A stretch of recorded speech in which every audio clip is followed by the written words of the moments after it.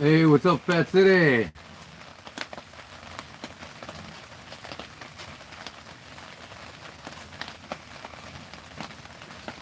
What's up there, young man? Arizona? I thought you fell off the shelf or something. I've been watching your videos, though, man. That's a pretty sweet green knife you got there. Did you find anything about it out yet? Your wife's got great taste. Don't say yeah, she's got meat.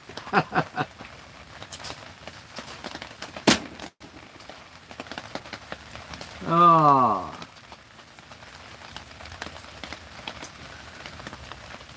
Look what I made tonight. Woohoo! Homemade pretzels with my homemade mustard sauce. Oh yeah, I'm gonna be chowing. Man. I just got done making them. Wife just took the last batch out.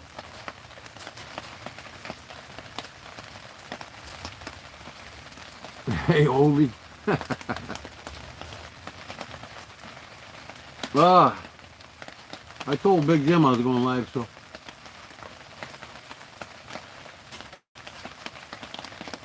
Well, the good news is I got my folks' house done.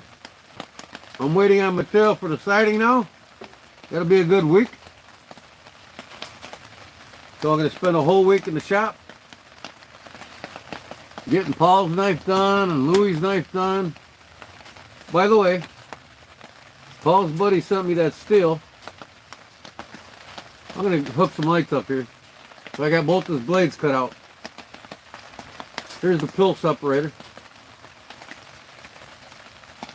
And then there's the flip point.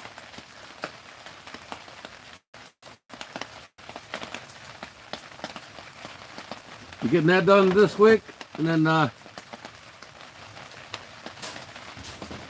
it's dark here. I gotta hook a light up. Your buck, brother.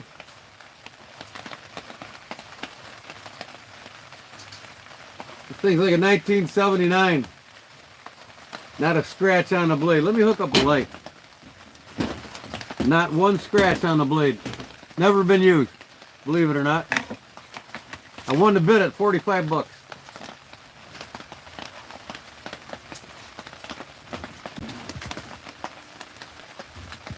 Can you hear the rain hitting my tent? I put my tent up yesterday.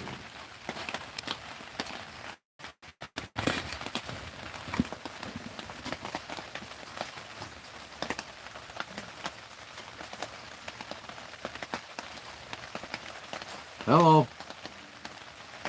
Hello, hello.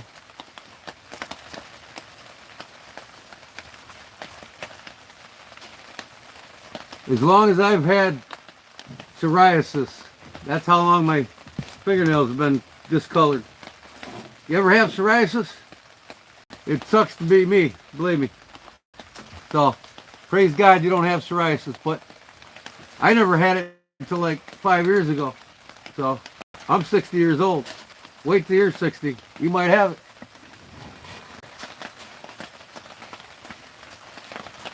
I gotta hook my light up here. Hold on.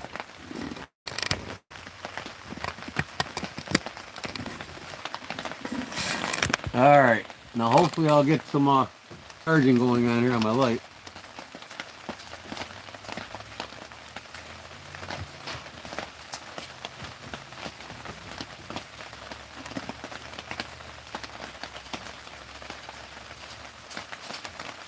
Hey Louie, how about them Cubs, buddy?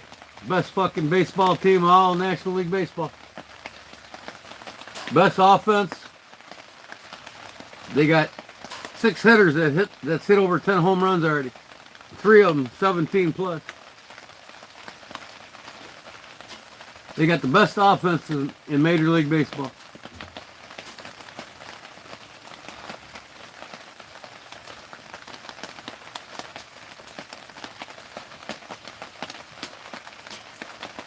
Yeah, he's asking me about my fingers. Hey, buddy. To know me is to love me. Once you know me, You love me. Man, is this good. That mustard sauce I make. Big Jim asked me for the recipe. He's got it.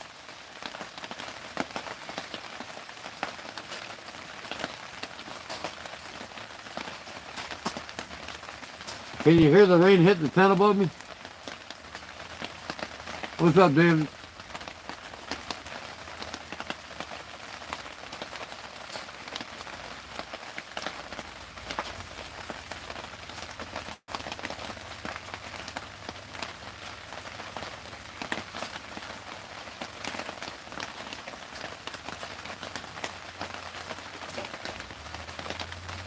Man, the only thing about lights is these bugs.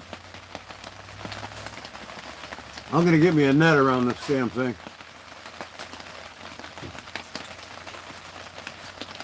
Man, I hope my herb garden doesn't fall off my hand railing. The screws gave out on it, and the dirt got so wet that it was hanging by one screw when I woke up yesterday. Alabama shut out.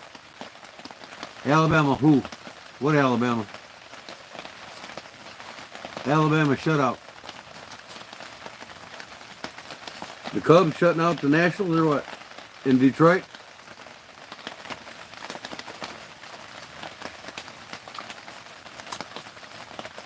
Well, I got so bright in the background here.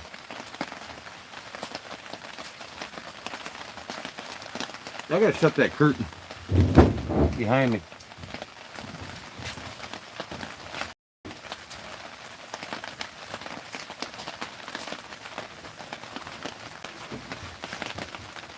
Yeah, I'm sitting in my tent, my patio deck. I got a 10 by 10 deck looking over my 5 acres in the back. And I got a new tent that I got from Amazon the other day, came in the mail, so I put it up.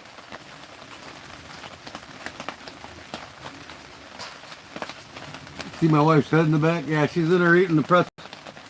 She can't get enough. Woohoo! Man. I can't either. I'm on like my 3rd pretzel and I got 2 here. She can't hear you, Louie. The door's closed. It's humid out, so she's got the air conditioner going. It's perfect out here. It's like 60 degrees out here.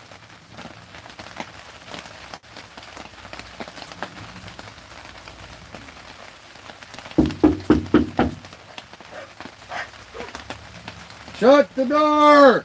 Shut the curtain!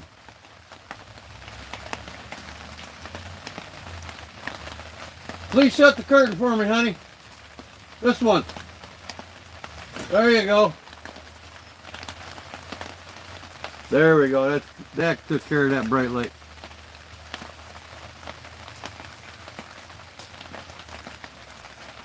So anyways.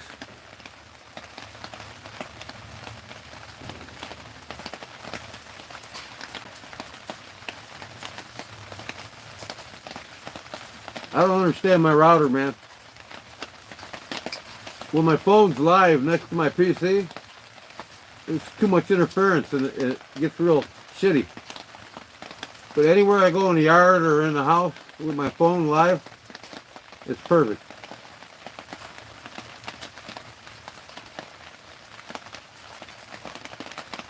This thing gonna turn on or what? Oh, there we go.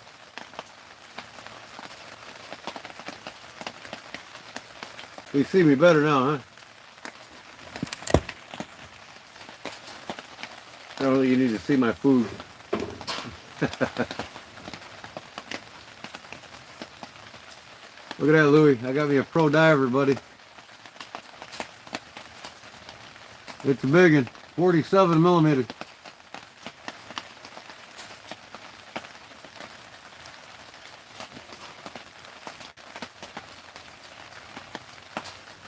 Yeah, the picture's perfect up here, man. My router's perfect when I'm upstairs with my phone.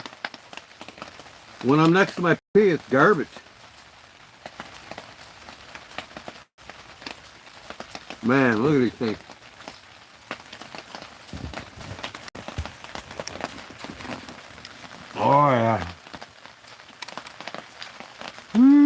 baby. As I was saying though, look at this knife I won on eBay. It's mint, Louis, like 1976. Never been used. I got it in this case here. I'll give you this case and that leather case that I got.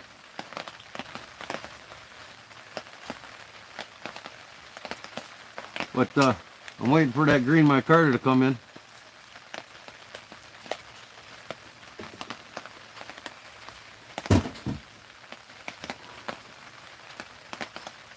What's up, Charlie?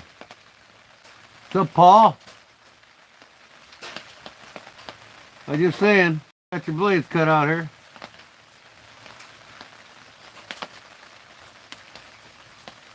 The only thing is I messed up on these bolsters. Or actually, when I cut these out, I cut the lock lip too deep, too far out.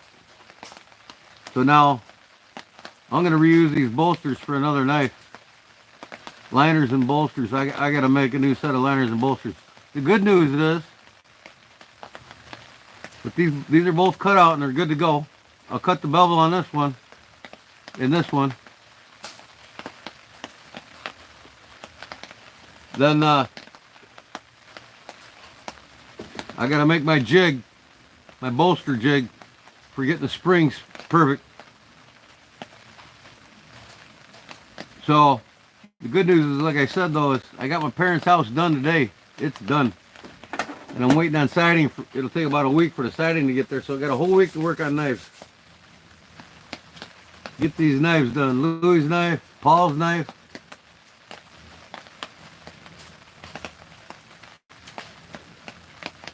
No, I'm grinding the bevels on them now. I'm not putting the cutting edge on it. The cutting edge, when you heat treat, you don't want to put the cutting edge on. But the bevels will be on. The bevels and the nail nick. But the cutting edge will be left off, and it'll give me 3/32 to almost a 1/16 along the cut where the cutting edge should be. And that keeps it from wanting to warp or crack. You can't put a cutting edge on after you put a bevel on before you heat treat. So putting the bevels on and allowing that space makes it thicker on the edge so it won't warp and crack.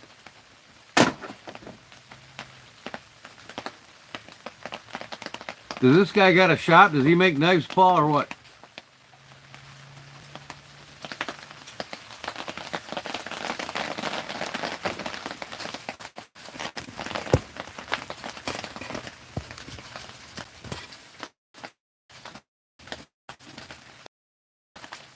What do I do now?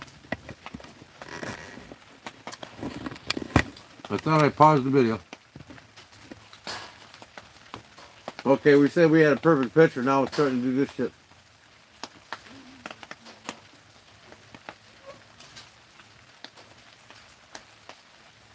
Homemade pretzels. I just got out of the oven with my homemade mustard sauce.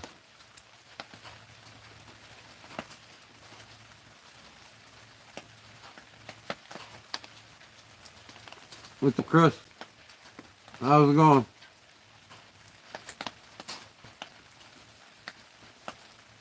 So remember this knife? Let me get this food out of here.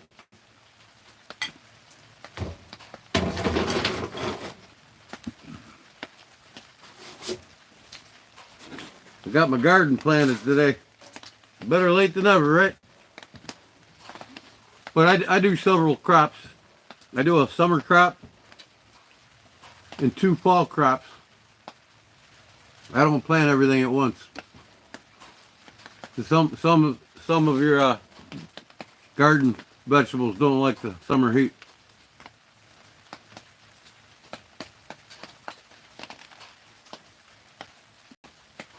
Oh yeah.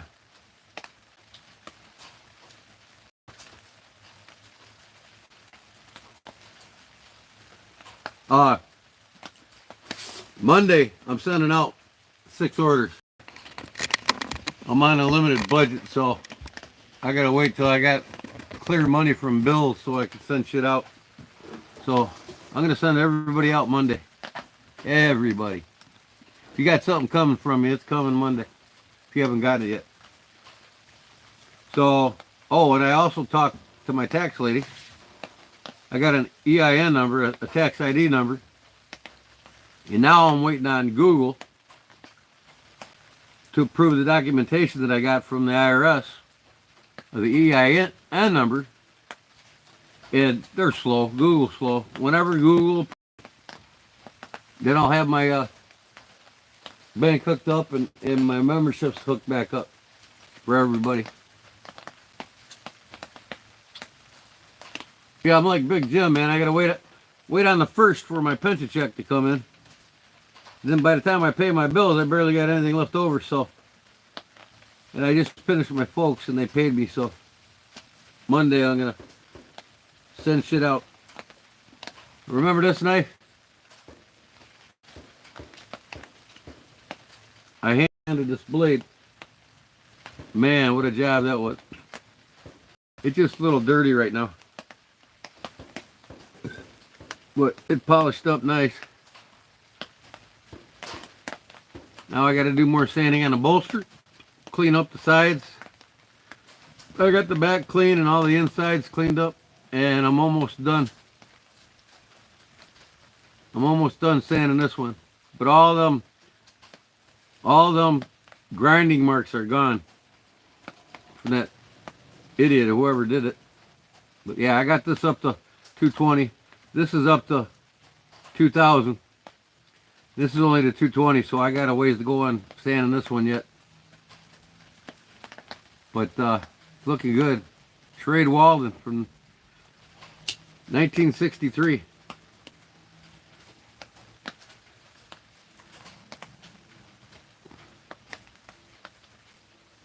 What's up, brown sugar?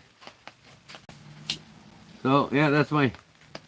I've been on and off on this thing for the last couple days. Now I got time to catch up. Get everything done.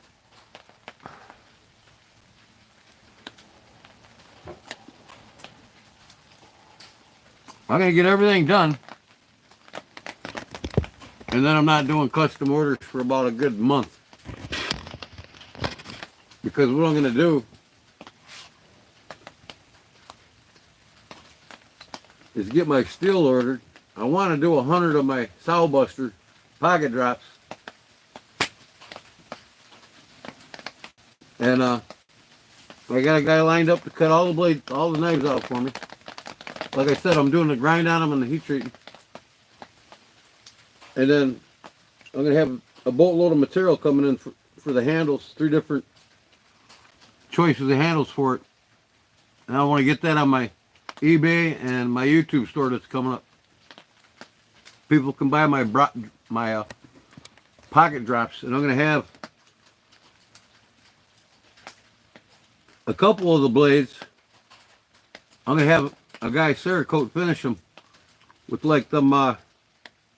One blade's going to have a tan and black striping on it, kind of like the zebra striping. You know what I'm saying?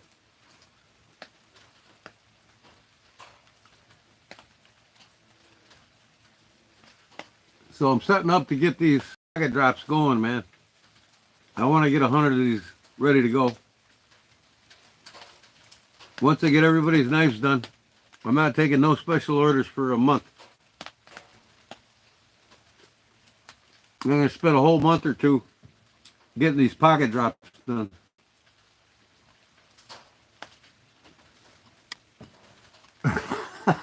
There's the knucklehead. What's up, Jerry? Jeff, what's up?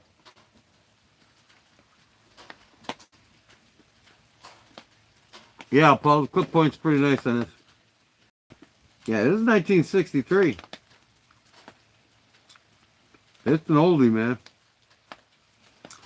Walden was dropped, I think, in 1963. Schrade Walden. Then Walden was dropped and became Schrade, right? Old timers. But this is an original Schrade Walden before Schrade. A guy from Las Vegas sent it to me. Same guy I did a custom buck 110 for. I did that, if you've seen it, one of my videos, I did that pine cone scale one for him.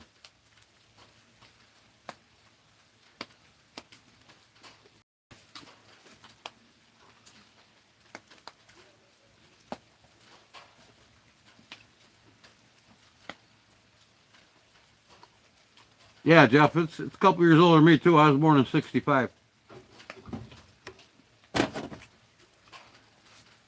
I'm the first year of Generation X. The best generation ever, hands down. We had the best music, the best drugs, we had it all.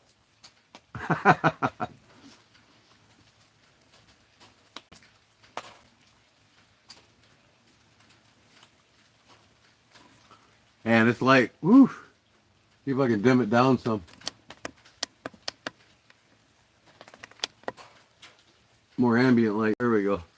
That ain't so harsh on me. My phone stand got a light on it and it shines on me.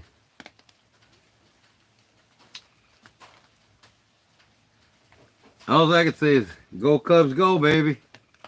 Best Major League Baseball team in all the major leagues right now. We got the best offense, the most home run hitters, the best center fielder. Oh man, we are tearing them up. We spanked every team in the National Baseball League by 10 points or more.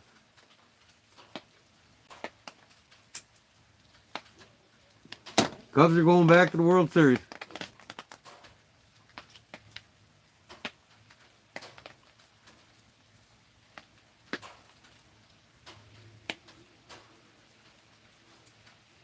For the second time in my lifetime.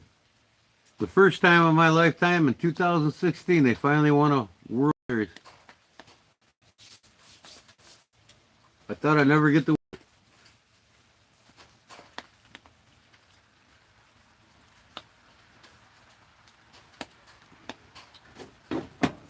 I got this German one sitting here. I love this one. I got from Jim, Barlow Jim. This is that Carl Schleppler Eyewitness. Absolutely love this knife. I carried it today.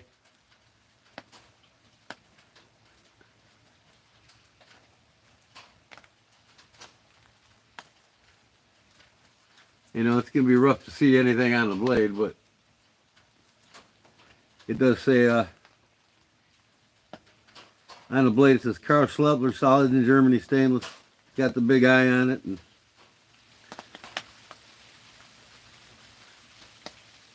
in Germany, Eyewitness. I love these knives. I found a new German too, by the way. And I'll tell you what, I'm going to start collecting them. Specifically, this one company I'm going to tell you about. Some of you's probably heard of the company. I knew they were out there, but I never paid attention to them until last week.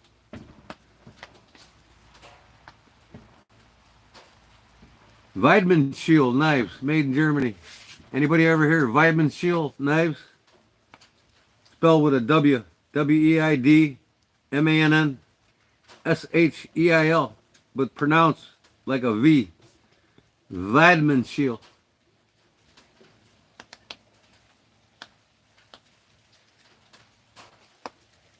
Jeff's going to bed.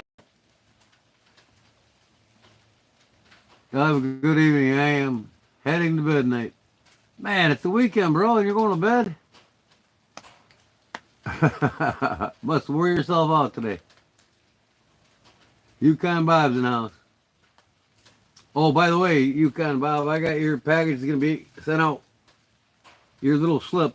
I found it. It was sitting aside. A couple of them slips that I made people, folks, they're all going to get them. I'm sending them Monday. Just in case you're wondering. You picked up a Camel Axie S6 Hobo today? That's cool. What is an sex. Hobo. I never heard of them.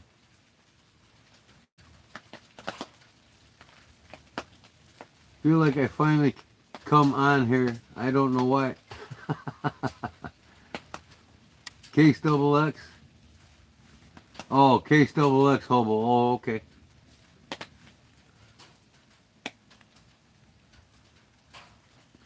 So then, anybody hear what I said? The Vitamin Shield knives? Any of you ever heard of the Vitamin Shield knives made in Germany?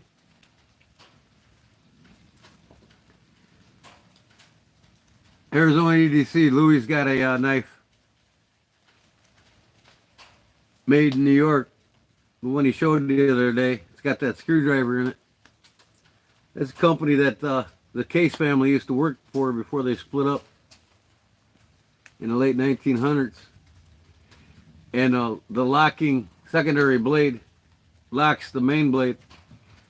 That was invented by the Vitamin Shield company in Germany.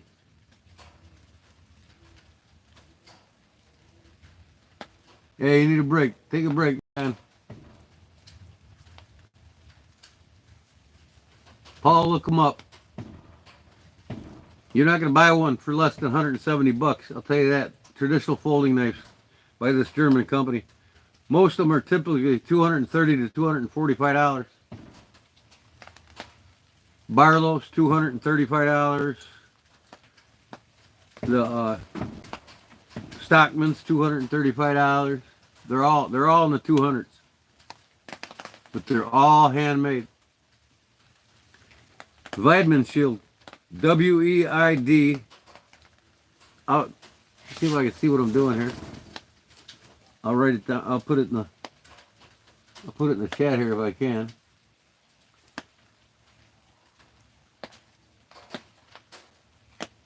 What steel?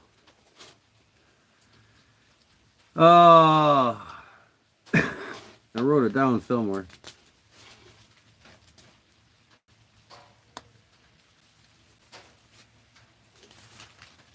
Some of it's Aus.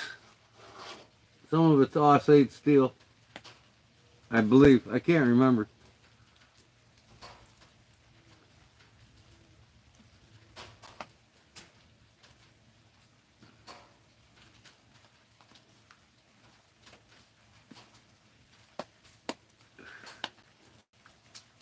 Now, most of you know that Boker made Henkel's knives after 1975. 1975, Henkel's quit making pocket knives, and Boker makes them for him now. So, if you got a Henkel's knife after 1975, 75 and older, and newer, it's made by Boker.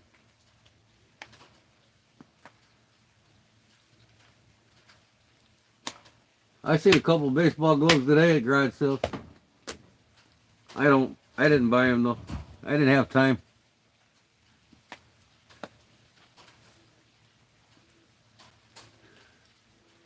Not the kind you want to take apart and make anything out of either.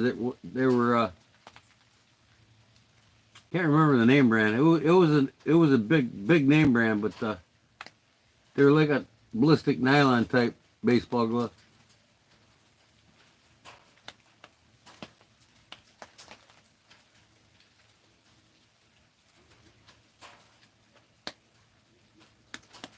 I need to break out some Pink Floyd on my electric guitar, man.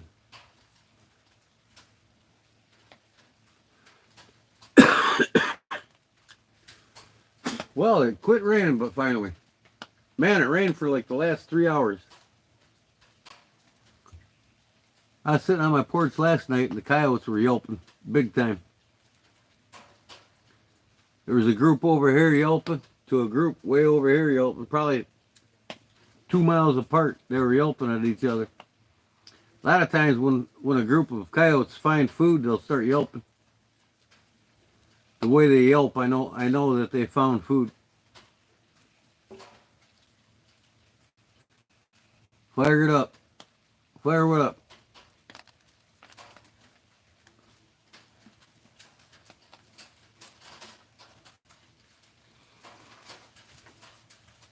I'm just chilling on my deck.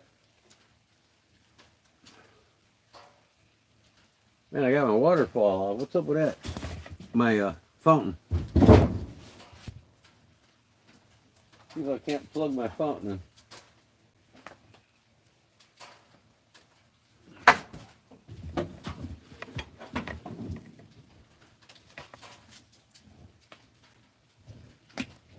I wonder why. Oh, shit. Damn it. Sorry about that. I wonder why I was so quiet in here. Man. I'm gonna, hold on a second. I gotta turn my phone around here. There's my fountain. I made my fountain.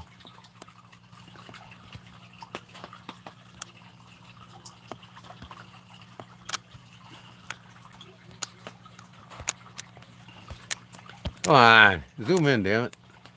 All them shells I got in North Carolina on the beach. A little fountain. This is my deck. I ain't got much slack here on this damn cord here. Hold up.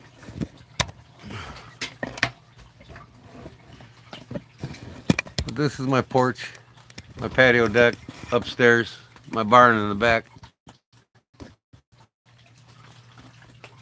Come on, phone. Everything's wrapped around the damn.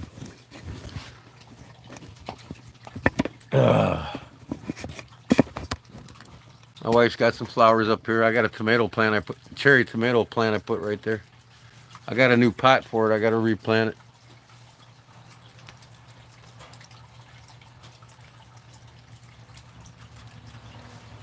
You have a decent burger, huh?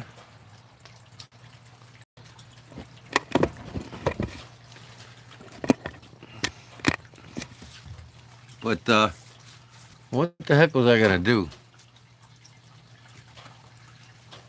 I was gonna put my phone on something, and I got my herbs planted on these two hanging baskets on the run. So when I cook, I can come out here and grab herbs instead of going to my garden. But I was gonna do something, and I forgot what the hell I was gonna do.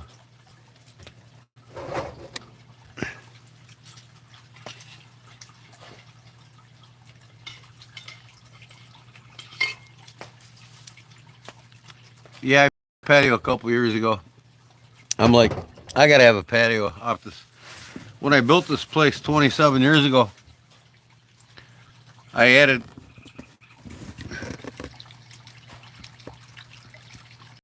these patio doors, and there wasn't no, with my intention of building a deck. So a couple years ago, 25 years later, I finally built the deck on the back of it. But we didn't move into this till like 3 years ago. So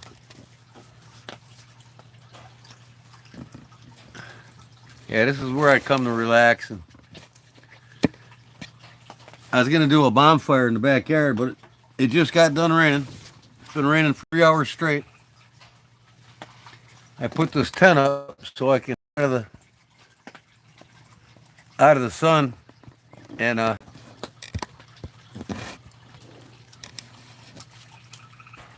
of the heat and out of the rain.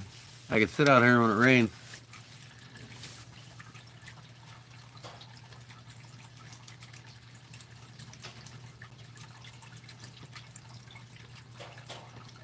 What the hell kind of comment is that? Off in your bedroom, buddy. You don't need to jerk off to my video.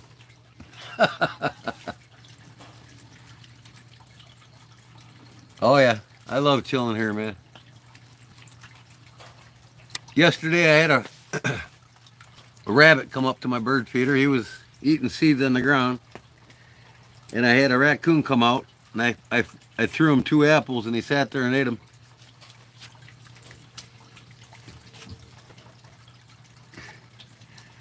Once in a while, I got turkeys that walk up. They'll walk up to my backyard here until I come out, and then I spook them. I got wild turkeys all around me.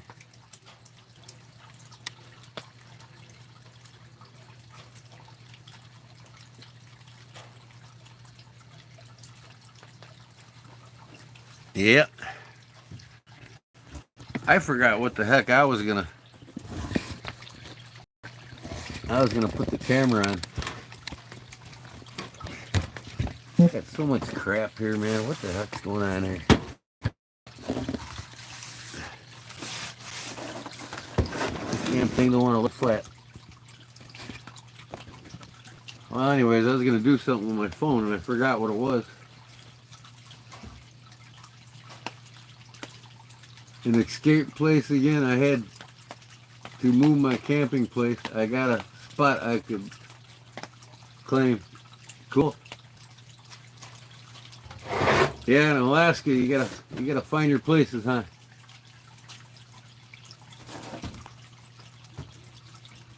Oh yeah, I got my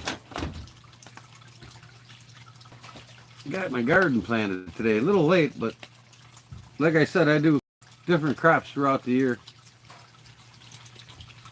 2 different summer crops, and then I do 2 different fall crops.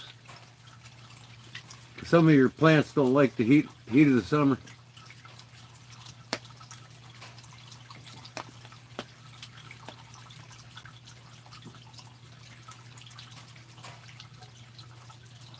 Tired of here complainer.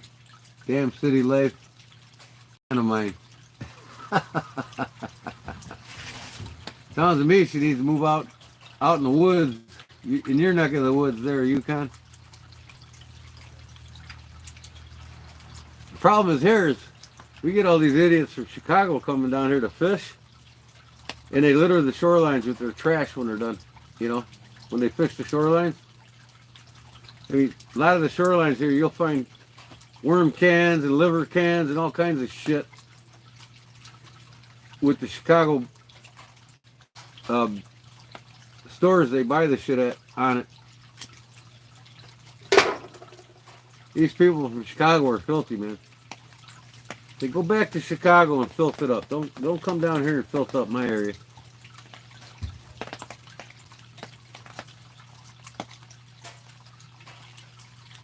Oh yeah, Cubs are #1 in baseball right now.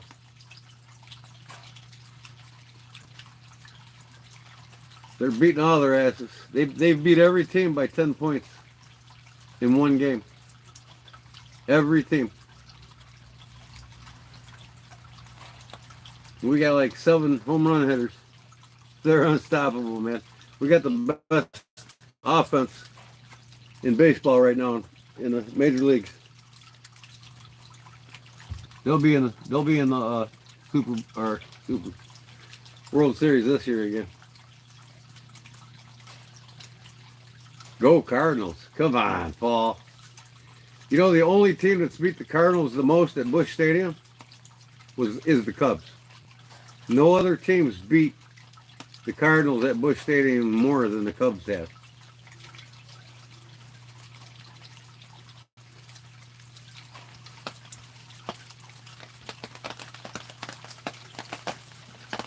Dose and McGuire, yeah, I remember them days.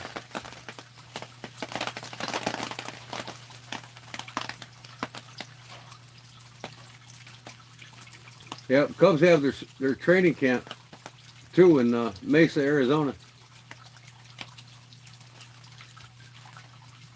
My parents had a home there, and we used to go watch them all the time. In Arizona too.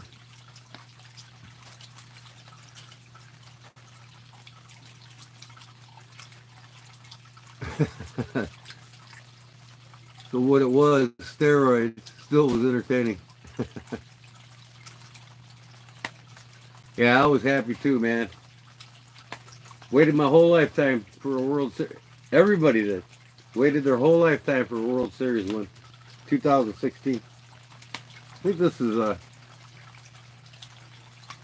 no, this is just my regular Cubs hat.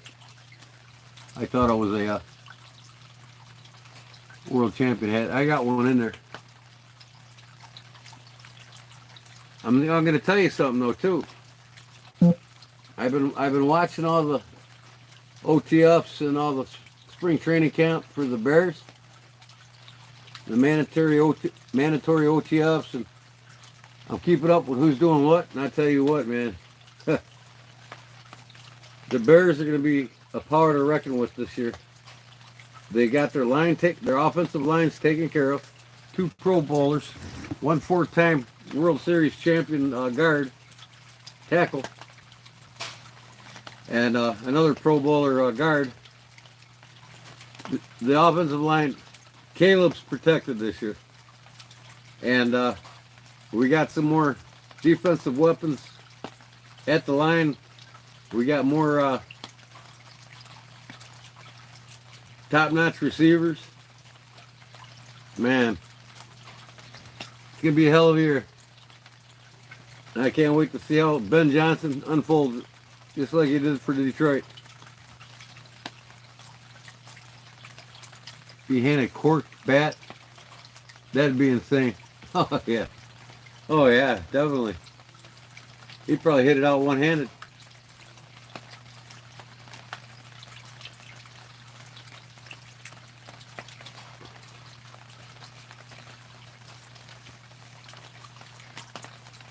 Yeah, it's a little nippy here at night still. It was perfect today, man, before it started raining. It started raining right when I got done planting my garden. I mean, not even 10 minutes after I planted my garden, it started raining. I'm out there watering it, and here comes the damn rain. I had to stretch out 190 feet of hose.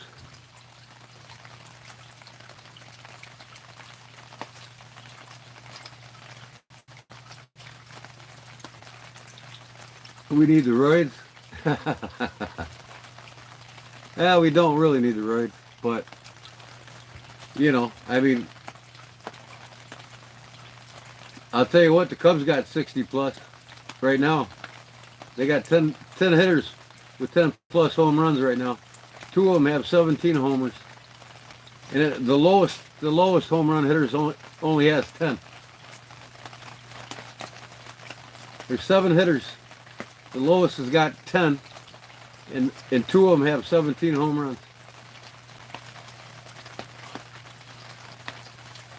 So we're at about 64 homers right now. But that's 7 different players, not one player like Sosa and what's his name from the Cardinals.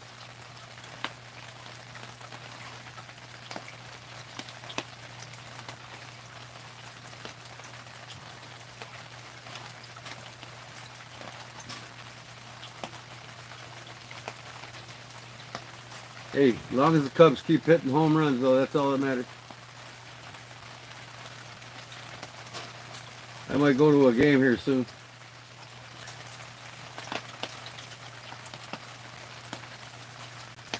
$100-mile-an-hour strikes, yep. My nephew, he's unbelievable, man. He's 60. He just turned 16 years old, and they went to super sectionals in high school. And they should have won that game. They lost. 2 more games, they would have been in the state championship. But they lost the 3rd game short. But they won 5 straight to get there. And my nephew's unbelievable, man. 16 years old, he's throwing 94 miles an hour. And yesterday he played in a summer league. Now that the high school league's over with. Yesterday he played, and he struck out 10 batters, and got 2 doubles and 3 RBIs. The 3rd RBI was a grand slam. He hit out. He scored all 4 of them. He got a grand slam and struck out 10 batters. Pitching. 16 years old, throwing 94 miles an hour. Wait till he's a senior in high school. He'll probably be about 97, 98 miles an hour. He's already got colleges looking at him.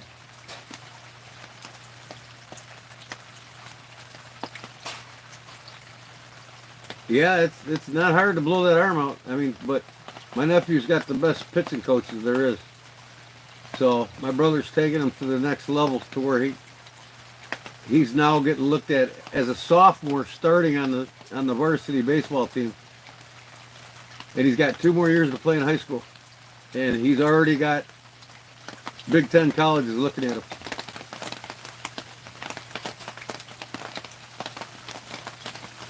So that's going to be something. My nephew goes professional. Go watch his games.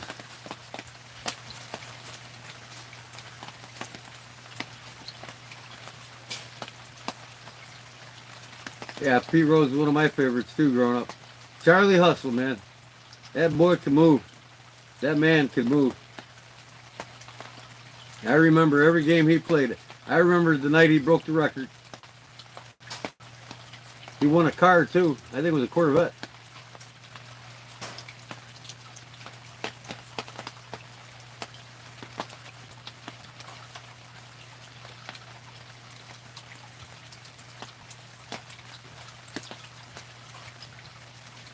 So they lifted his band from the Hall of Fame. I think they're going to put him in the Hall of Fame now.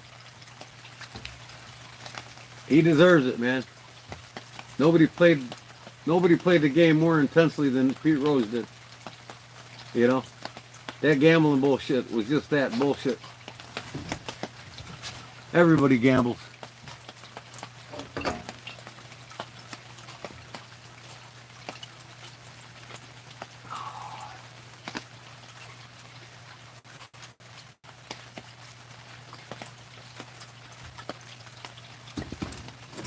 Yeah, so I can't wait this week. This coming week, I'm going to spend all week at my shop. Get everybody done and out, and I'm going to start working on them pocket drops. I want to start getting a dozen of them over to Deep South Cutlery in Wiggins, Mississippi. And I got some cool plans for some Cerakote finishes on them, and they're going to be badass little pocket drops. Raleigh Fingers, man, I remember him with the mustache. He was a trip, man. He'd walk back to that mound and jerk his head. That was something else, boy.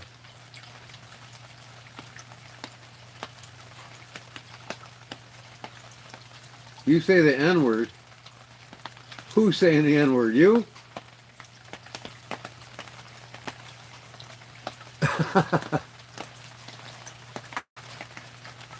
Randy Johnson's game glove, that's cool.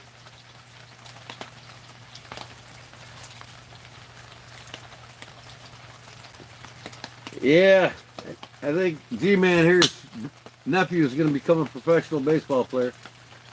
He's focused on it big time, man. My brother's got money too, so he's getting the special needs he needs. He's got the best pitching coaches in the Midwest right now. And he is no the kid from Wilmington played for the Nationals. Tanner Rourke. Any of you remember him? Played for the Nationals. Pitcher. He was from here, Wilmington. And I watched him grow up.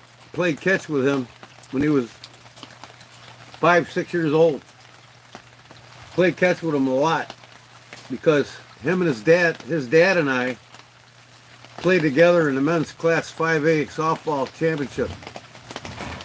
We took 3rd place out of 150 teams in Quincy, Illinois in 1987. Every one of us could rip the ball over the fence. We were all home run hitters. And when we played in state, the breakdowns in the tournaments for the state championship, there was a rule. After the 3rd home run, it was an out. So if you hit one over the fence, it would be an out. So we were only allowed to hit 3 home runs per inning. So Tanner Rourke's father, Toby Rourke, Me and him played together on this on a championship team, men's class 5A. And a lot of times I'd play catch with his kid, Tanner Rourke, then when he was only 5, 6 years old. And then he goes to the major leagues. That was cool. So Tanner Rourke's brother, Dylan Rourke, he's a better pitcher than Tanner. And Tanner didn't make it to the major leagues because he blew his arm out.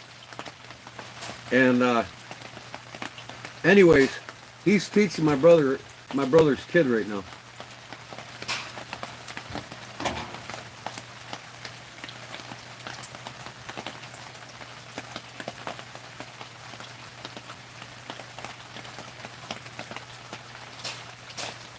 What would he talk about? 60 range. I won a big teddy. What are you talking about, throwing a ball at a carnival or what?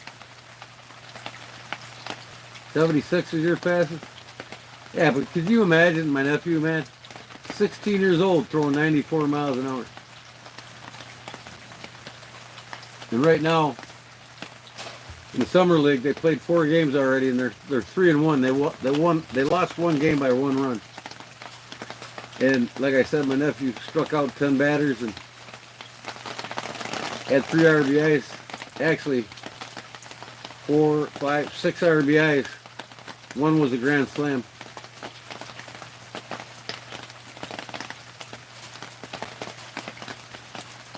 Your right arm used to spasm out. Wow. Uh-oh, my dogs are talking to me.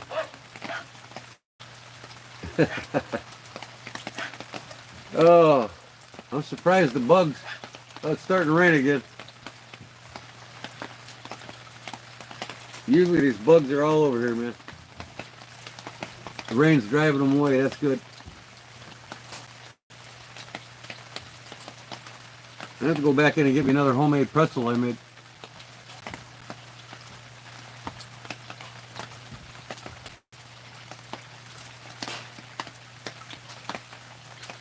Not warming up properly.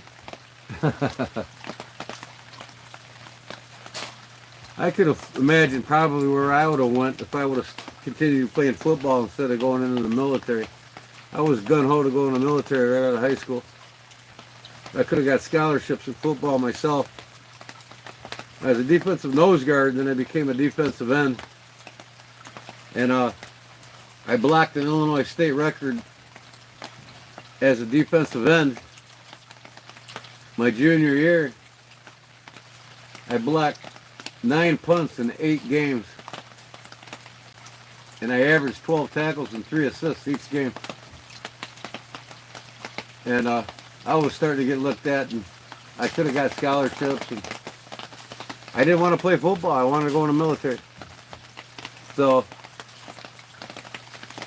the military was. Kind of wish now, though, you know, maybe I should have considered football. But you know what? All them guys, they get done at the professional level, man. 30 years of playing, 20 years of playing ball, or 30 years by the time they're done. They're beat up in a hot tub every night, in pain. You know, it's a rough way to go.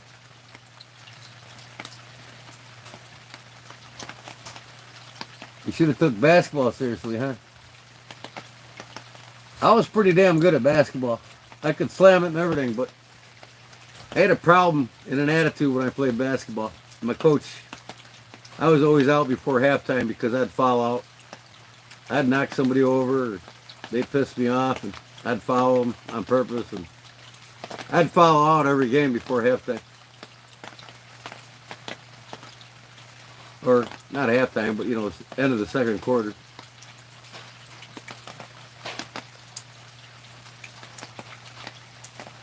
Oh, actually, Paul or Todd.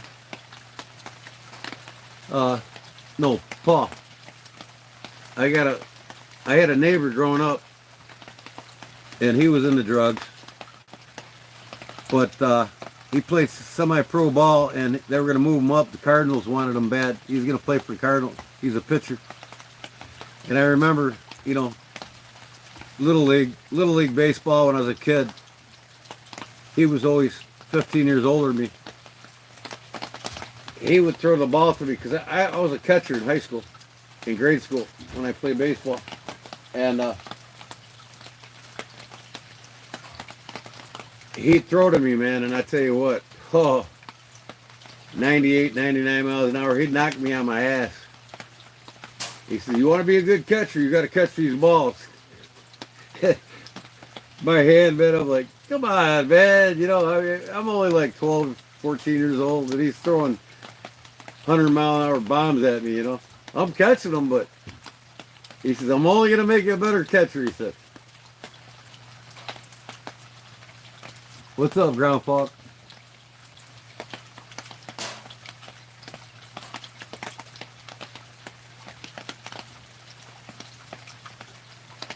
So, when I do Louie's knife, I'm not gonna do it live, but I'm recording a complete video on the transformation from the start to the finish.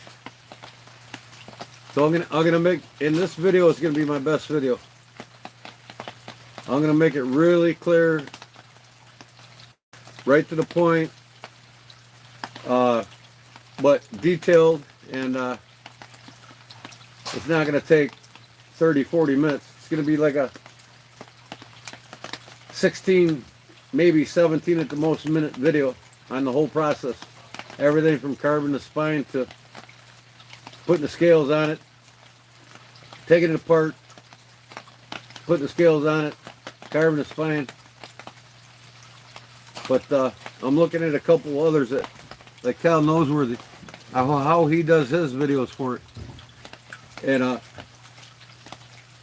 going to limit the time in between processes of how much I film. I'm going to film a lot, but I'm going to break the video down into a 16-minute video, so it's not 30 minutes. The last one I did was like probably 34 minutes. So this new one I'm going to do is going to be more clear of what I'm doing and to the point. And not a lot of time you'll see me actually grinding or any process. It's going to be quick.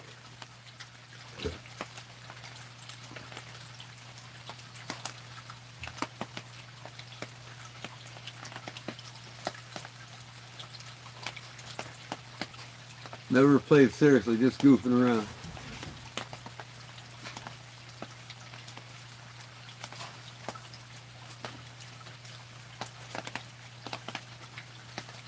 I don't know, Justin. I haven't seen any of his lives, Bushcraft's lives, in a couple weeks.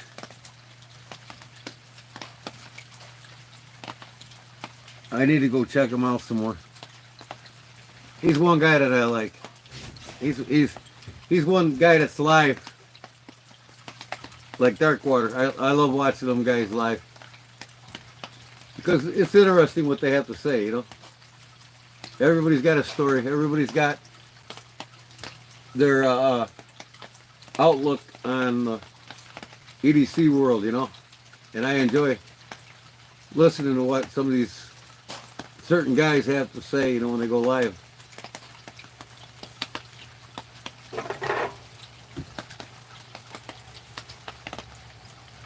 Anybody go to the Atlanta Blade Show? I've never been to one. I'm afraid if I go, I better take $5,000 with me because I know I'll spend every bit of it. And if I took $1,000, I wouldn't have enough with me.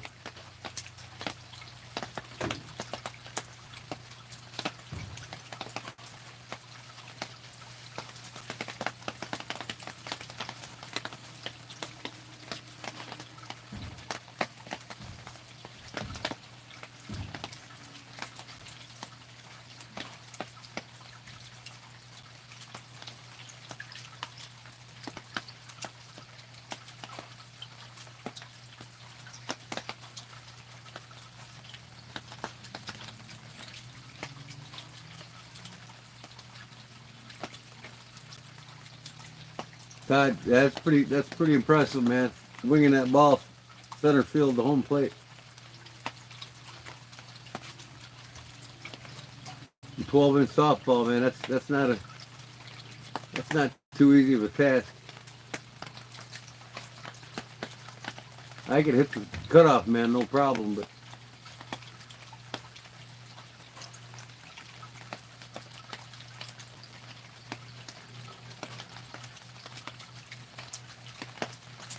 so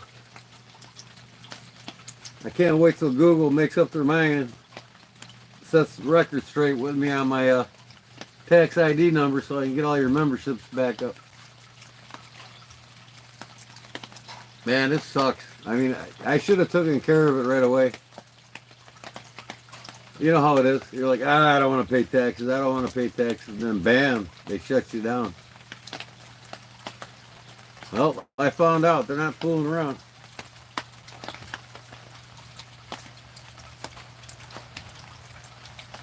And it's not YouTube doing it. It's Google.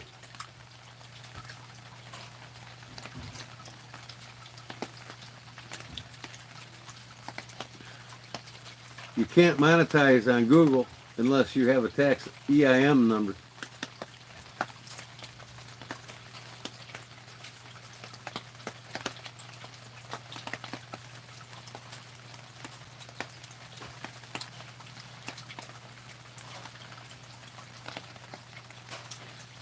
I was going to go but didn't have admission. What's that, Justin?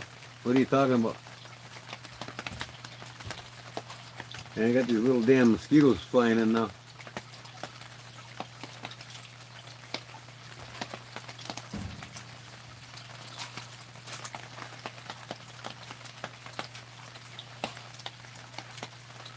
What experiences, Pat? Playing ball? Oh, you got. Oh, I'm sorry. I was talking about the Blade Show. Okay. Yeah, Justin, you didn't have admission. $30 a person just to get in the door. See, that's crazy, man. Why do they got to charge? You know. Well, I guess at the McCormick place in Chicago, they have the RV sports boat and fishing show. All the professional anglers are there and shit, and there's a lot of they gotta, I guess they gotta pay them people for speaking and everything else.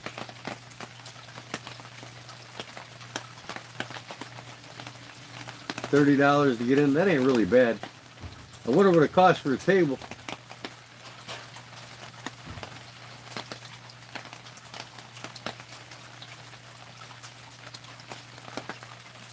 Yeah, sometimes, you know, and one of the reasons why I haven't gone to a blade show is because, you know, I'm a traditionalist. You know, I'm all into traditional knives. I could care less about these modern knives, to tell you the truth. I mean, I'll get a modern folder here and there, but I'm not in no hurry to go out and buy them. It's like I bought petrified fish for the first time like 5 years ago, and I've only gotten 3 of their knives in 5 years. So it's not like I'm in a hurry to get anybody's knives. That's modern, you know.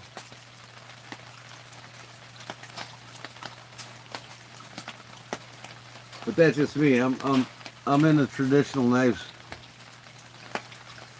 not the modern folders. For one, modern folders are too costly. I mean, they're overpriced. You know, especially some of these techers, you know, charging $1,000+ for these knives. It's crazy. I mean, really, how many modern folders do you need? You know what I mean? Unless you got like one specific company you love to get their knife.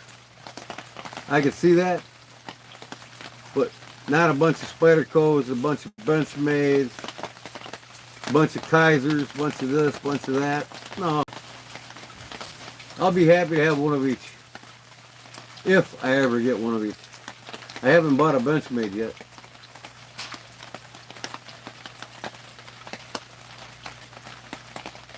Oh yeah.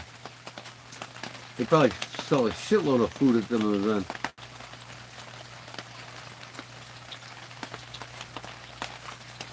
I did see, I watched one of the Blade Show videos today,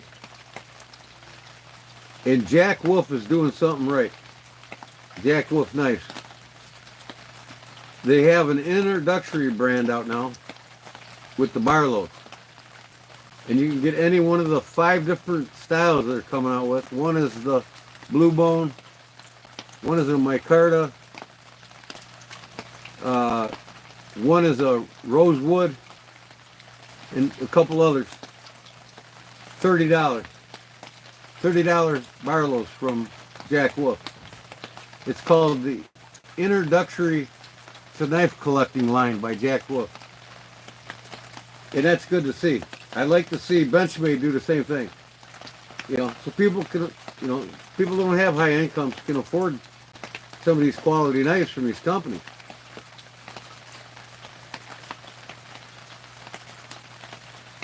I haven't bought a Jack Wolf yet.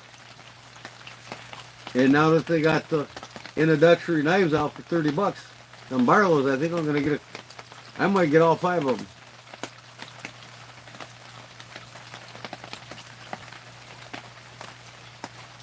Yeah, I agree, Todd. I'd only buy one of shoes. I have one Benchmade, but it's the Bali Song by Emerson when he worked for Benchmade. And only because it's a rare gem.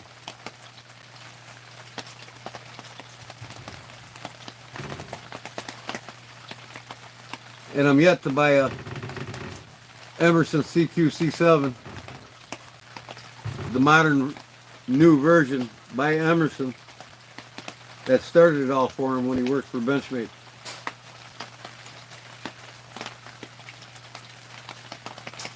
Yeah, Jack Wolf knives are overpriced. But like I said, I'll probably get just one. I would buy one of Jack Wolf's knives before I would Benchmade any day because of their profit margins and how much they profit compared to the rest of the knife companies.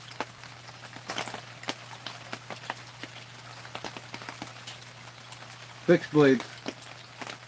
You mean by Jack Wolf? Are all Jack Wolf's knives Chinese? I'm not certain on that. Are they like Rosecraft? They have them all made over in China and sent home? I'm not keeping up with them. They are Chinese, okay. Yeah, so then all their knives should be introductory, right? Could you imagine Rosecraft or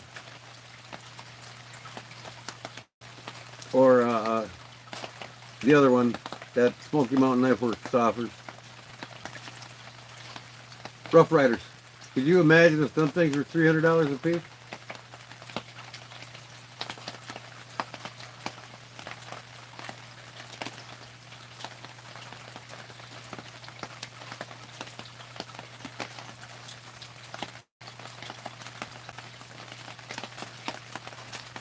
So, what's the deal? What's the deal with Jack Wolf then? Getting these knives made for 20, 30 bucks, and bringing them back and charging 300 for them. What's the deal with that? Why doesn't Benchmade do that? Why doesn't, you know, Rosecraft charge 300 for their knives? I don't get it.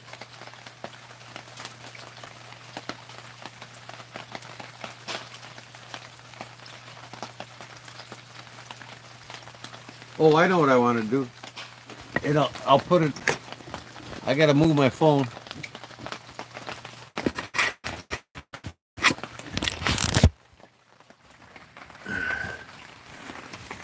Let me see.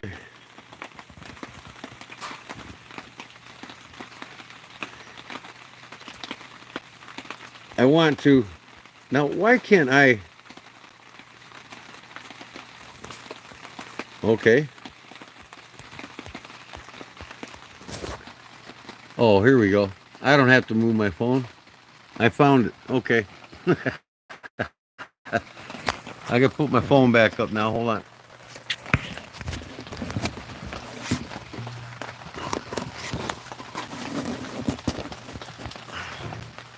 Where's my charger?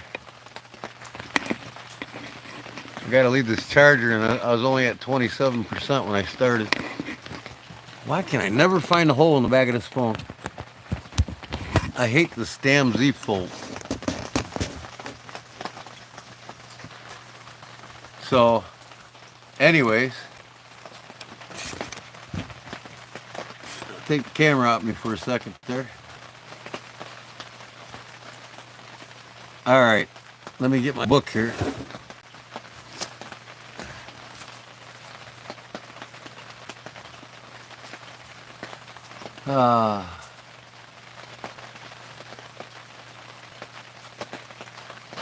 One of the first who made better material, modern slip joints, and they're made, well made, just not worth the price in my opinion.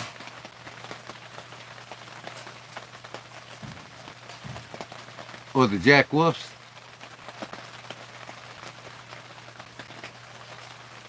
They use a lot of D2, don't they, Todd?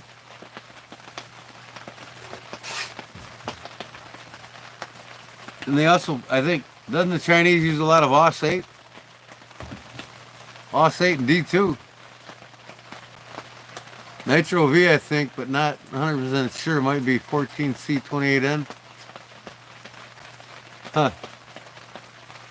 I'd have to look. I'm going to look into it myself.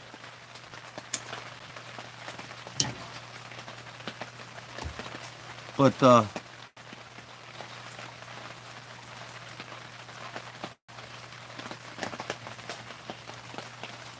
I can't see what I'm doing here. I got to turn my phone around.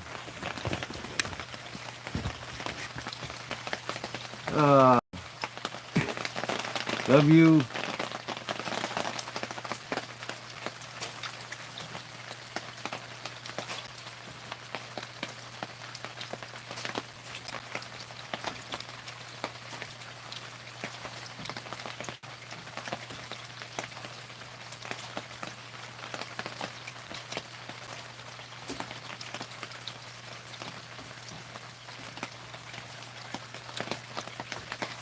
Okay, guys, check that name out right there that I just typed in the chat.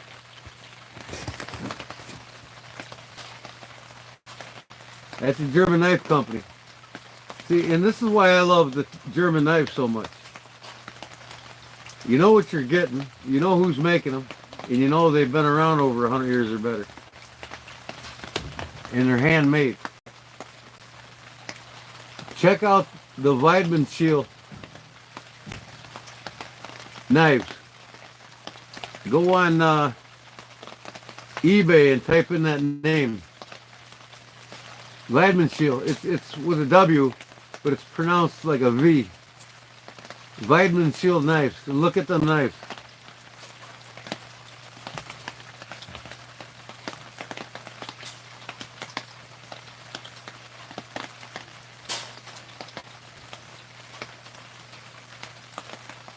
I think I'm going to bring some up now myself.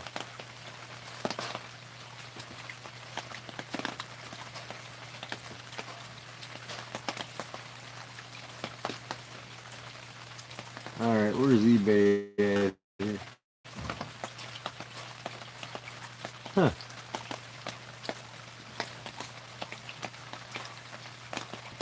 Oh, man.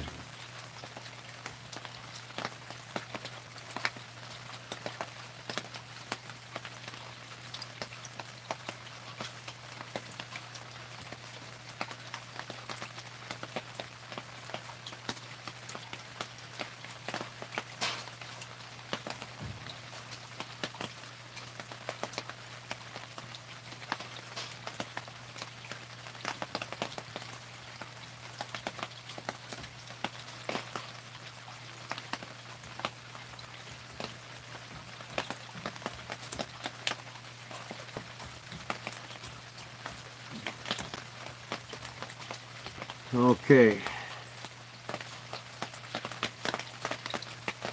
Here they are on eBay.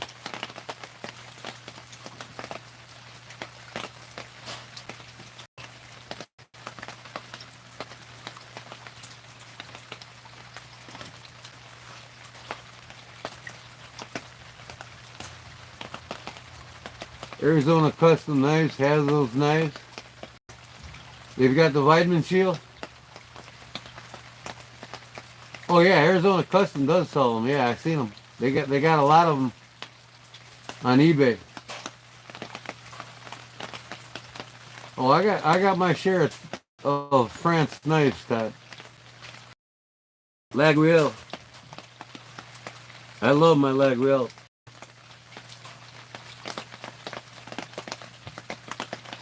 But if I can get this picture bigger here.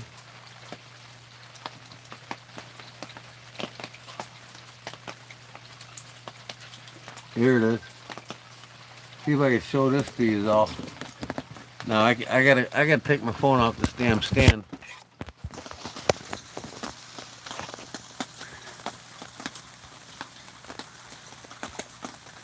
Okay. Here it is here.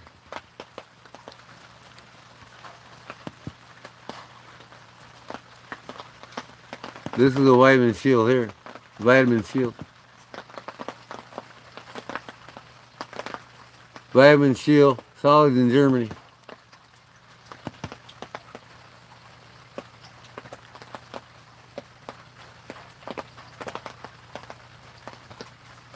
Yeah, they got some cool knives in South Africa, that's for sure. Genuine stag. I mean, look at these knives. And then, like I said, the prices ain't cheap. I mean, Vitamin Shield, Solids in Germany Stag Premium Jumbo Lockback Knife. I mean, just about all of them are top notch. Look at this fixed blade here. This is probably the cheapest one they sell, 172 bucks.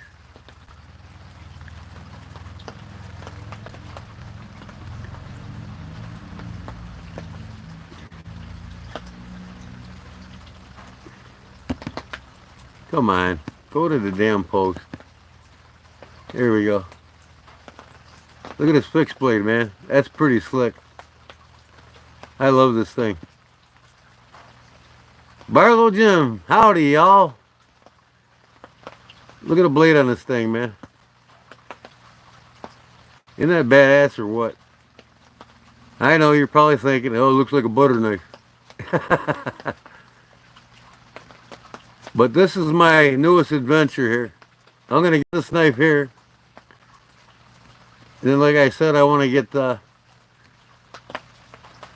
Let me see if I can bring up their Barlow. Their Barlow is badass, man.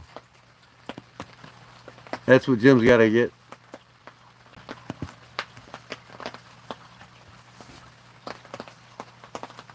If I can find their Barlow. They got an elephant toe too, man. It's crazy.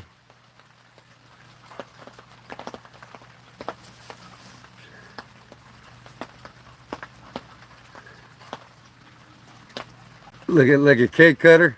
Yeah. It's kind of got that Nuzmuk vibe to it though, you know what I mean? Like a Nuzmuk. I wanna find the Barlow. They got an elephant's toe too.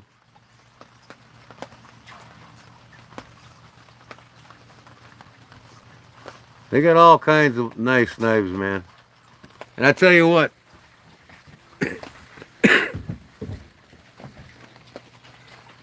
these knives for over 100 years, they've been fetching premium prices and still are. And I'll tell you what, they're better made than any American-made knife.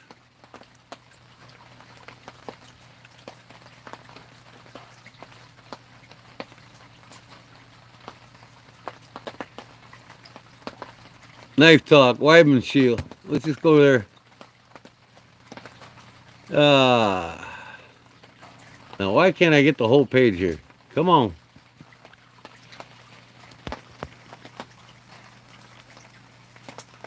What'd you find, Jim?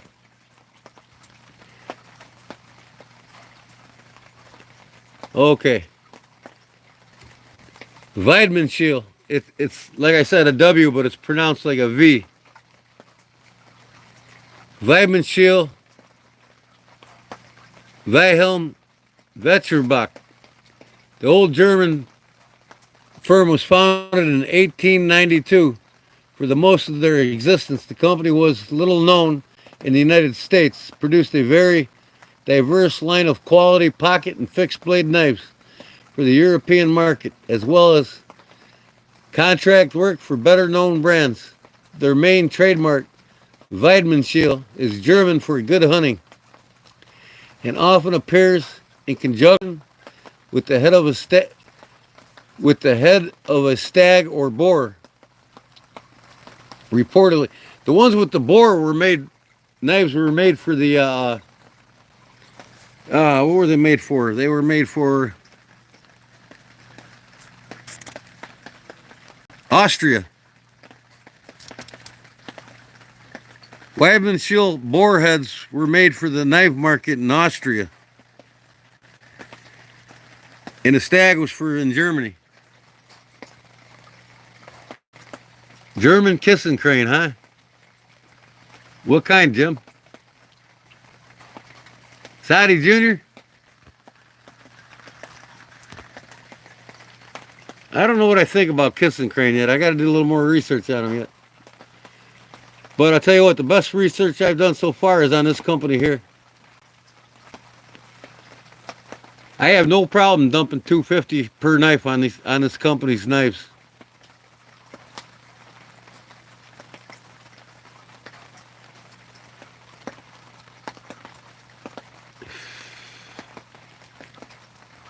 I have a Wilhelm Wischer's catalog, and let me see.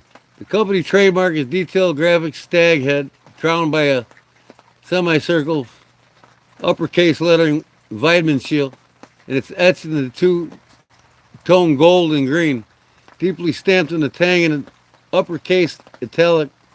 This W. Wallerbeck Soligen. I have a Wilhelm Westerbach catalog from 1931, and they made some of the finest switchblades I've ever seen.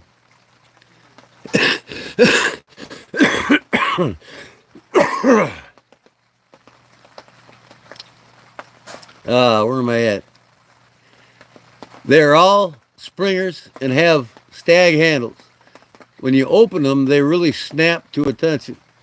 The last Westerbach line of cutlers died in 1991, and all output had stopped in 1994.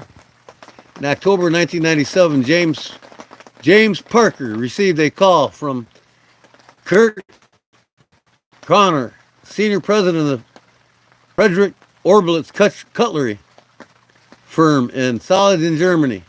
The owners of Walserbach Estate, two elderly widows, finally prepared to sell. Parker hopped on a plane to Germany the next day and sat down and talked with the widows, Granor serving as the translator. It soon became apparent that they intended to sell every single item on the order of one at a time. Hours later, Parker was finally able to purchase everything in the Westerbach factory, including inventory parts, raw materials such as handle scales. Then after everything was agreed on, the two widows started bringing out cartons of finished knives, including many unique pieces such as those made of Damascus steel. These weren't part of the deal in the end. Parker was able to obtain everything, but he later started with 40 years of trading experience. I have negotiated with Pakistanis, Indians, Mexicans, Africans, Japanese, and American traders. I left that day knowing that I was no match for these two German widows. Unfinished Weatherbach parts were cleaned and finished by Granauer in the Oberlitz plant and later sold by Parker. The Weidmannschiel trademark is now registered in the United States, and thanks to Parker's effort, it has become well known to collectors worldwide. Jim Parker passed away in November of 2004. Today's vitamin shield knives are still produced in the Orbalist plant in Soligen for Parker's Knife Collector Service of Chattanooga, Tennessee. Okay, folks. That's that. But I'm in the hunt for these knives. And I think my focus is going to be on them more than any German maker right now.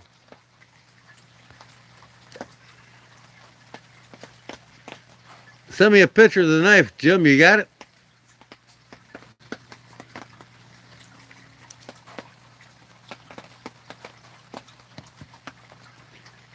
Hey, man, I tell you what, that James Parker was something else, boy.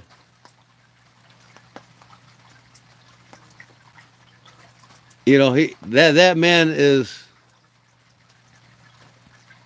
was all about quality. You know, dealing with the Japanese and the Germans to make his knives. Unreal. Okay, are what Zwiden Shield knives still made? The trademark is now registered in the United States, and thanks to Parker's effort, it has become well known to collectors worldwide. Jim Parker passed away in November 2004. Today's Vitamin Shield knives are still produced in the Olbert's plant in Soligen for Parker's Knife Collector Service of Chattanooga, Tennessee. So be on the look for them, guys. Olbert's plant in Soligen, Germany. They're still being made. What is the quality of Vitamin Shield knife? The quality of Vitamin Shield knife seems nice, as evidenced by the fact that the author was able to win a stag hunter with one. The knife has smooth actions and the normal walking and talking one would expect from a new knife.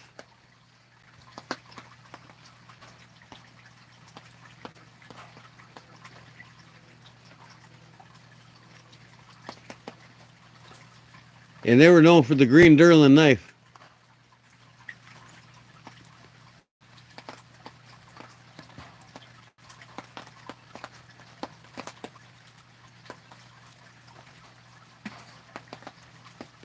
The story about their uncompromising quality being the reason for their closure is also unfounded, as is the case with Shapley's brand knives. Wow. Crazy.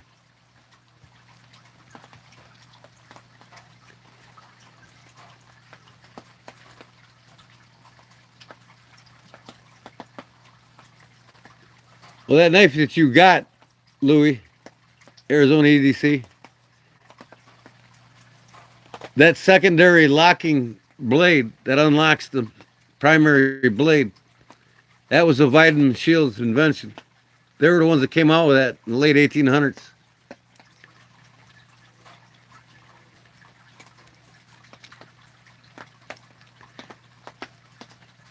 And that knife you got, that company's been around since the late 1800s. That's who Case started. That's where the Case family started making knives. From that company you got that knife from. Why am I brain farting on the name?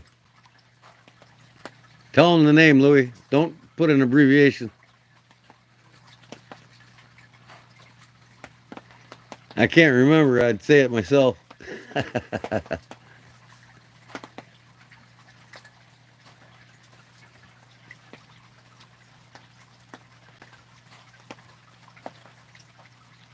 Yeah, Cattaraugus. That's where the Case family started learning. Cattaraugus. They started learning. The whole family worked for that company.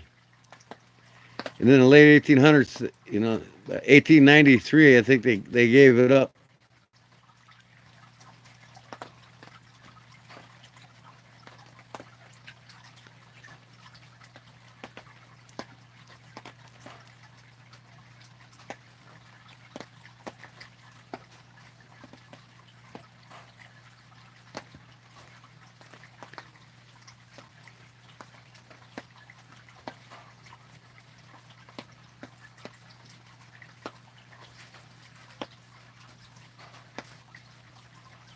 Groman knives out of Canada.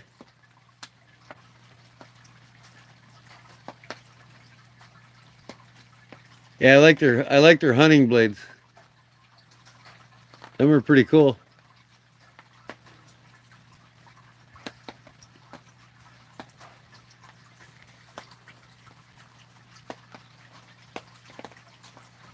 Look at their lock blades and folders, huh? I gotta bring this over here.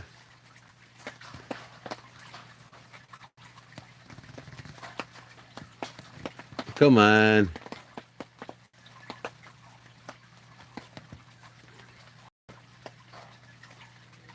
Since the 1950s, yeah, yeah. Here's their folders. They're hunting folders, man. Look at that thing. That's crazy. Russell Lockback.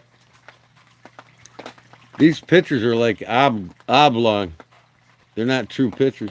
Let me see this one here. Drop Point Hunter. That's a beautiful knife there. I love that drop point. That's like a buck 110. I mean, look at the handle. It's identical to a buck 110. 38 OS. Drop Point Hunter lock blade. 187 bucks. A little more costly. Let's see, they got one here with the stag.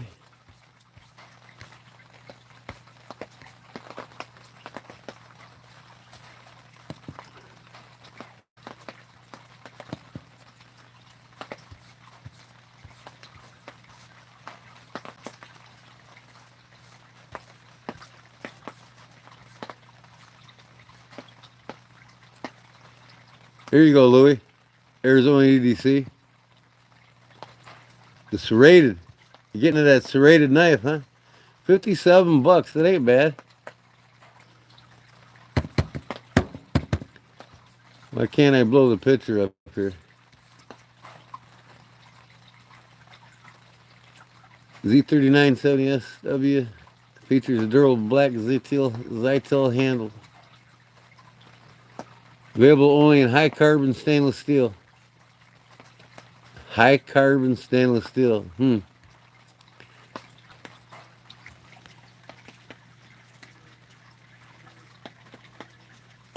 Oh, okay. Like $100 US. 120 maybe. Not bad at all, really. I mean, the quality looks there. That's for sure.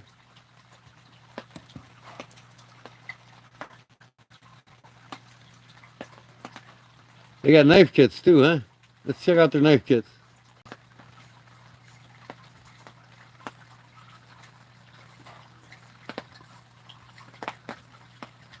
Why are these pictures so goofy looking?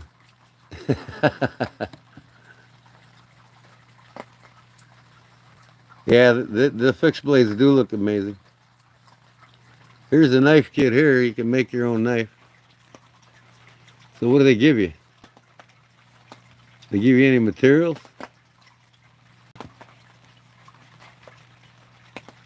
Hunting knives.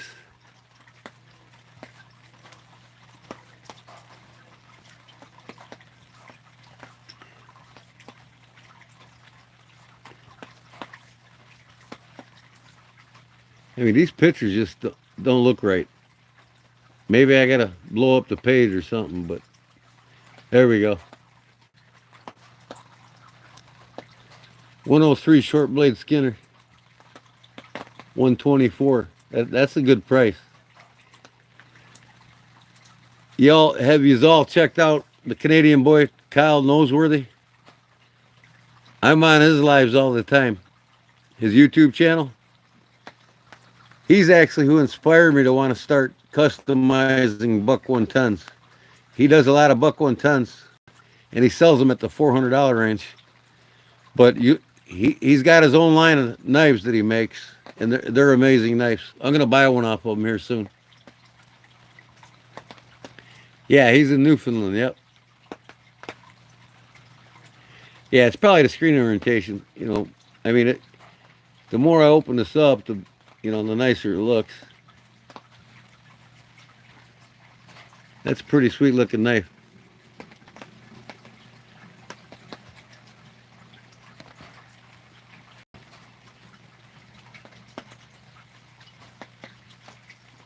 Nova Scotia, Canada.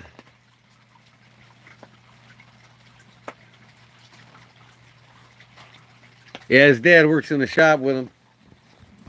He actually works for Kyle, his son. But his dad, he's got a lot of design concepts and ideas they do together. I've been watching them for several years.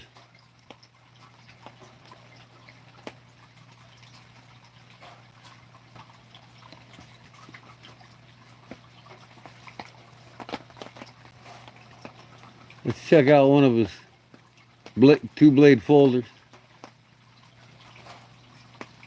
The Canadian belt knife is the most popular.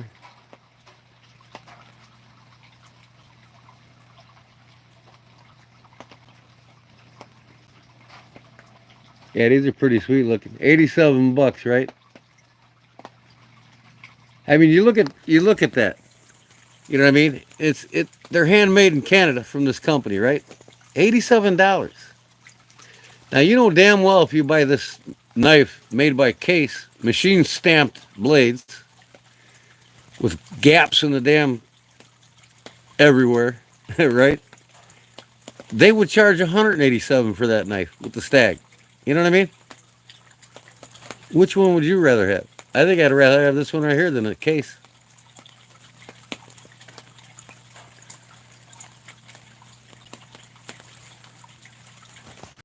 But yeah, I want to look for the. I want to look for the.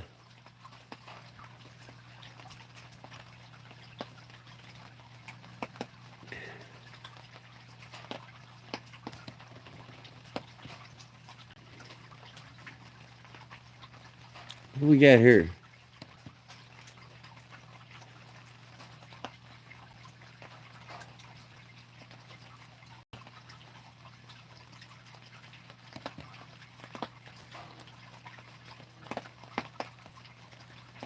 Yeah, they got some sweet knives here in Arizona.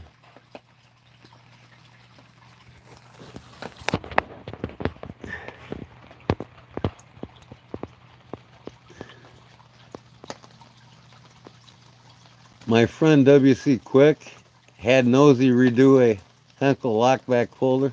Yeah, that's pretty sweet. He does a phenomenal job, man. I mean, I myself, I need to get more serious with this and, get set up better like Kyle is.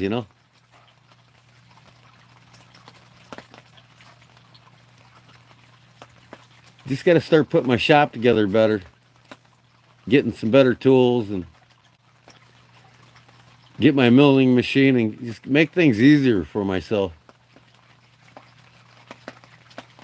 I need to take it to the next level. I'm thinking about refinancing and getting an extra 20 grand just to throw into my business. With that, I can get all the tools I need. Laser engraver, laser cutter, milling machine, materials, grinders.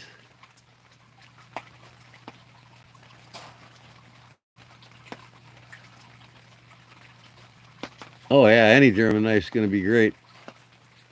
Not all. I mean, some German companies, a lot of them are known for outsourcing too.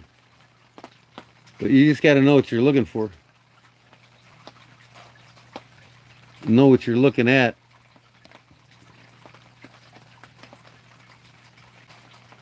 Now, who the hell makes this knife here? Does Arizona Custom Knives actually make this knife?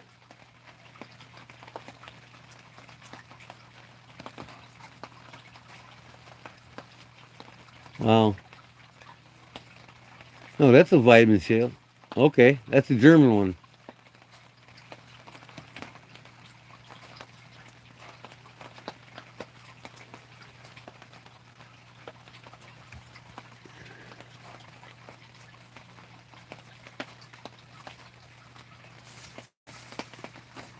And the Germans are known for, you know, they don't have to disclose in their country by law. They don't have to disclose who's making some of their knives, and they can put "Made in Germany" on it, and it actually not be made in Germany.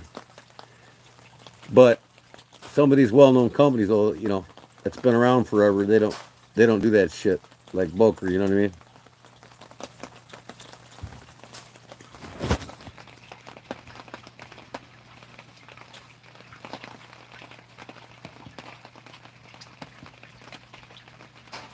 Yeah, these are all vitamin shield. What's this one here? Vitamin shield. I mean, look at this thing, man. Look at this thing, Jim. Hey, you need to get one in your collection, buddy. Break out that money, brother. Now, I would buy that before I'd buy any modern day folder. I would buy that before I'd buy any Jack Whoop.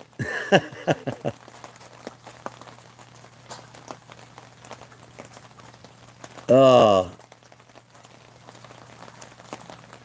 you have a couple what, Paul?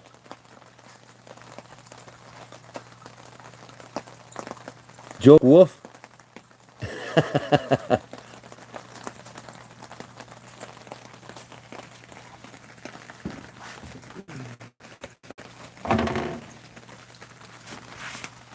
Oh my God. I think my leg wants to cramp up on me. Jack Wolf made in China. Yeah, I mean, I never thought of that. Never even considered that. I thought Jack Wolfs were made in America by Jack Wolf. I never knew that. And now that I know they're made in China,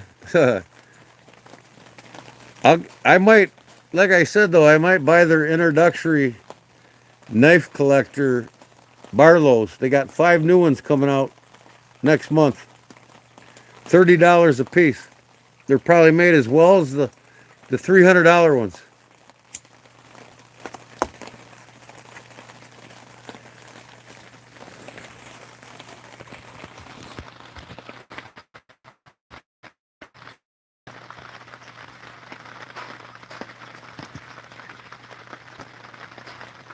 Look at this one. Big Jim.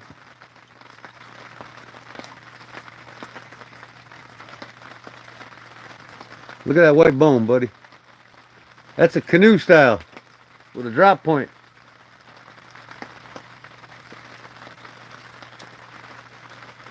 I seen it on a Blade Show video I watched today at the Jack Wolf booth. They showed 5 Barlows. They're going to offer, I think he said, Smoky Mountain Knife Works is going to carry them next month. Introductory collectors offered price at $30 each. 5 different Barlows. One was a blue bone, one was a white bone, one was a wood, which was rosewood, and I think one a stag. I can't remember. Maybe not a stag.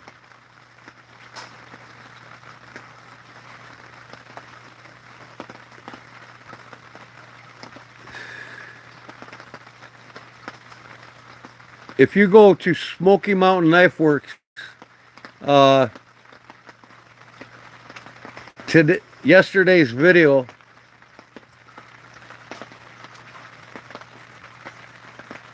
he goes to the Jack Wolf booth and he shows the 5 Barlows that they're gonna offer for $30 a piece.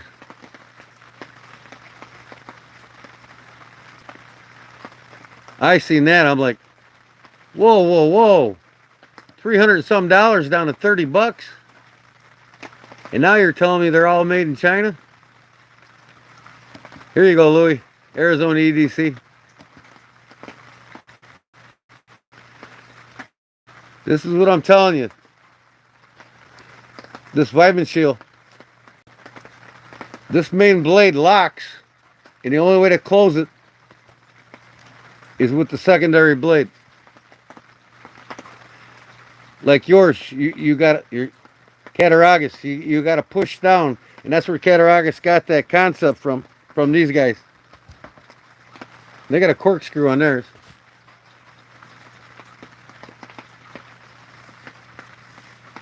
That may be blade shell prices. No, Jack Wolf said that they were gonna. Smoky Mountain Knife Works is gonna carry them for the introductory. It's an introductory to collecting price of $30 each. Not blade shell show prices. Well, yeah, all Jack Wolf knives are made in China, right? Even the $300 ones.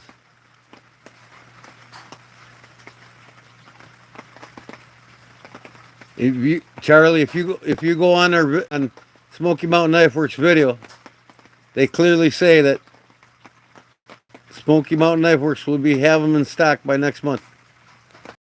$30 each, and they're real bone, real wood.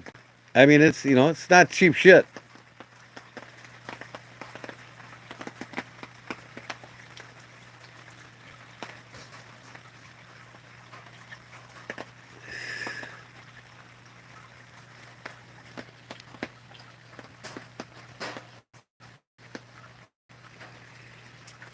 Imperial didn't design it. This company here did.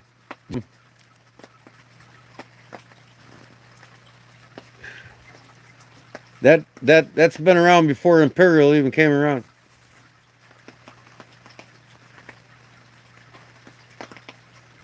This company's making knives since, I want to say, 1893, maybe earlier or late. Earlier, I mean, late 1800s.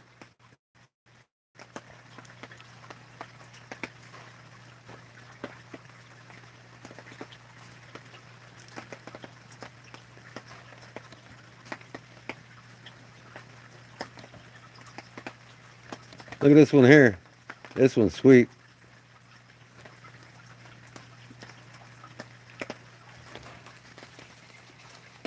This is the company I've been talking about, Jim. The Southern Germany company, Weidmannschiel. It's spelt with a W, but pronounced like a V. Weidmannschiel. Knives. They have two shields on their knives. One with the deer stag, with the deer head, and one with the boar's head. If you get them with the boar's head, them knives are specifically made for the Austria market. The Germans made knives for the Austrians, and they all had the boar head on it for the Austrians.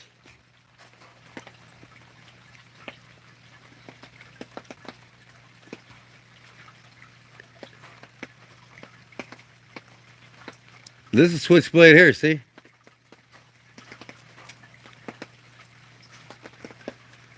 Now this is my cup of tea right here. I got one that I'm putting a spring in right now that I bought at a flea market for cheap. But I want to get several of these with this finger springer.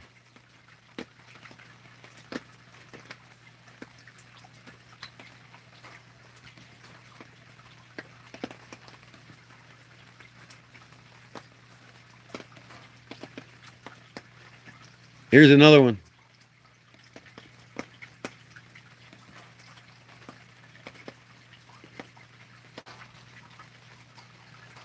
Awesome knives. ArizonaCustomKnives.com. Look at this white bone, Jim. Look at that thing. Pure white. So, I got to get to the point where I got to buy at least one of these a month. Look at this thing.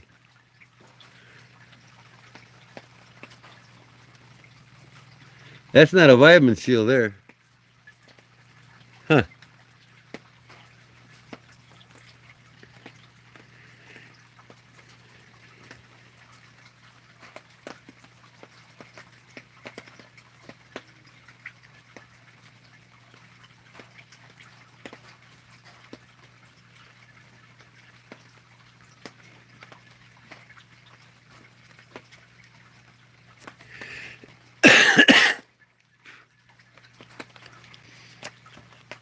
Yeah, I mean, no Chinese knife should cost $300, right, Paul?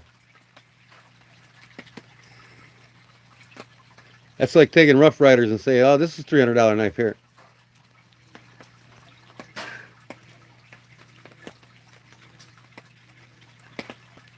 Because you know damn well it doesn't cost them more to make them. Maybe just a little bit better steel, but I like this one here. Look at this bad boy. That's the company, Jim. See on the blade there? Come on, enlarging, would you? What in the hell are you doing here? I can't get this photo to enlarging. There we go. Look at that thing. That's beautiful. Too, Jim. I'm trying to find one.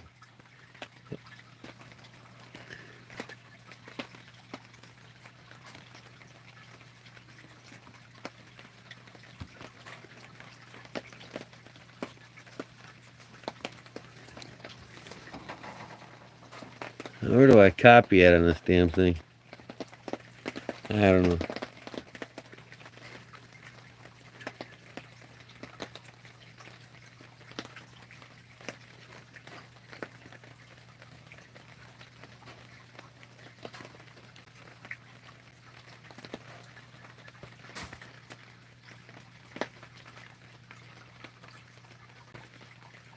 Sharp by design? Yeah.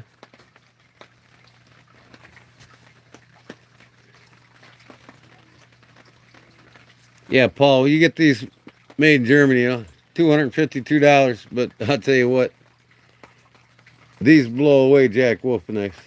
Plain, hands down. Hands down. I'm trying to get back to where I started.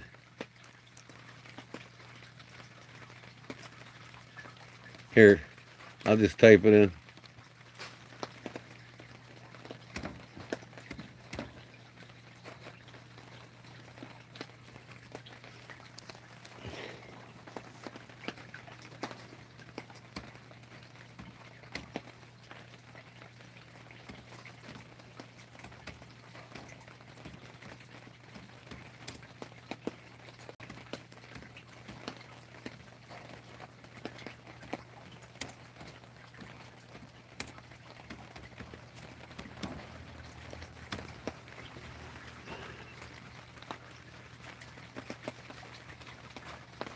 Here you go. Here you go, Jim.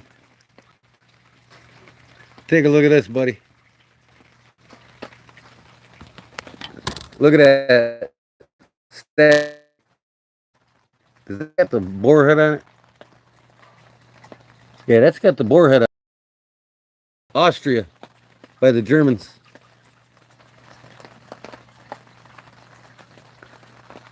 Look at that bad boy. See if we can look at this blade a little bit more.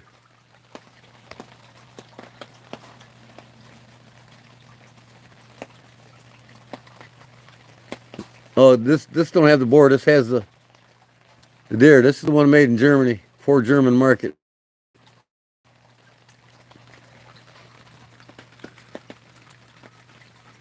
How much? About 260, I think.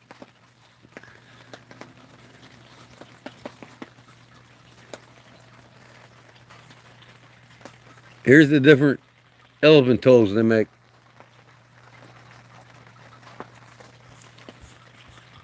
But I'm trying to find it on eBay here.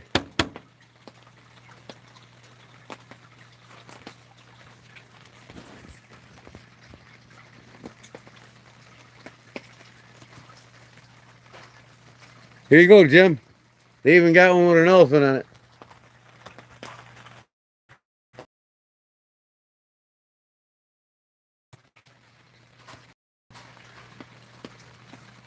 It's up your alley there, buddy. Most of these are like 250, 285. I seen them for 320 elephant toes. Look at this one here. Actually, I need to view the page. That's got an elephant on the handle. See it? That looks like a birch burl wood with an elephant shield in it. I'm going to view the page.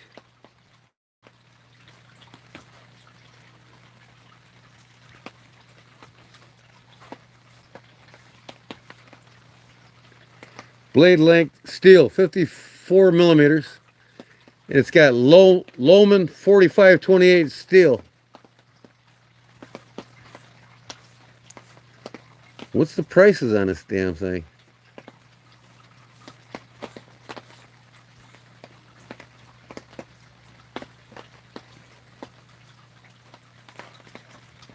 German bull? No, it's not. What do you mean by German bull? This is a Weidmann shield from Saladin, Germany. The ones they've been talking about the whole time.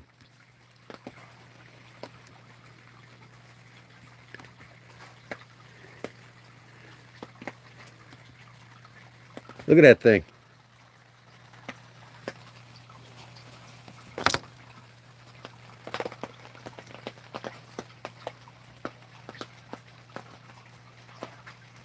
It's got an elephant shield on it.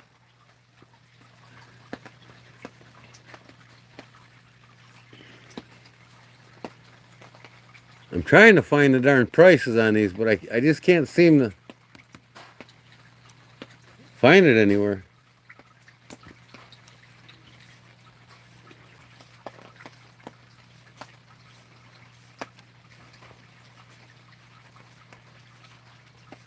They got all kinds of elephant toes. Oh, here's a Rough Rider right there. Back up here, these are the Weidmann shields.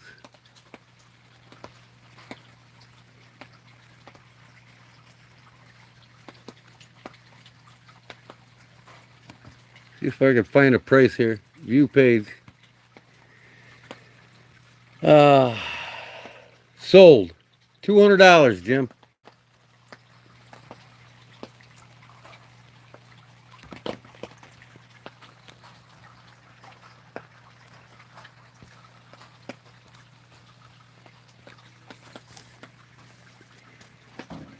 What are you talking about, Paul?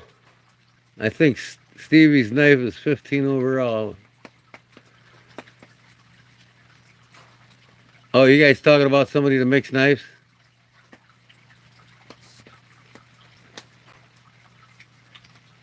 Let's look at this elephant toe here. Yeah, that's got the stag head on it. See? Weidmann shield stag head.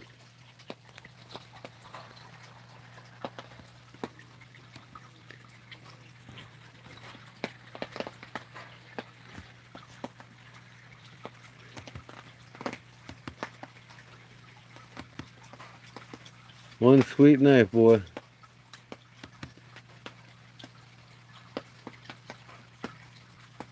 Edgy American blades, yeah. Man, what a nice knife. Wow. Well, I know I'm going to start getting in my collection.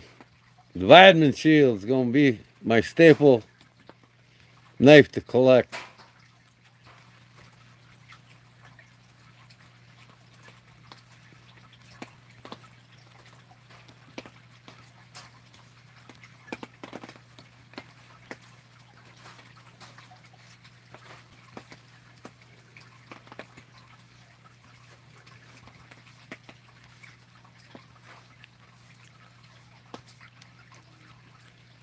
Here's some more Weidmann shields.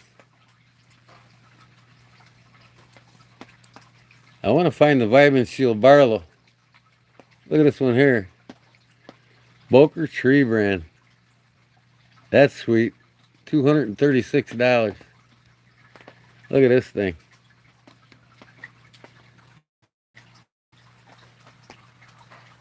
Boker tree brand from Germany. Look at that stag, boys. Wow.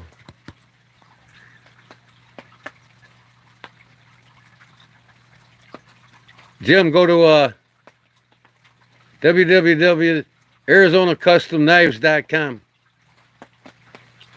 Nothing to do with Arizona EDC. www. Let me see here. www. Air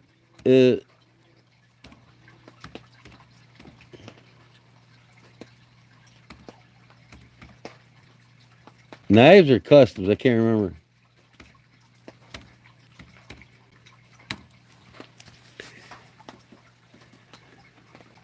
Maybe it's ArizonaCustomKnives.com. Hold on, I'll look.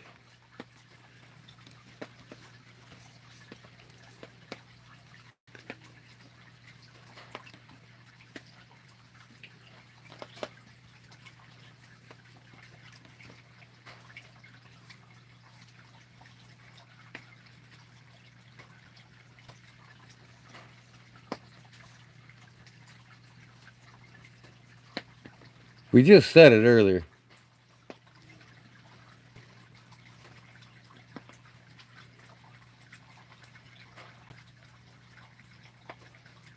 Yeah, Arizona Custom Knives.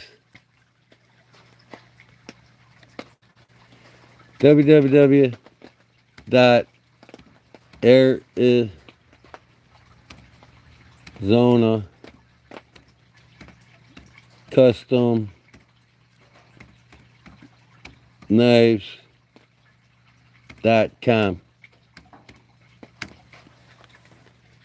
Right there, Jim.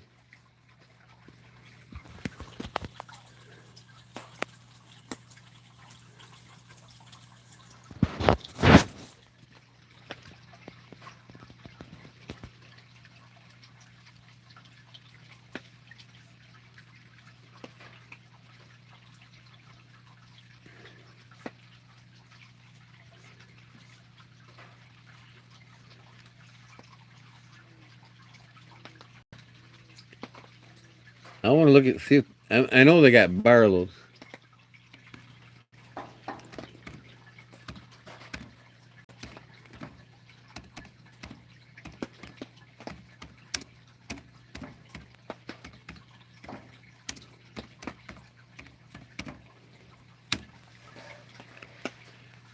Oh.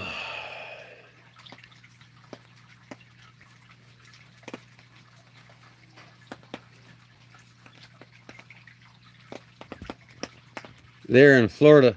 Okay. Yeah, had nothing to do with Arizona then. They're out of Florida.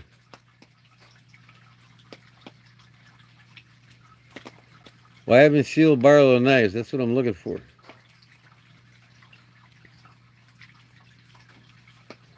I don't think they made one. I don't see one. Anyways, I know Boker makes the Barlows now. As of 1975, Boker started making the Barlows for Henkel.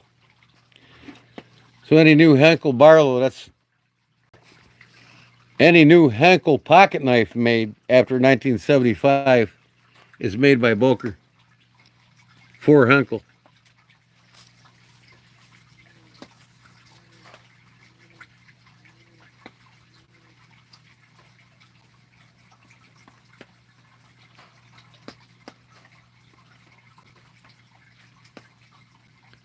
Magnamax, what is that? A new form of MagnaCut that's coming out or what?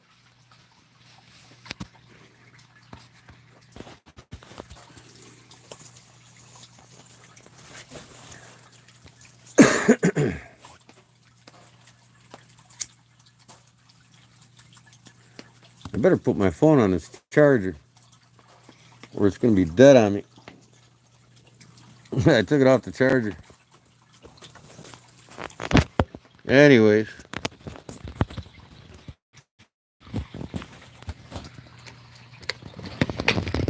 Sitting on my I'm a go.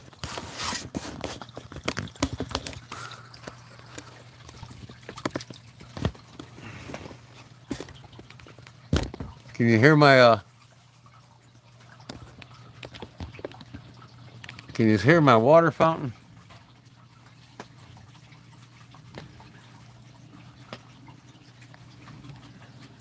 What you guys talking about, Paul and Todd? Buying what? Buying a knife from somewhere or making one somewhere?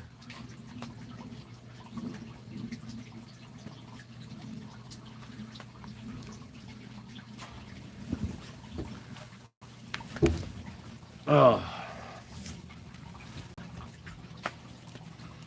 I think I'm gonna go in the house and get me another pretzel.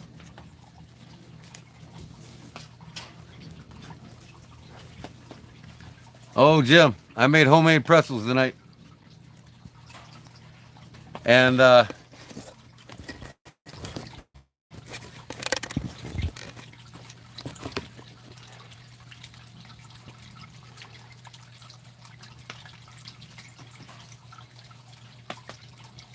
wow, that's close. Hold on.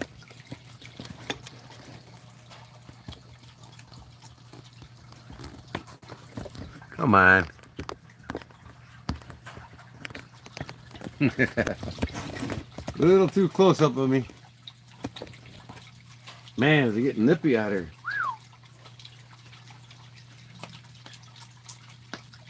It's like 58 degrees now. Okay.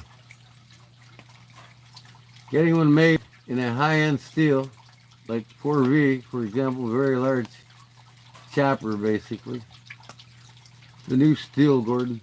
Magnum X. Is that made by Laren Thomas too, or is it somebody else's version of trying to keep up with them?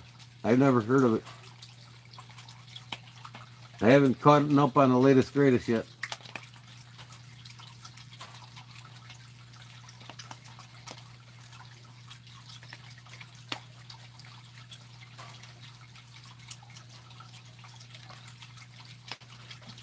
I'm sure it's a powder metal.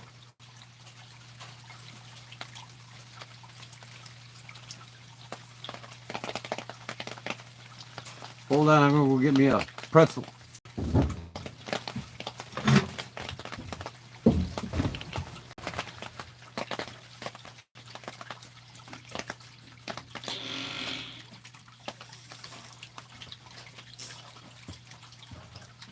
Abby.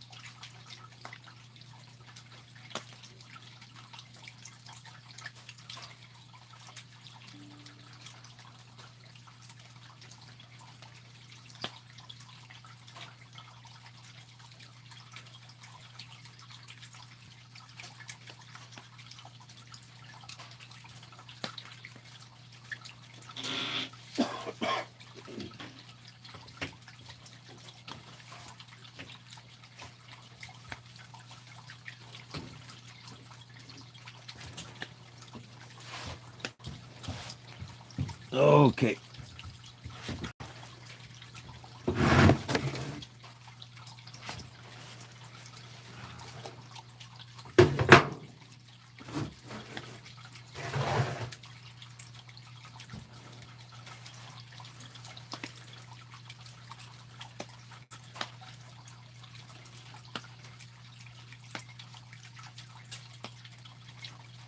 Finally stopped raining here. It rained for like 4 hours. Look at this, Jim.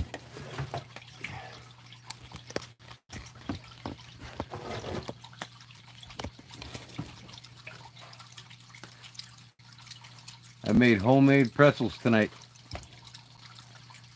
with my homemade mustard sauce.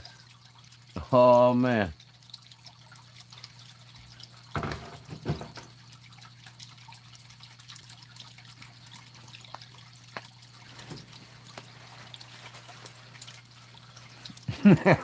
Stop it, he says. Stop the madness.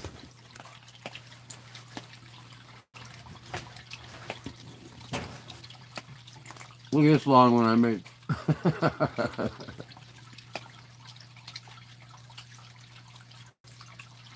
Oh, this mustard sauce is something else, boy. Honey mustard.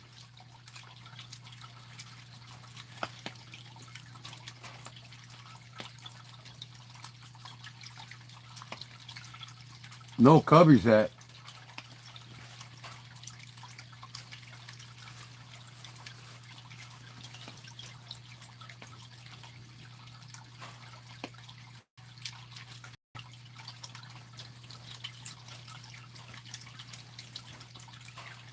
Cubs are number one in all of baseball right now.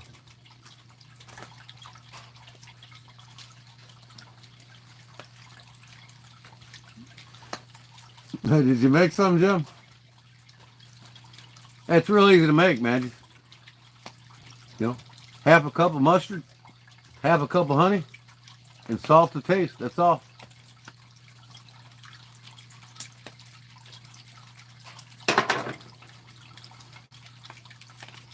You can put a little bit of Cajun seasoning or something in it. You know, you want to give it a little bit of a southern twist.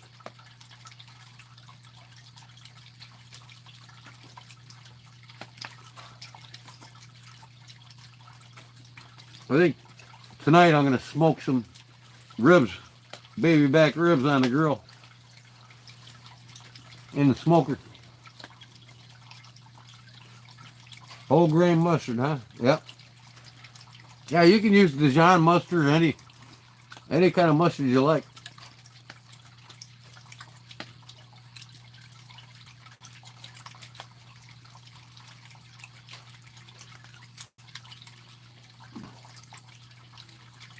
Oh, I know you meant got.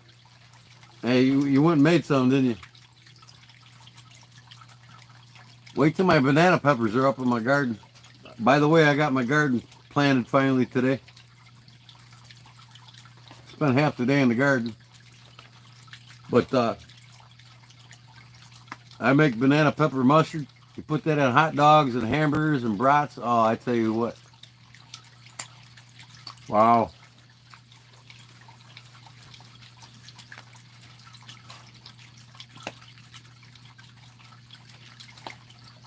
Oh, man. Take them baby back ribs and you peel that membrane off the back. Coat it good with mustard, right? Put your favorite rub on there. I use Famous Dave's. Put that on there. $2.75 for 2 hours. Then you take them. Put your favorite barbecue sauce on it. Wrap it up and foil them. Another 45 minutes. Oh, man. Fall right off the bone.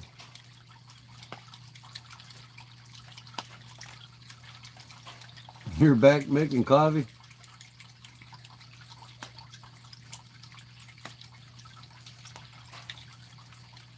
Whose cards?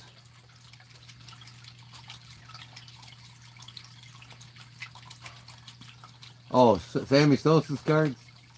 I've got a couple of them here. I got a Sammy Sosa bobblehead too.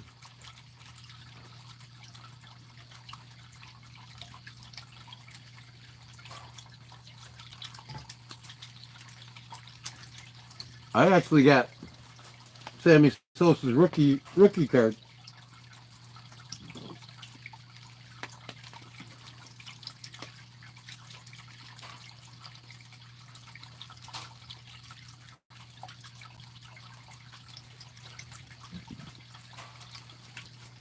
I should have some coffee out here, man. It's 55 degrees out here. I need to take my phone and go downstairs in the shop.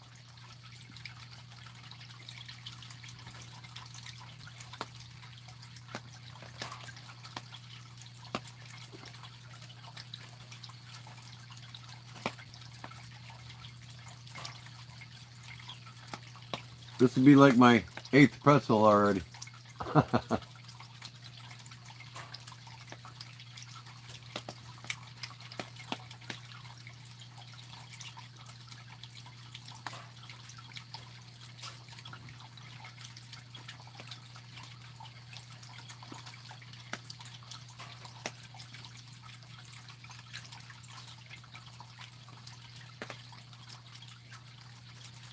Cool.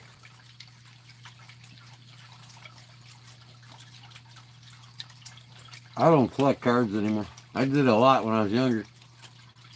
My brother had a collection like you wouldn't believe. He sold it for thousands of dollars. He had a whole closet full of cards. I mean, he was into it big time. He don't do it anymore. Ever since he sold his collection.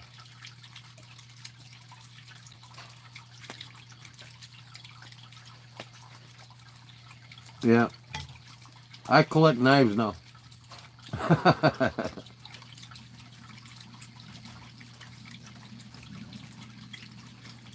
I think we can all relate to that one, huh?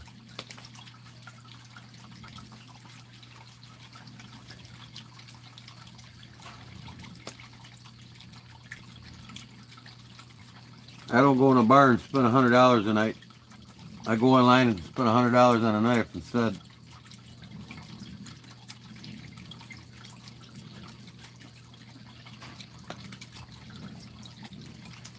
Man, Jim, I want to lick this plate dry.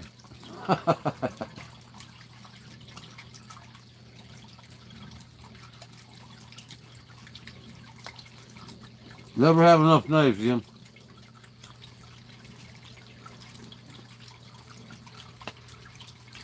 It's the hunt. It's the search.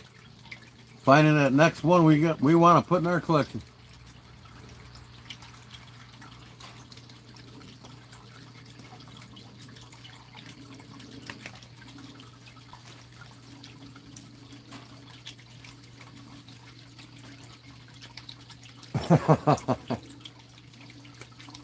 I think we all at our age did that, Charlie. I had the big flagpole hanging from the back of the bike.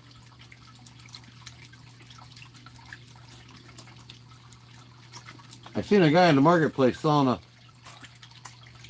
Schwinn bicycle. Orange, all orange Schwinn bicycle. Back in the day, we all had one of them. With the orange banana seat on it. Big old chopper handlebars on it.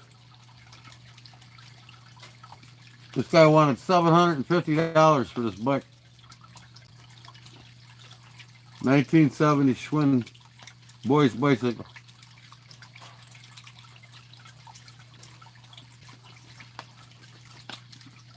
If I would have had an extra $750, I probably would have bought it.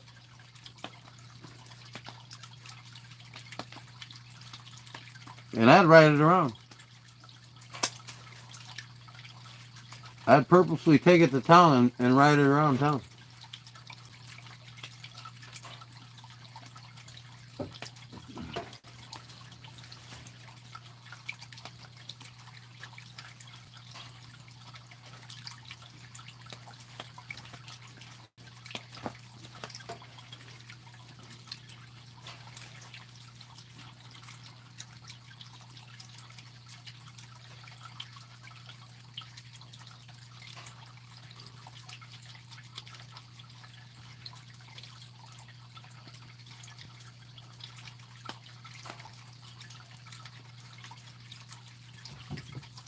I wonder how much cardboard, Paul, a case knife will cut.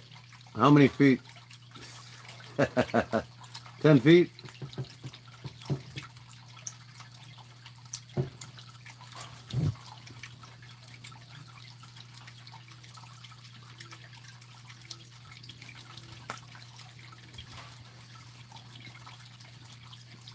Did you see that on the Blade Show, Todd? Magnum Max Spyderco? I might get one of them. $70, man. You can't beat that. $75.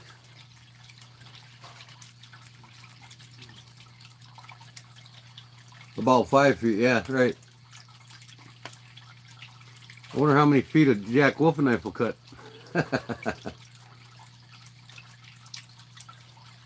Why isn't anybody on their YouTube channels testing these Jack Wolf knives?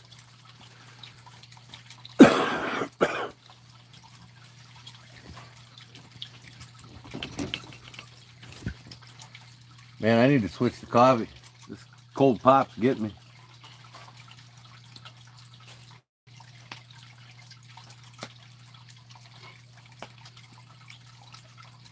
Is that the name of their new knife, the bird knife? What's it look like? I haven't seen one yet. Is it on the Blade Show videos? Probably see it on the Blade Show videos, right?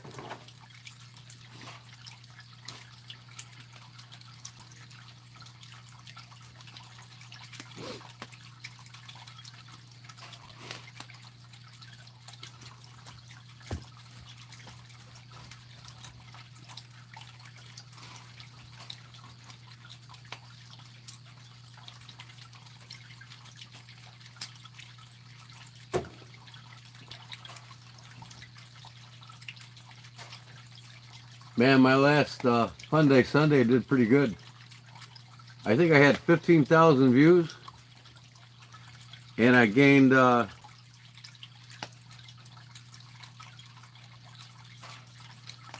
64 subs that night, and I had 75 likes.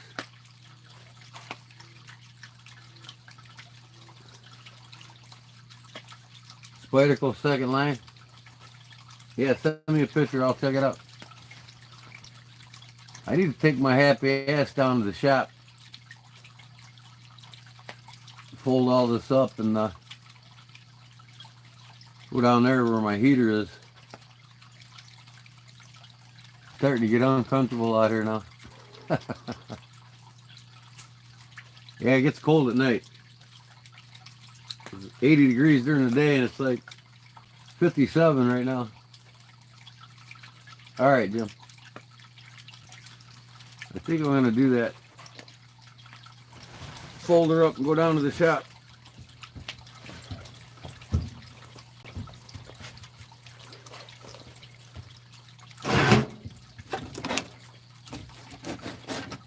Talk more about these knives that I started about earlier.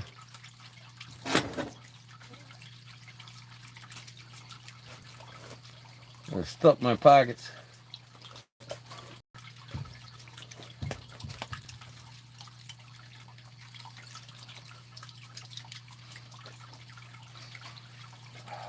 This is what I carried today. CRKT.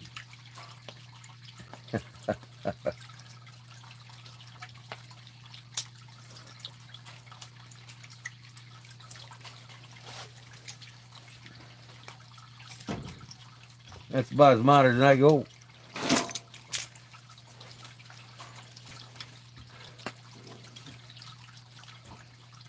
Okay, I have to turn this phone around. Put my chat back on.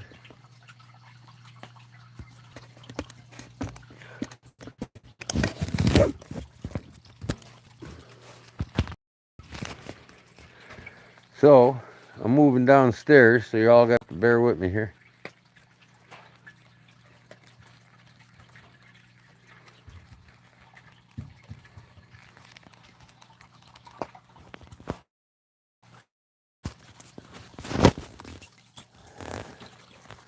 Burr.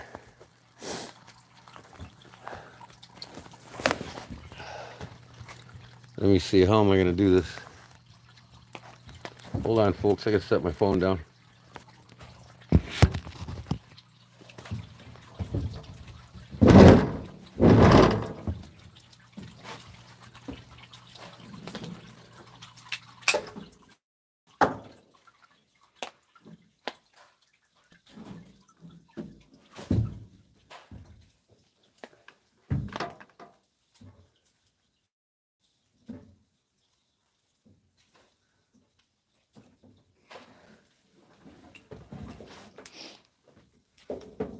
I grab all these damn cords.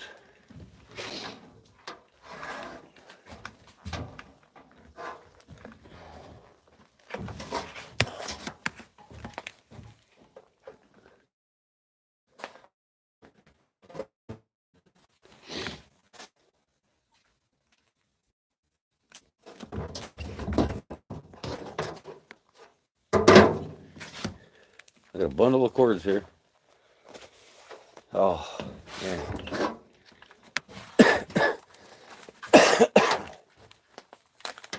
Can I do it?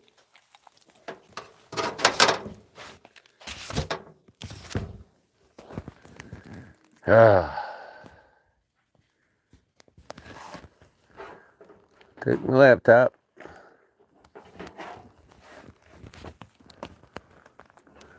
Grab my pop. Oh, I got my hands full now.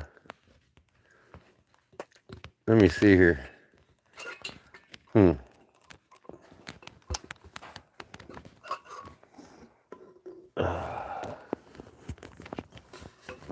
gotta get my hands just right. Okay, I think I got it all. See if I don't drop my phone.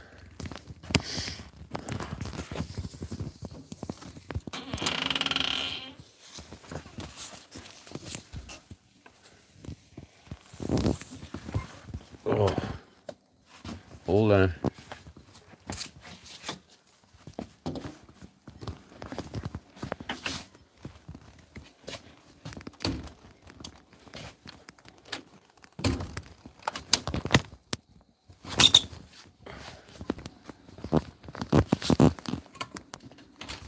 Okay. Going downstairs. Bear with me.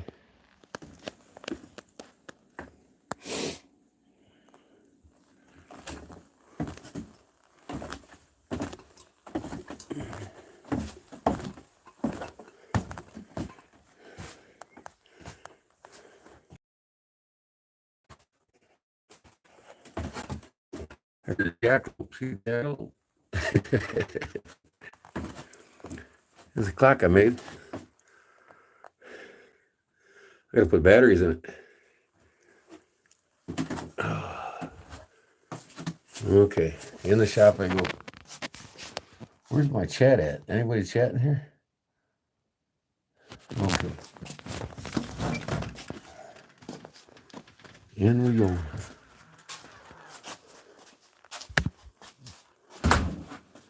All right, I'll turn this phone around.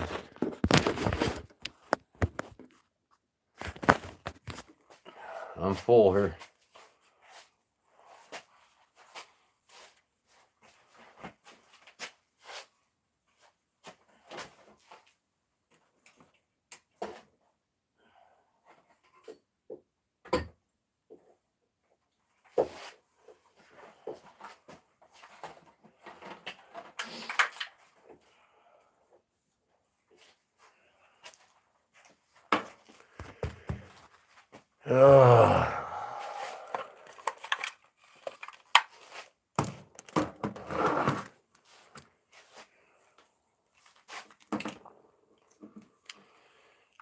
Okay, what cord goes where now?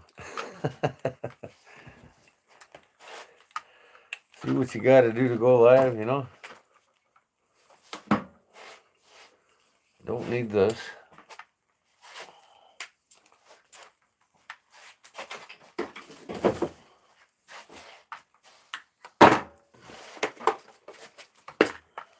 Plug this in.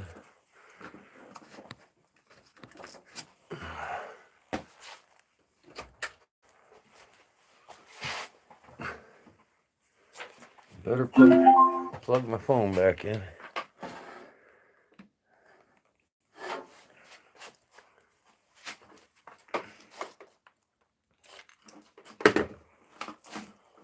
Okay, almost done.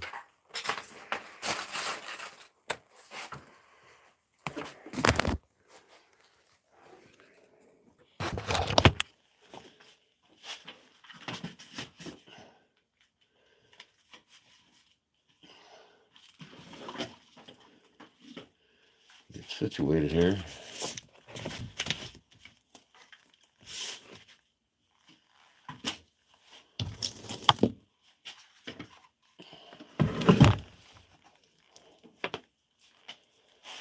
All right. Now,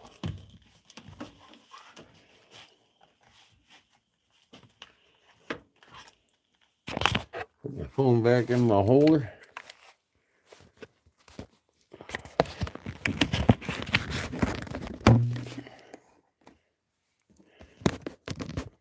Can't find a bird knife. What bird knife's that, Jim? Oh, spider claw, you mean?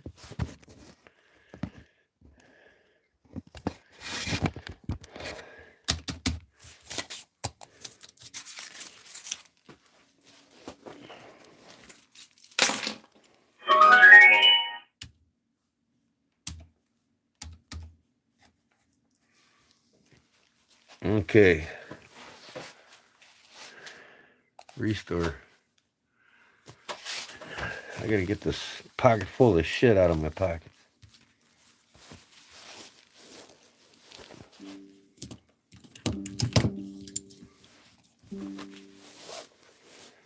You see, I got all kinds of shit here.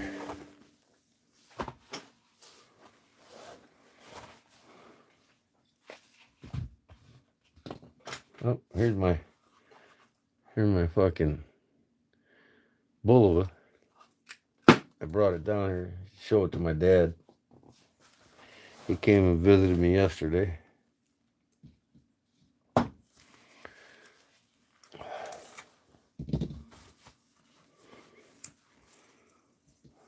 All kinds of knives on me. Man.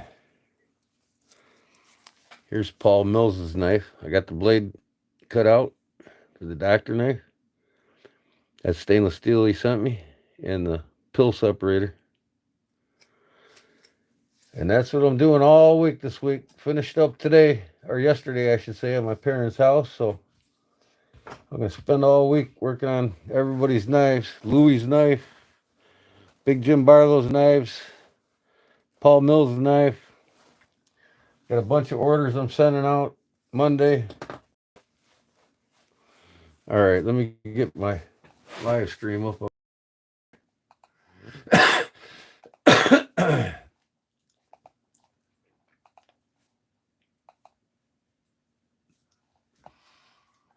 So,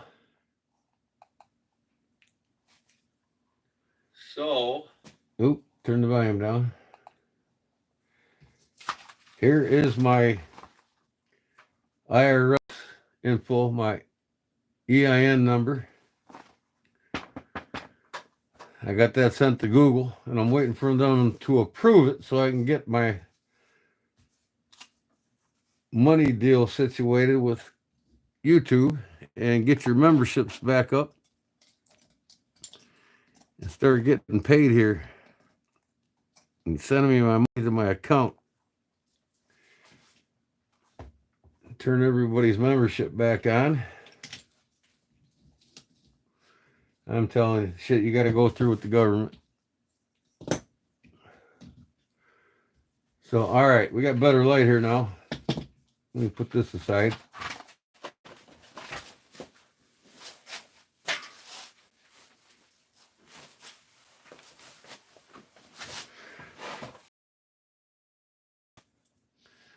Can't find the bird knife, Jim.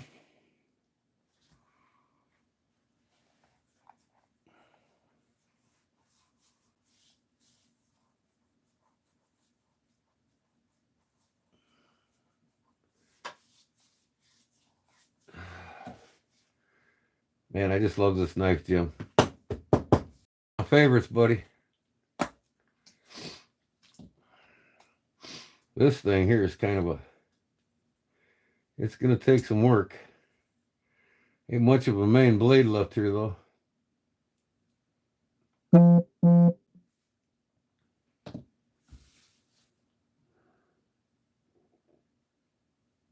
Yeah, this was that one I showed you. Remember, it was all scratched to hell. Guy took a grinder to it. I got like over an hour just on this blade right here. All the grind marks are gone. Up to 2,500 grit. It's polished now.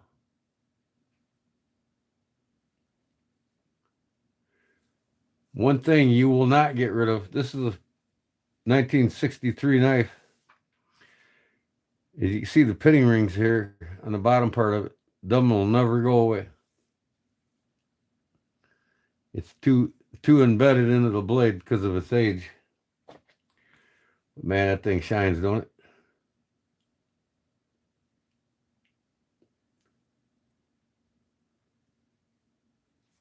But yeah, it's grind free now. All right, yeah, I heard it. I heard my phone ding. Hold on, Jim. And that that's what he wanted. So I got the bolsters at 220 right now, and they'll go up to 2,500 too. And then I'll buff everything. But I started on this blade here. That's at 220, and I got another 2,000 grit to go yet on it. But you can see the difference in the two blades. 2,500 grit, 250 grit. That's 250 grit too. So it'll all be at 2,500 when I'm done with it. And I'll put them a nice lanyard on, polish everything up, clean these Delrin, send it back to them in Las Vegas.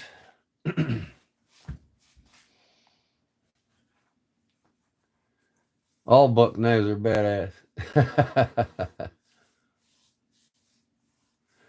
Our modern buck 110 is still good.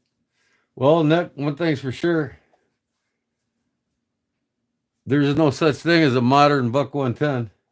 They're all the same. Ever since 19. The only thing that changed in a buck 110 is if you get from the custom shop different types of scales or different blade steels. Other than that, the knife design hasn't changed since it started in 63.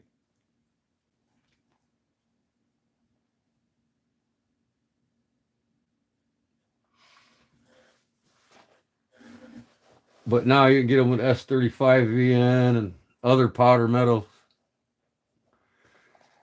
and more modernized buck 110s, but the body and its appearance. Now see, here's these two blades, like I said, for Paul's knife. I gotta get the bevels cut on them now, get them ready to get heat treated. I gotta send them back to him. They'll get heat treated, and then he'll send them back to me, and I'll assemble the knife. This is the pill separator, and this is the clip point. Almost there. A lot of back and forth in the mail.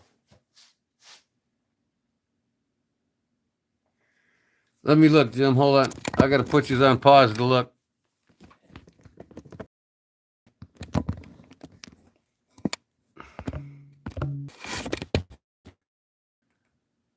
Man, I'm telling you, I'm next to my laptop now.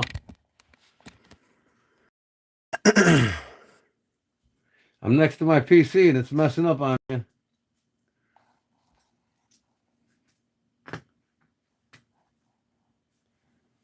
$90 for 11.5 by 1.5 inches. What's that?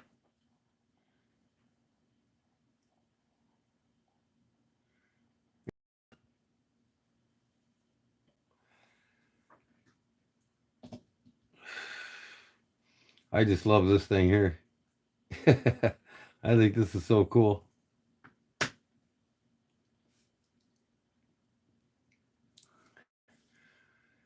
Yeah, Knoxville, Tennessee, State Fair. Jim Parker, man, he was something else.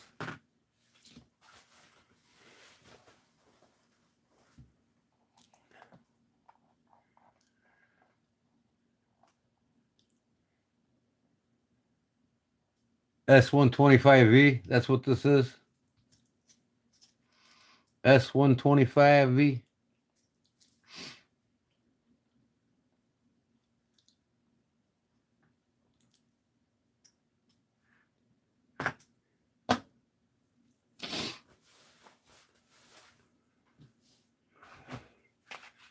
Yeah, here's Louie's book.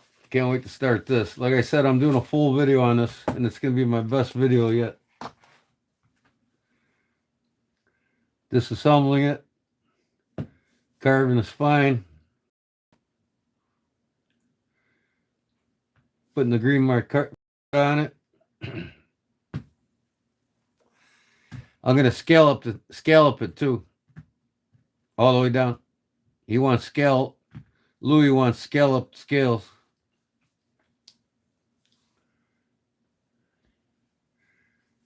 K390 is even more expensive. I just don't, I know you guys like your different stainless steels.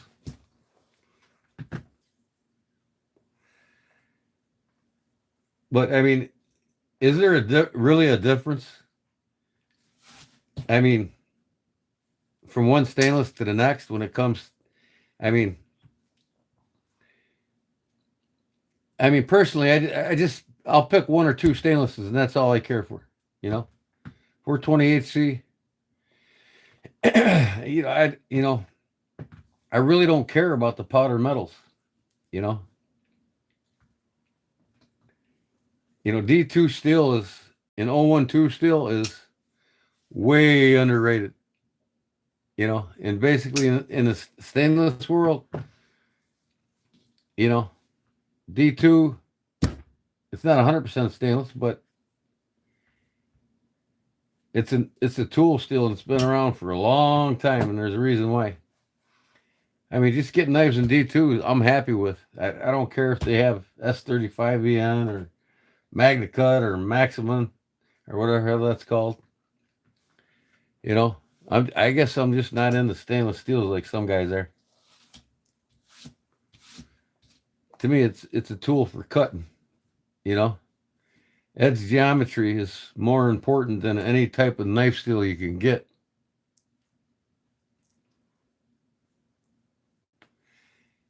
I mean, so what? Hold a longer edge on a knife, you know what I mean? You take this 428C right here, and you can sharpen it 3 times faster than K390 and do the job, get the job done. Get home, sharpen it again, hone it up, put it away.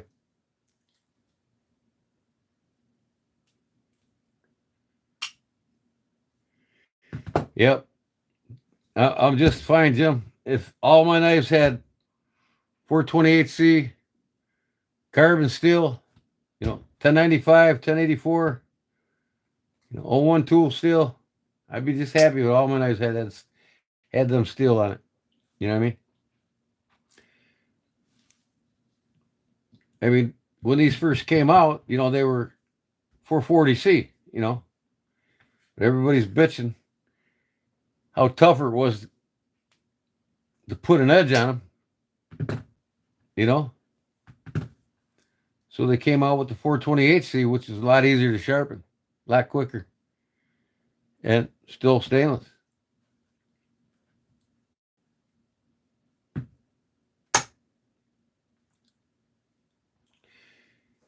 I got to look at the knife stamp on this. I want to say it's in the 70s, but I might be wrong. I'm going to look at it. This is the one I won on eBay for $45.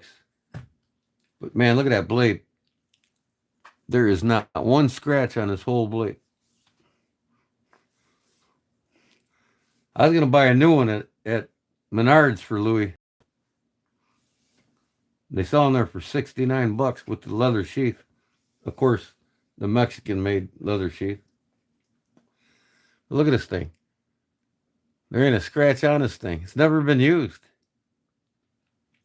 And this is just natural patina here. There's really no dings in it, no marks in it. It was never used. It just sat in somebody's collection, I think.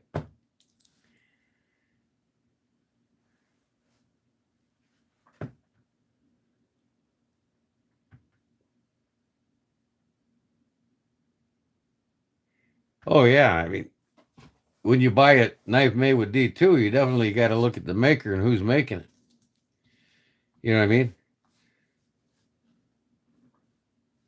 There's proven companies out there with D2 when they say it's HRC 5960, it's 5960. But a lot of the companies out there, when they say it's 5960, like you said, it's hit or miss.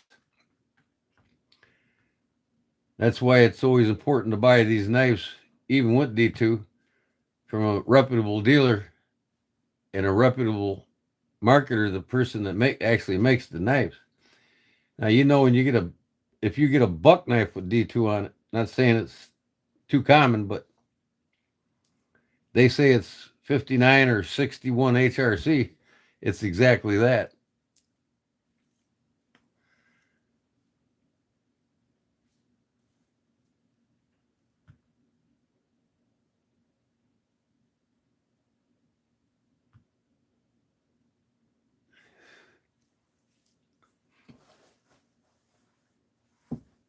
You know, there's just information people pick up as they collect knives and they know more about the steels.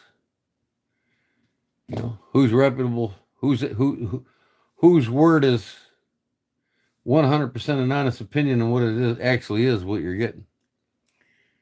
And it's like pissing in the wind buying most knives from China. I'm gonna get me a Rockwell tester, and I'm gonna start testing a lot of the different knives with it, just for my own preference, really. Also share it with you guys what I find out. Like I'll test the Rough Rider, I'll test Frost, I'll test everything.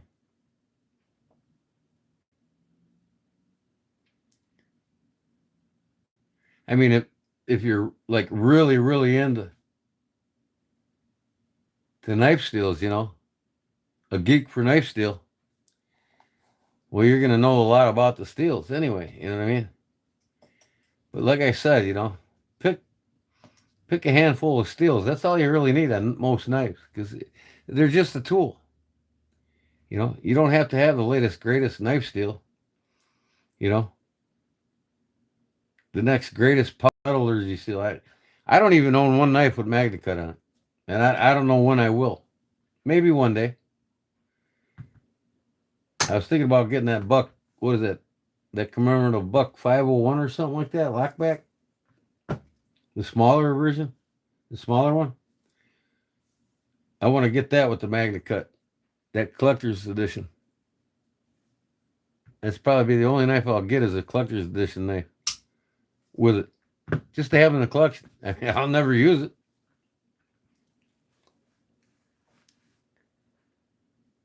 You bid on a Roswell tester online, but didn't get it. Yeah. Yeah, I'm going to get the one that comes down on it, you know, and puts a ding in it and tells you exactly what it is. I don't even have a file set yet for Rockwell hardness. I need to get a file set.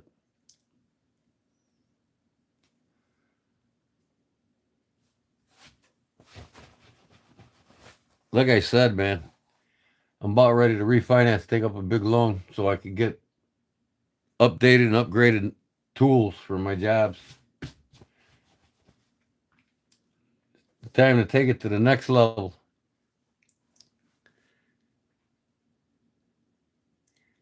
Yeah, I don't know why I haven't bought a file set yet.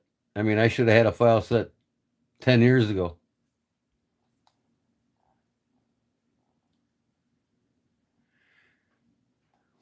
What's that, Jim? You can get it in any buck knife through the custom shop. Yeah, you can.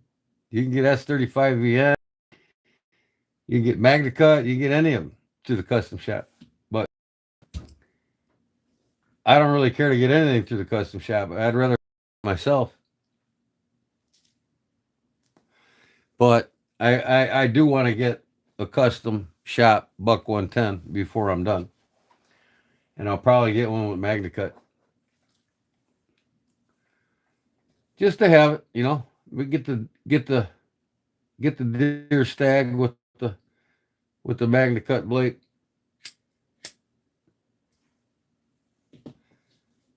Just to have it. Yeah, I carried this today. It will CRKT. And of course I carried this today. And I carried this today. I actually used this a couple times today. And this I used in my garden today.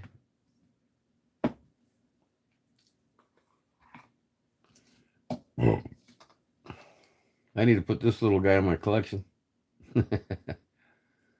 Little Remy. Double bladed Remy.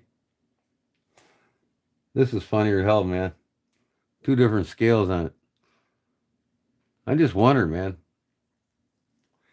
That's a beautiful wood. This is a beautiful wood. But it's 2 different woods.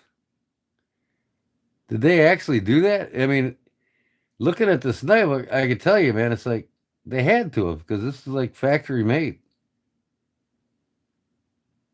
No, I take that back. This is redone. Because you can see the sanding marks here and here. So somebody put this wood on this side. This was the original factory wood right here.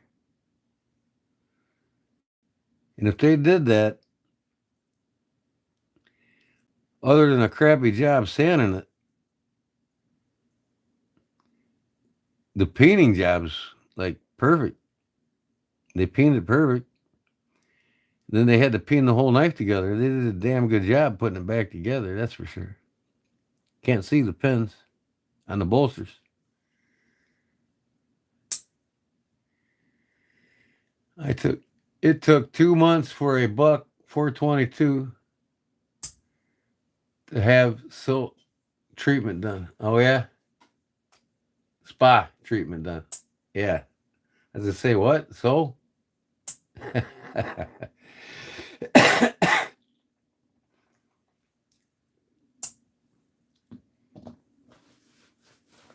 Old tactical pen.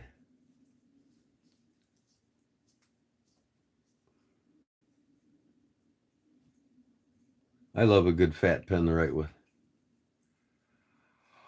Oh, shoot. Almost 2 o'clock. Boy, I bet you all missed me the last week, huh? Probably not, but you know.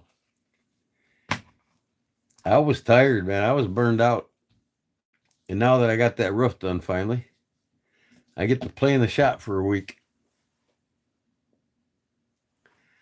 Video coming on a buck 422. There's a video coming on this one too. Complete overhaul. I can't wait to see your 422 though. That'd be cool. So I'll give him this sheath and that leather one that I'm working on for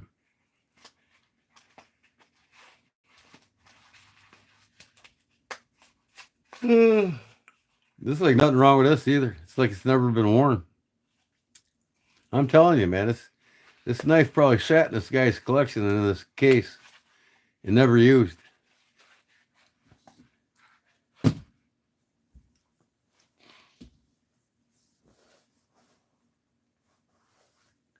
I can't lie, I missed you, Gordon. I know you did. Everybody's asking me, you going live today? You going live? You going live tonight? Because it's common for me to go live on a Wednesday, and I didn't. So I'll be live tonight too. Fun day Sunday. It's Sunday already. Holy shit. I need to take this apart so I can sandblast it. I think I'll do that now.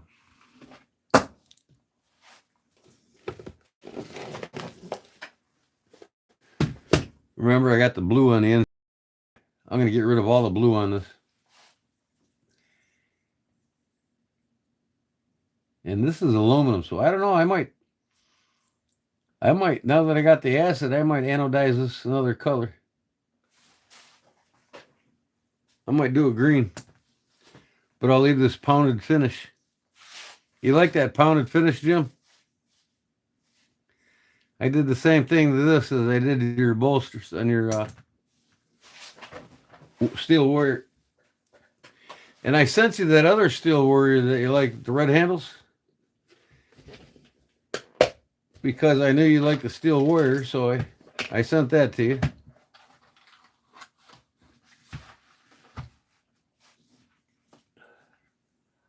I'm like, Jim can appreciate this knife. He likes the Steel Warriors. I'll send him a Steel Warrior. They're just sitting here in my knife collection, not doing nothing.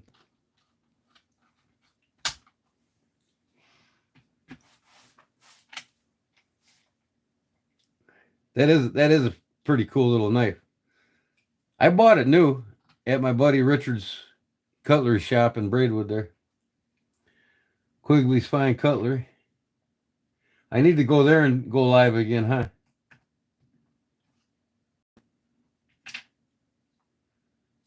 Maybe help him sell some of his knives.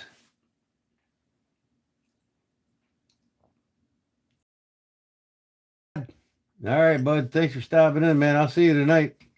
Fun day Sunday. Thanks for stopping in. Have a good day.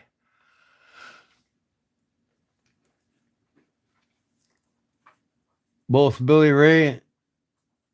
Oh yeah, with the one I did for you. Yeah. Yeah, I was thinking about it though, Jim. I was kind of wishing I would have carved the spine on it for you. I didn't think about it when I was putting it together. I was like, man, after I got it together, I was like, why didn't I just put a rose pattern on this, or a vine pattern on this damn thing? But I could do another one for you one day soon with a vine pattern on it. Okay, I need the right size bit here. What am I looking at here?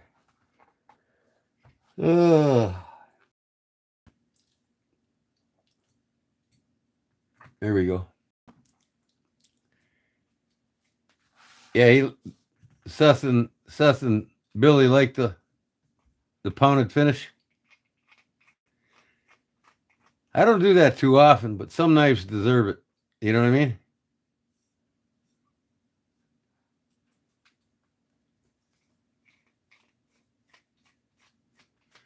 Like I said, Jim, I'm going all out here in the next month or so on the sow busters. I'm going to get a dozen of them over to Deep South. And I got to send them guys some money, man. I was supposed to pay for a Barlow and a package of rope, and I got in a bind with my finances and couldn't send him the money, and hopefully he's not mad at me. But I'll make up with him. I'll send him an extra 100 on the way.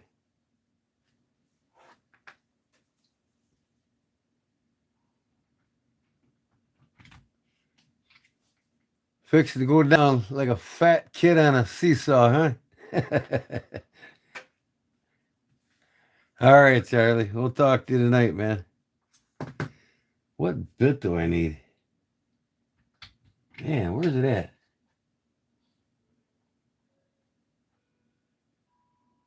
Not grabbing the right bit or something.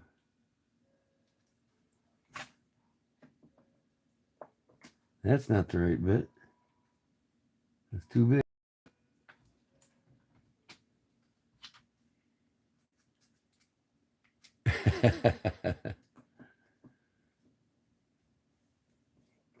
He's killing me too.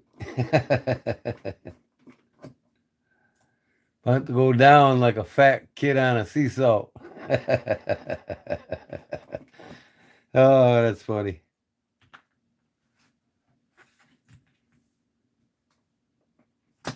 Bigger one.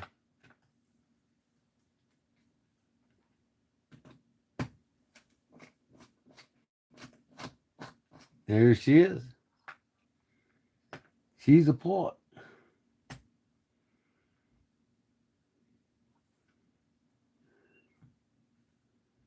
No.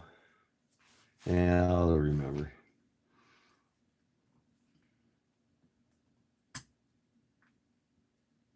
I'll remember. Or will I?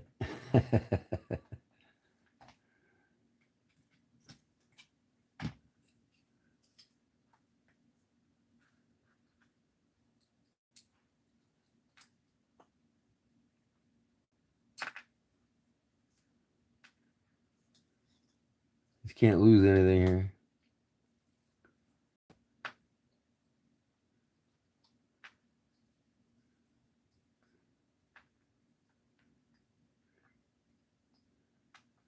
Gotta get rid of this ugly blue. Like I said, I might anodize the thing. I don't know. Kinda like it like this.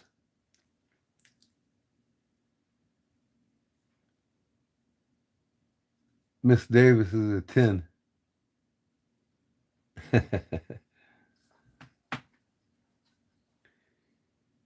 What am I missing? A washer here? Where's the other washer? I guess there's only one on one side. Alright, that's ready to sandblast. I ain't gonna do it now though. I'll wake my wife up quicker than shit. As soon as that compressor kicks on, she'll be like, what the fuck? You asshole. Varsity Blues. I could always sand it down, couldn't I? Let me see how quick I can take this finish.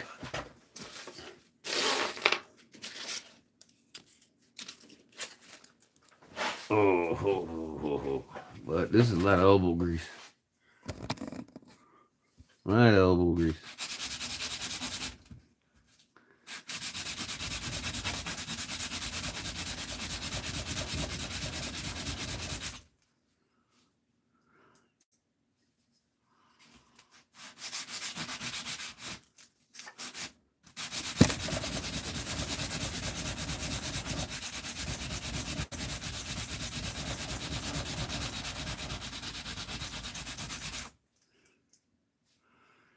Ooh, it's worn me out already.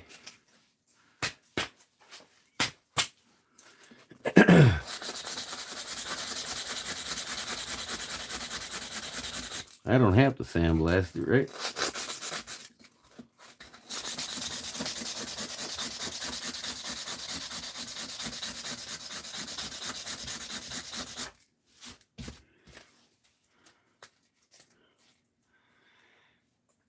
Varsity Blues.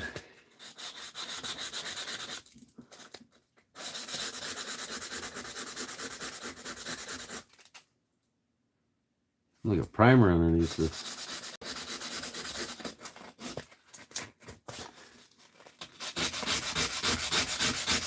I need a tougher grit.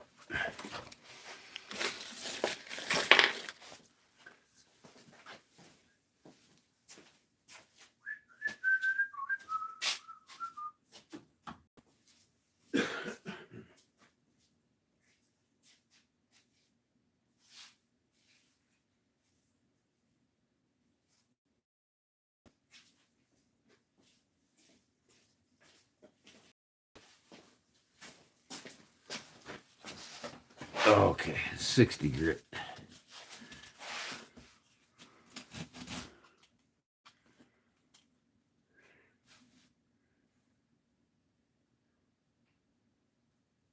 Oh yeah? No, I don't remember. Was it a show?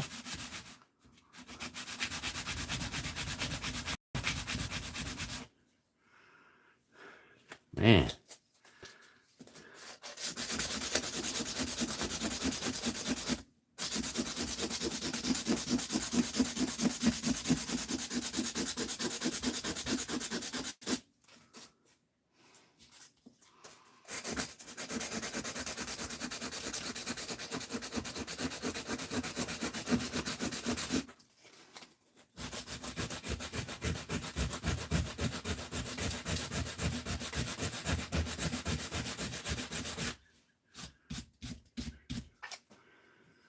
Getting there, huh?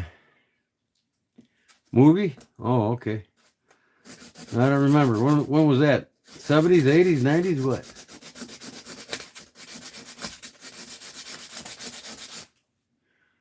Can't remember the name. Varsity Blues.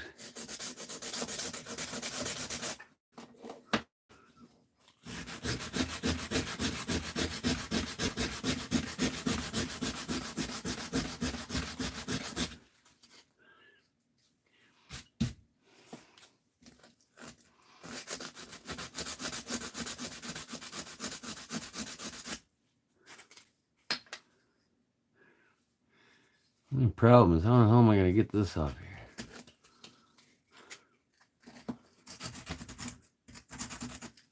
You know what? Why didn't I think of this earlier? Where's it at?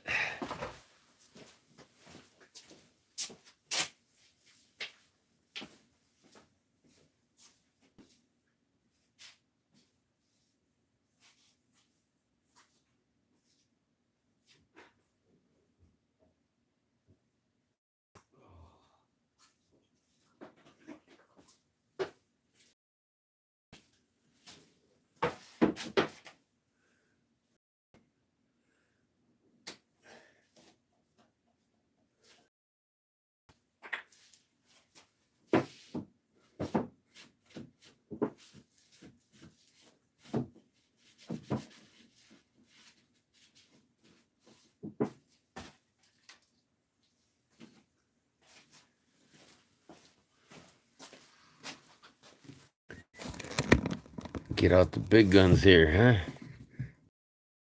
huh? Quick strip. These chemicals on my hands, huh?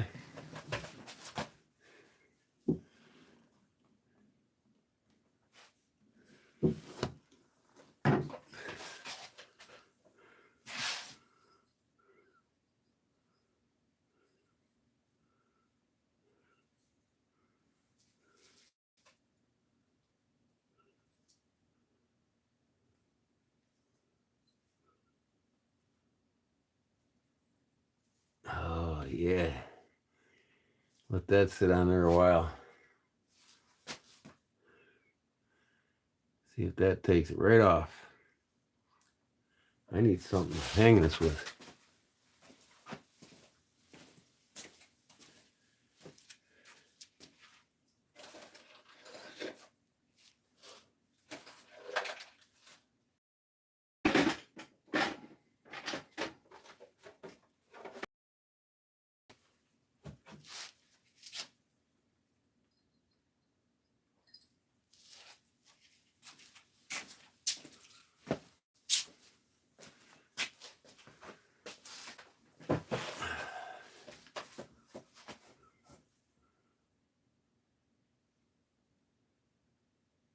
Oh, yeah, that's a good way to find your cuts, ain't it? That's for damn sure.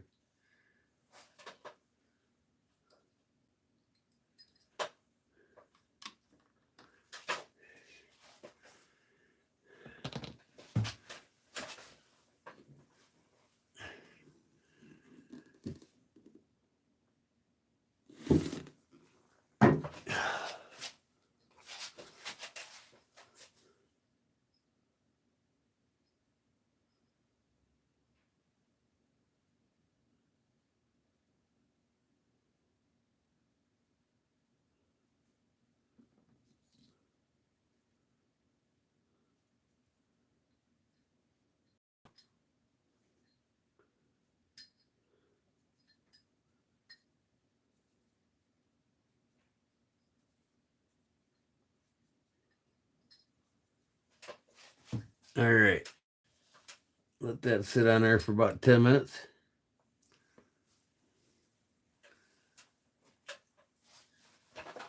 See if that takes it right off. Sure beats sanding like hell, don't it?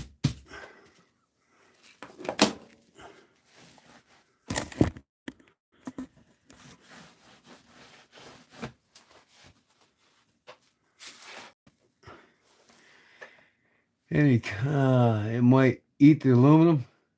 No, I'll neutralize it with baking soda.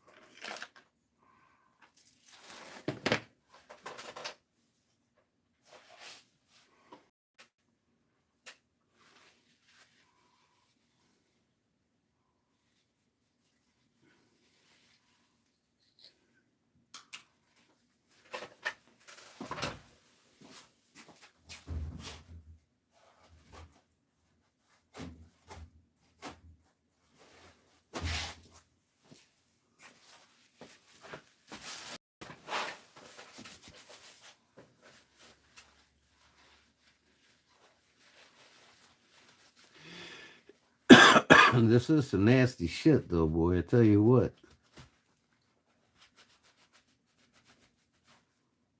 Don't look like it's doing too good of a job.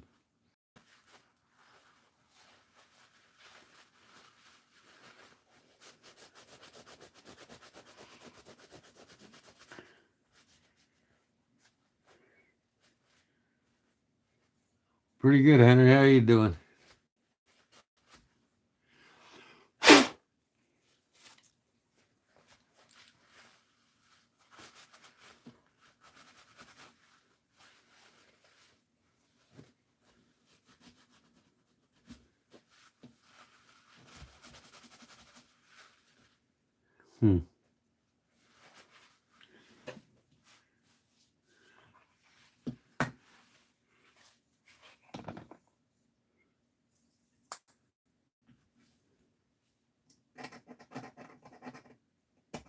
Boy, I tell you what, there must be some kind of DLC coating on it because it doesn't want to peel off, that's for sure.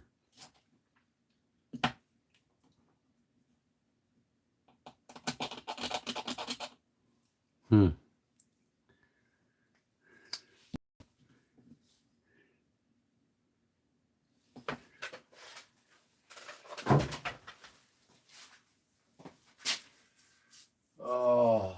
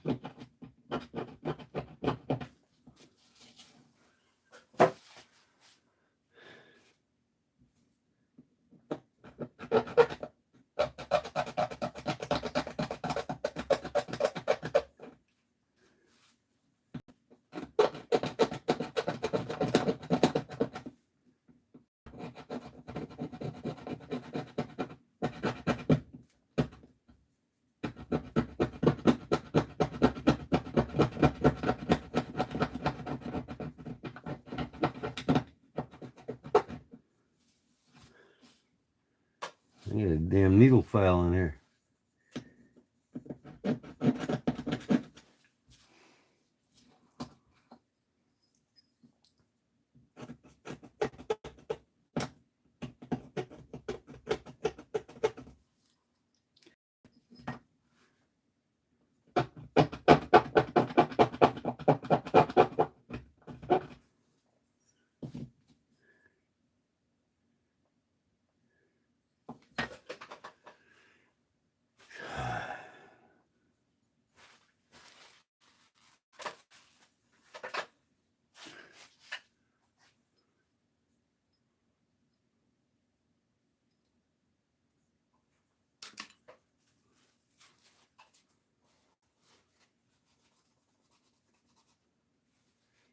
Yeah, this fucking stripper ain't even phasing this shit.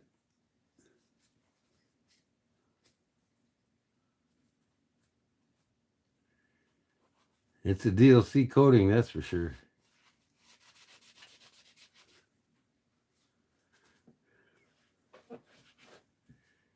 Take it off the old-fashioned way.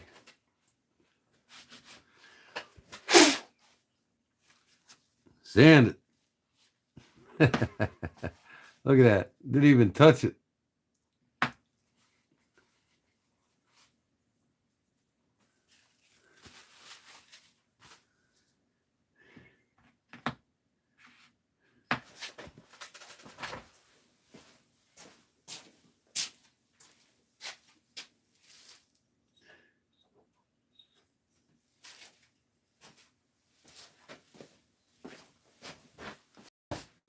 Sharp carving knife here. Yeah, I can sandblast it tomorrow.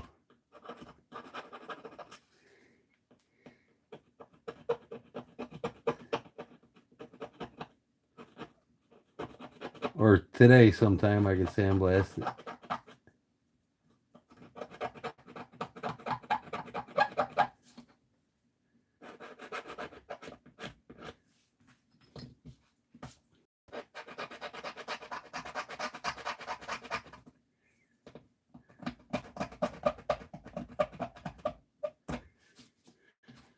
This old carving knife's getting it.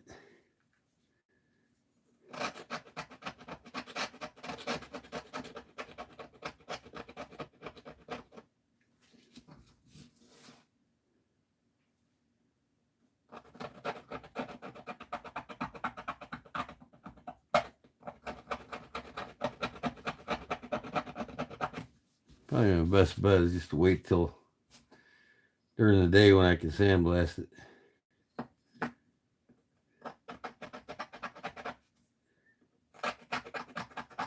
I just get impatient sometimes.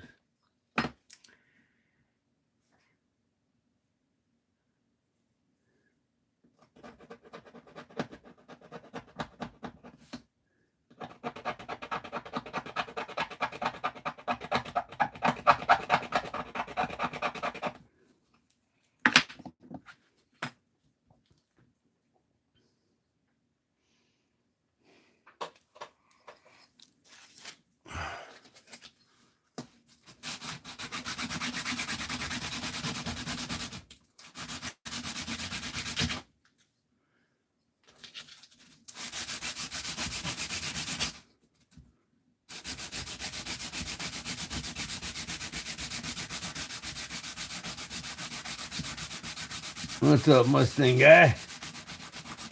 I'm a Mustang guy too. Hey, get mine out. Still got the cover on it.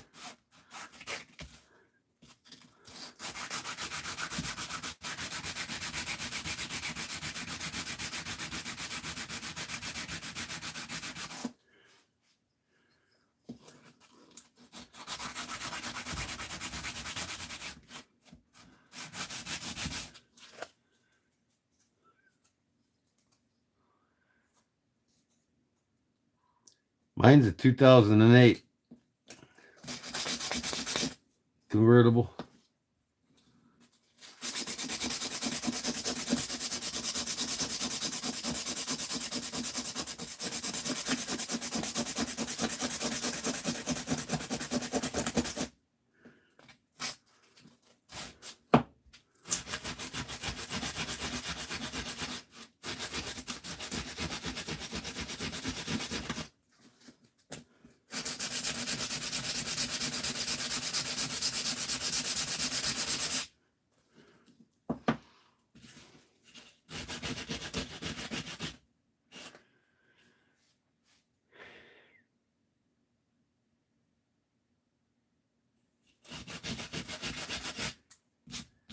Mine's not built for speed. Mine's just for luxury. Mine's got a 6-cylinder in it. That's all I care. Convertible. Cruise. I mean, it goes. It's got some horsepower. Enough that more than enough I need, that's for sure. I'm not all about fast cars, really. I just like to look cool when I'm going down the road.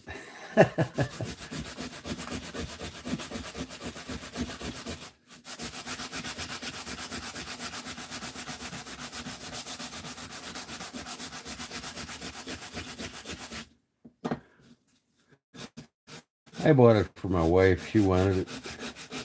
I couldn't turn down the price. I only paid $4,000 for it.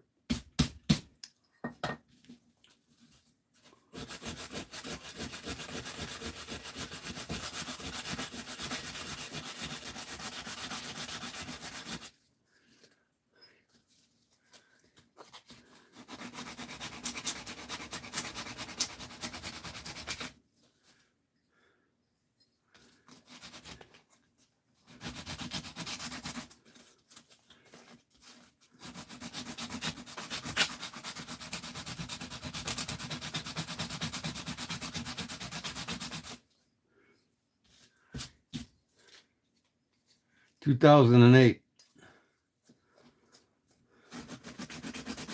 I bought it about 5 years ago.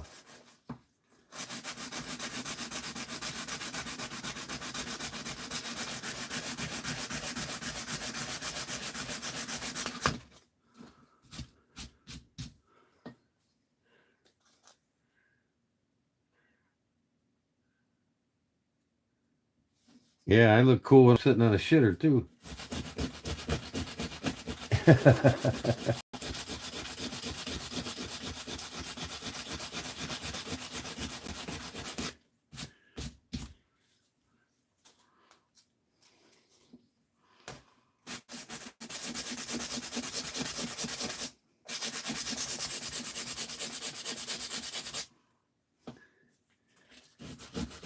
I mean, most of this you're not going to see anyways. I just don't want to see that fucking blue anymore, man. You know?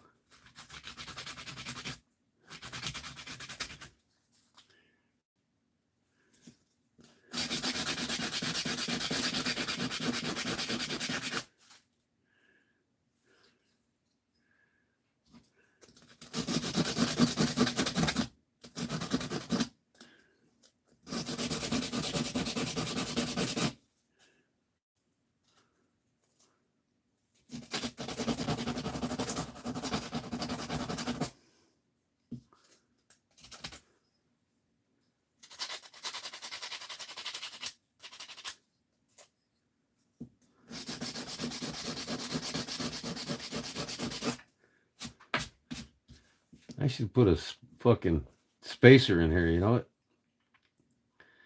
And carve it.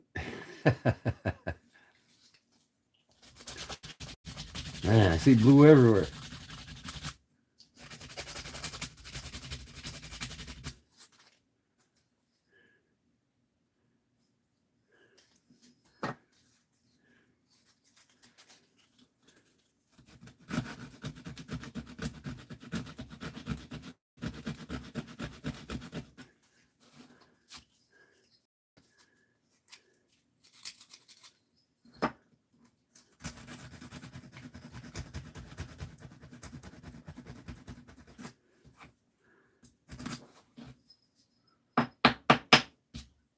Yep, it's a Civivi. Civivi. Cubit. Or, I think. Praxis? I don't know. It's a user. All my cheap knives are users.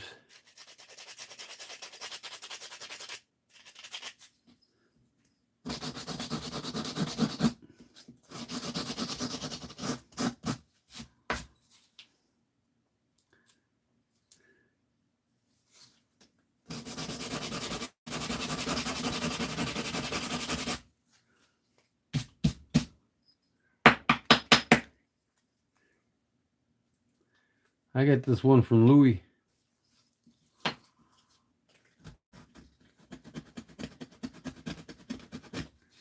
Man, I just can't get that shit out of there around that circle.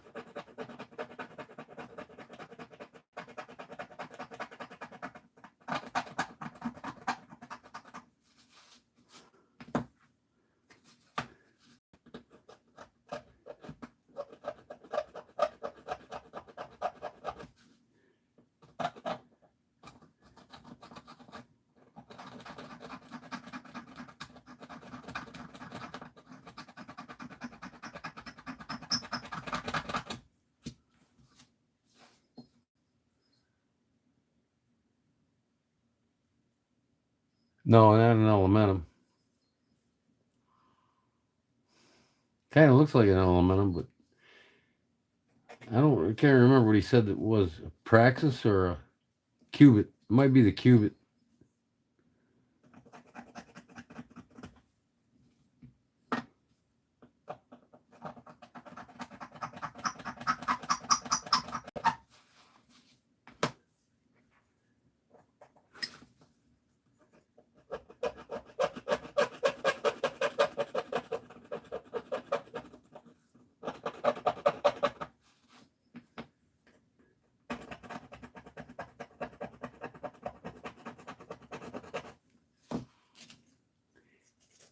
Yeah, I think it's the Cubit.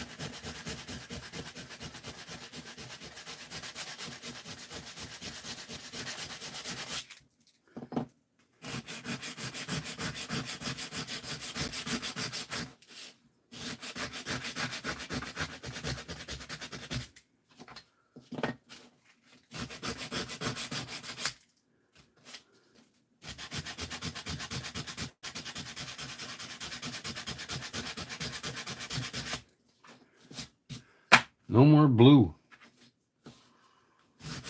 At least you can't see it. Now you won't see this when I put that stud on there. Ah.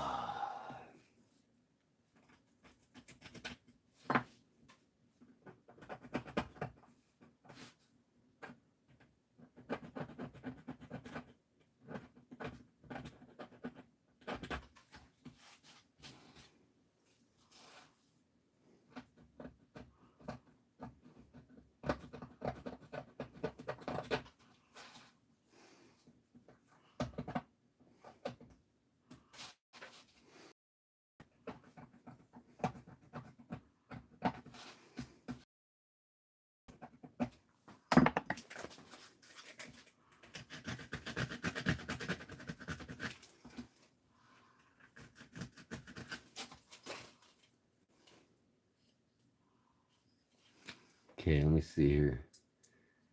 Put this on there, you don't see the blue. Okay. Other side too, huh?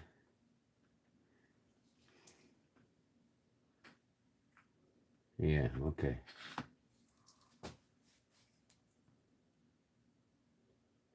I think that's got it.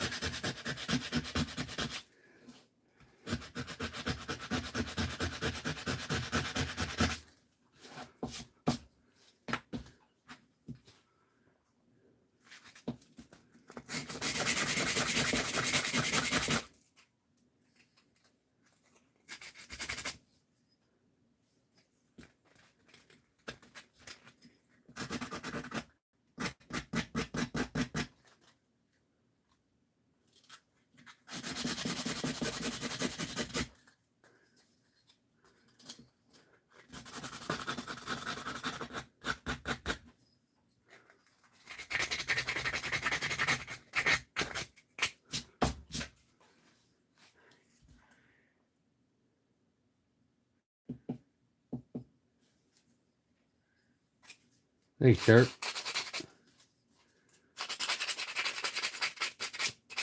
Yeah, you never know what I'm going to be doing on these lives. I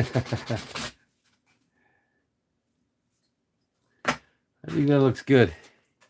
I don't really see any more blue where it would show. So I think I need to wipe these off.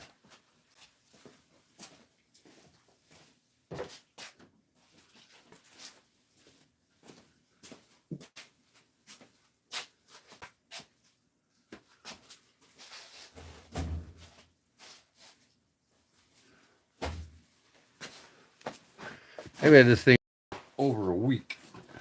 Think about acetone. It gets on a rag or on something. It evaporates almost instantly. But if you leave the lid open, it doesn't evaporate out of the bottle. I don't get that.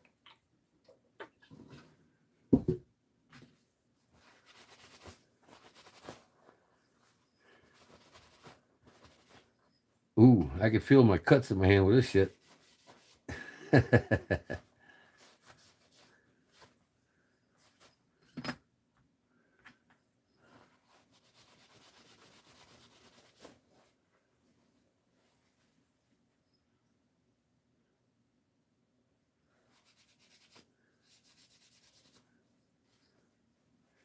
Hey, what happened to Pollywog? He must have got sick of me, huh?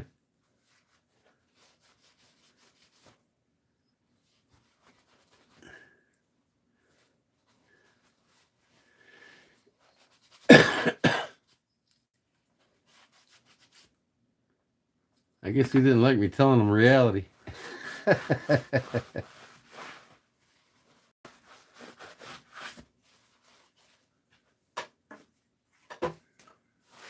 Okay, clean.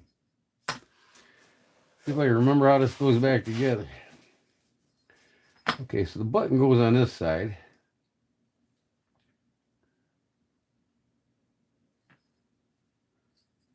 I remember, right?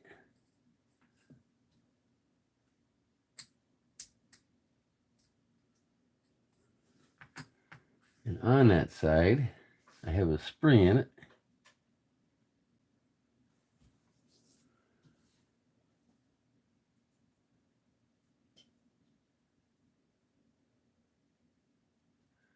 Oh, looks like my damn camera's breaking up again, huh?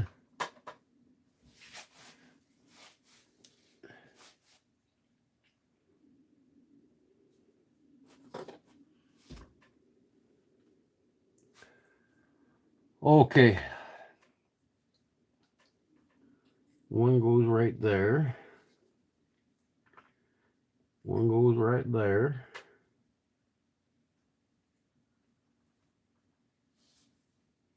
That goes right there.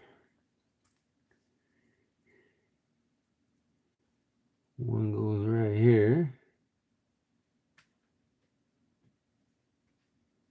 One goes right there.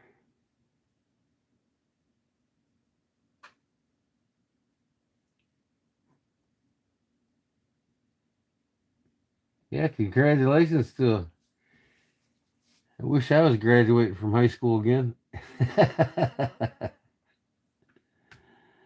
Kids grow up fast, don't they? All right, now if I remember, there was one washer in here, but not on this side. That side,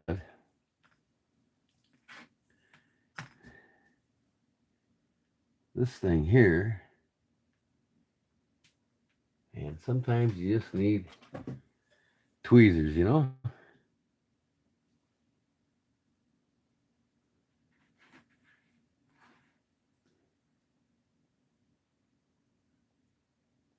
I believe that goes there.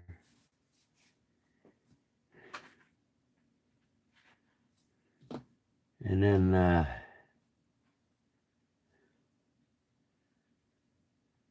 this goes there.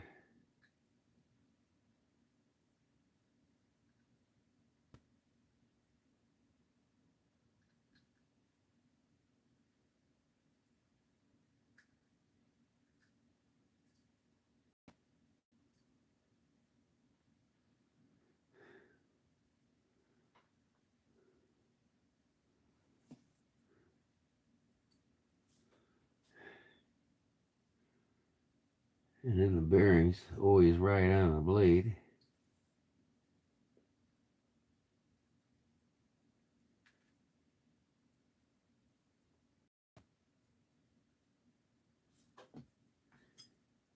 And that goes there.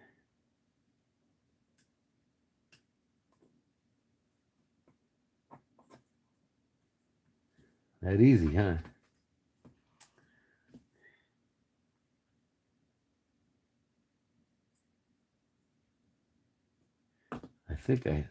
I think I lost the washer, but oh well.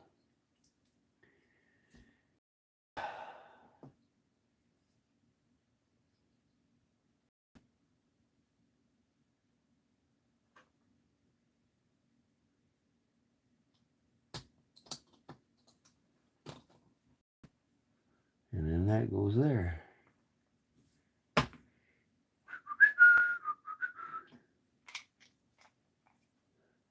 Oh, there's the washer. Huh. I did lose the washer. There it is right there. Why was it stuck on that?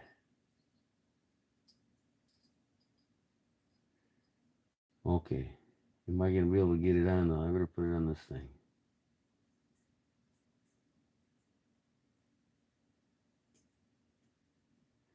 Tweezers make things so much easier.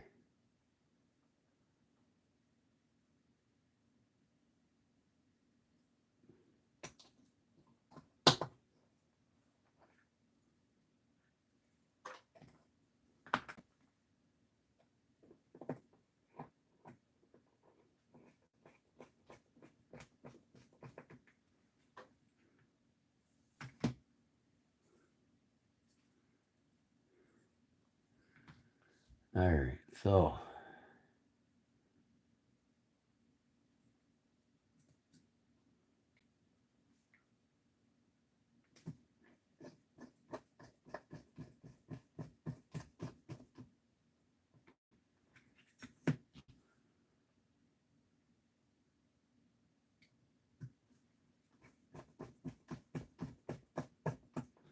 oh, Paul. Good night, bud. I'll see you tonight. Thanks for stopping in again.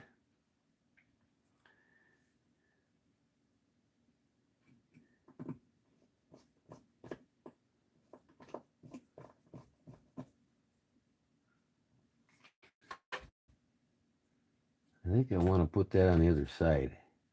Yeah. I'll put my pocket clip on this side.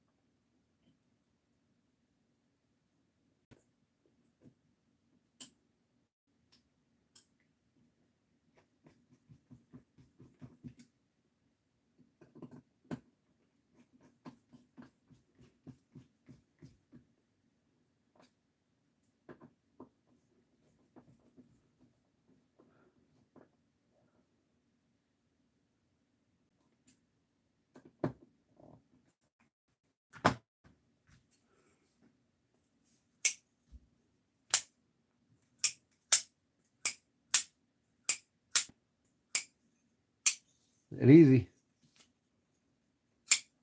Oh, yeah. See how tight I can get it. That was an easy one to put together, huh, folks?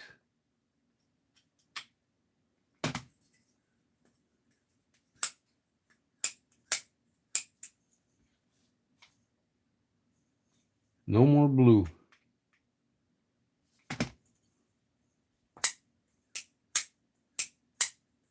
Nailed it.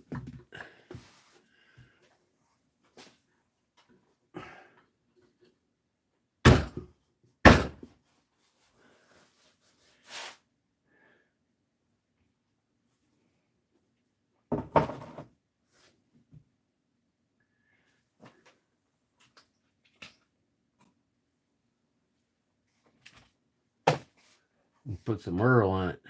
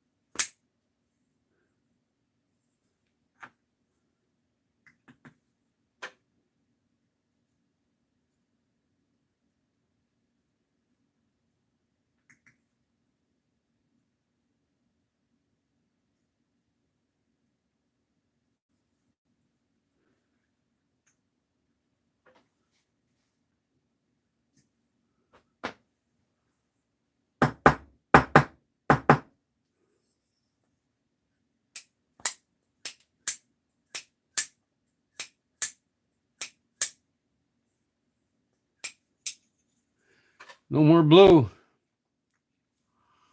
The blue is gone.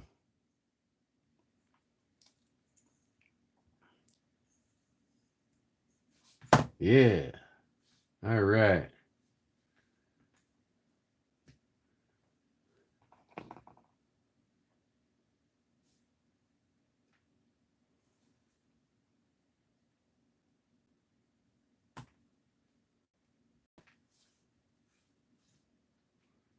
I got a oil carrier. What's up, Zona? Different viscosities for watchmaking. Works perfect on knives. Zona's back in the house.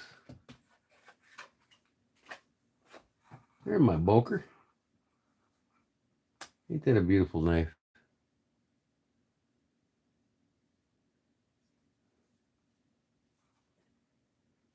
That's a beauty.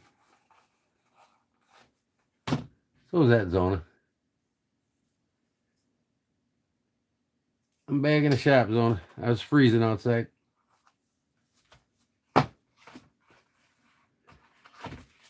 Yeah, I think I'll start filming probably Tuesday or Wednesday on this. Take it apart.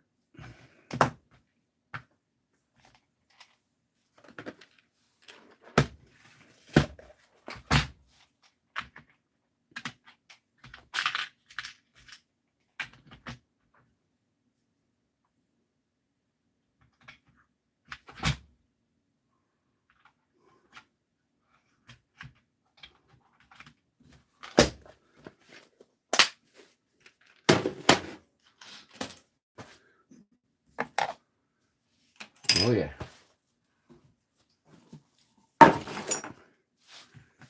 Okay.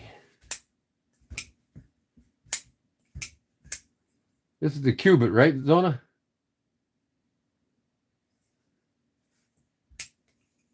It's a VV cubit. Jim wanted to know. I wasn't sure. I think it's the cubit. Hello.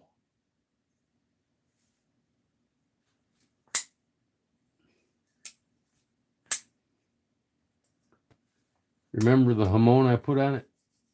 The video I did? The live I did when I put the hamon on it? I gotta clean it, man. It's got some dirt on it. This is my user. My everyday user.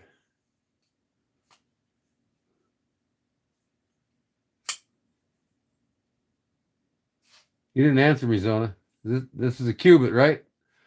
This is a cubit, right?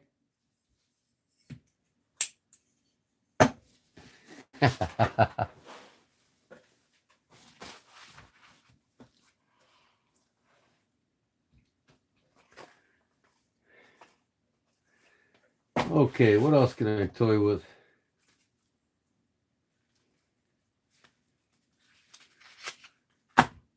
Toy with my money?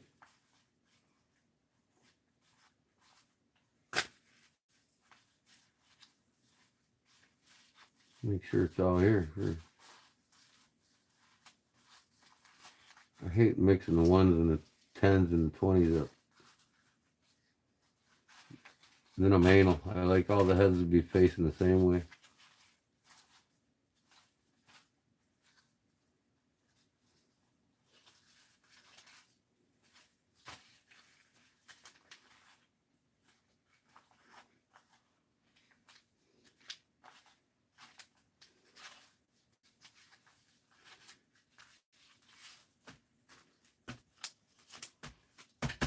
Fuck off, nerd.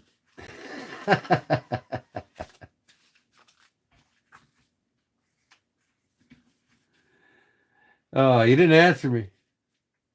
Is that a cubit? Louis? Nerd?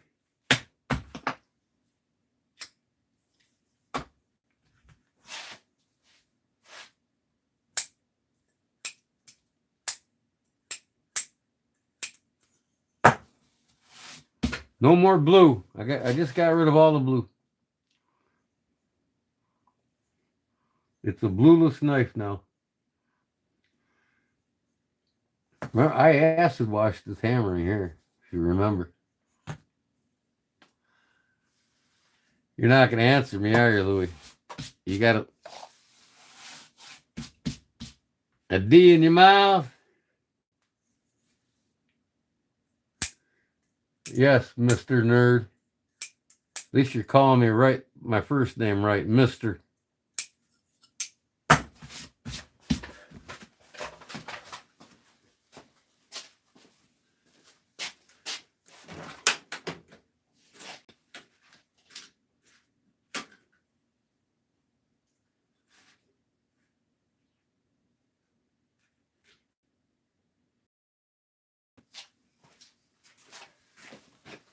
Two knives I'm not going to take apart anymore is that damn thing and that damn thing.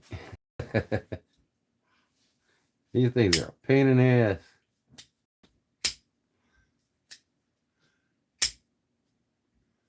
I love this knife.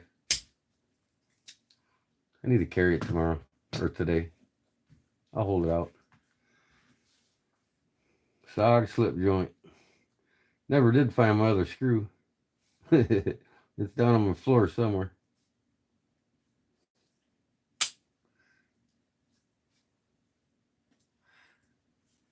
Yeah.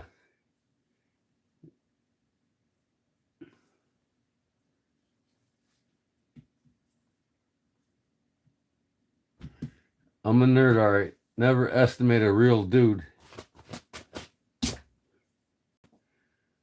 Nerd.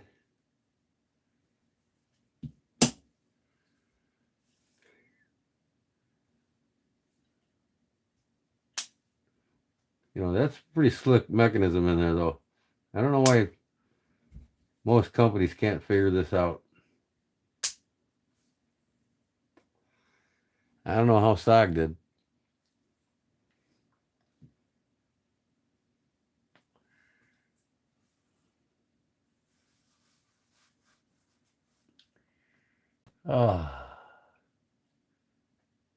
His parents worked at Buck Knives.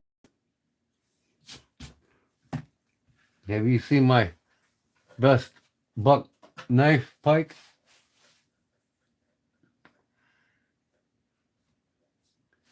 Yeah, I think it's fire too, man. D2. It doesn't have to be Magna Cut. I'm just happy as a bug in a rug with this son bitch. Tell you what, I got another switchblade as fast as this thing. Man, I gotta clean that son bitch off.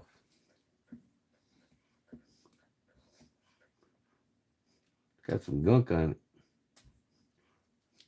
I haven't owned a knife that wasn't a user though.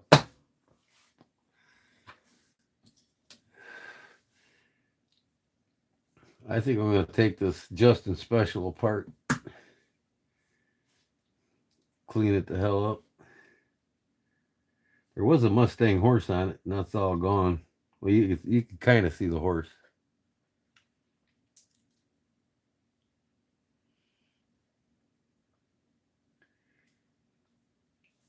This thing's seen better days, that's for sure.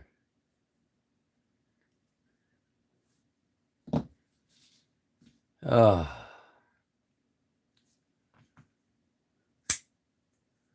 just like playing with my knives tonight for some reason.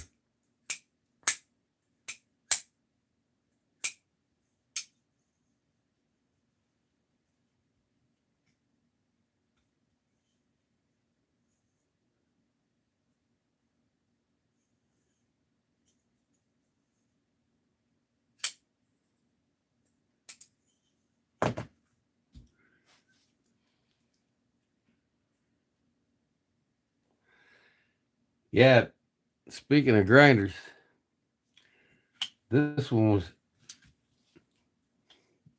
all grinded up. Both blades.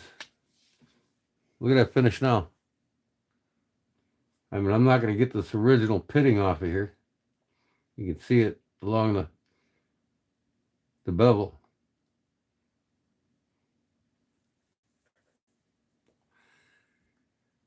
But 2500 grit. This whole thing was all zigzag with grinding marks when I started sanding it.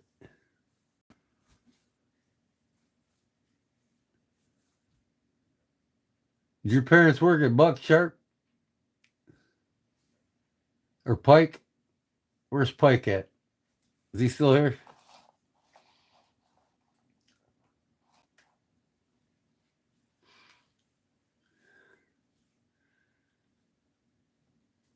Yep, I gotta sand the bolsters yet to 2500 grit, and then I'm gonna polish everything. Clean the Delrin off real good.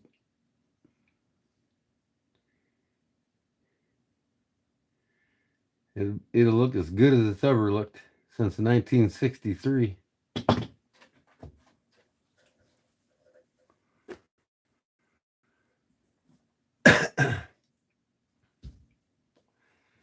Yeah, it was Sherade Walden, I believe, up till 1963.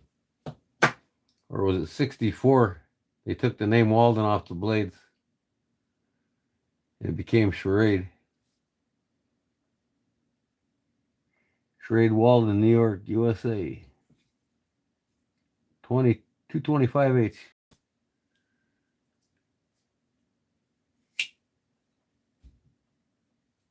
My favorite knife in my collection is my Buck 920 Spear.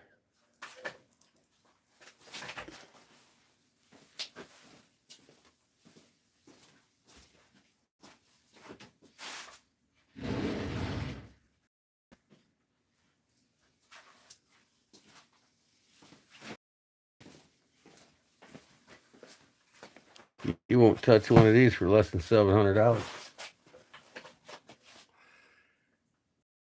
Custom Wild Bill Cody Special, custom shop buck, elk stag, hand carved buffalo on it. That's bronze, this is brass, and that's silver.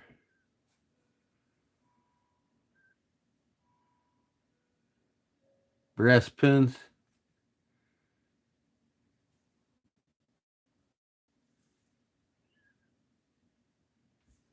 This is my favorite out of all my buck knives.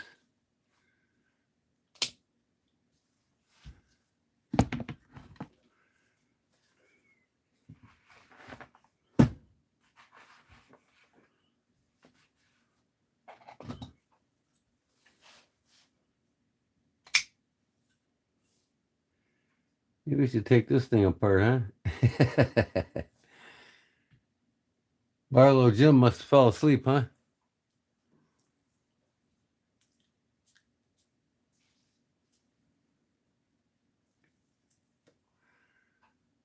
Yeah, when I got this knife, I seen it and I loved it. My wife says, "Well, you want it for your anniversary? For our anniversary?" I said, "You gonna get it for me?" She said, "Well, talk to the guy." I says, "He wanted $450 for it, and I knew they were going for $700 on Amazon or on eBay, I mean." And I told the guy, I says, "Look, man, I done spent $1,000 here already since July 1st,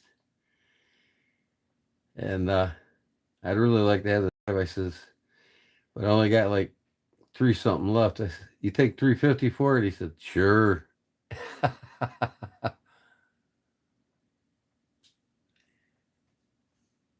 So he's like, I was like, "Cool, sold."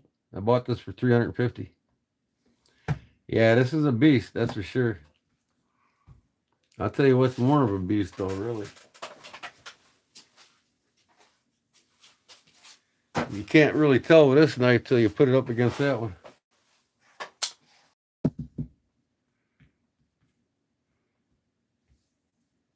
Look at that thing.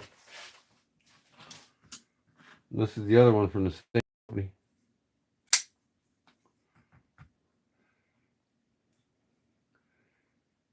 Oh, this one's got the most cutting edge.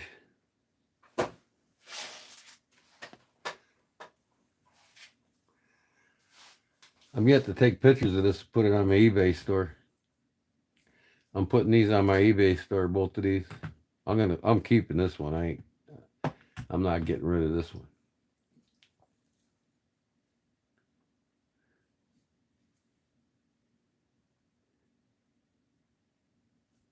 This thing's like almost a pound, man. It's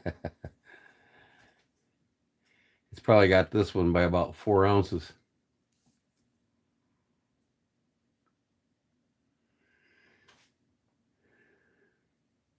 Same concept though. CRKT, I think they're trying to copy effing girl.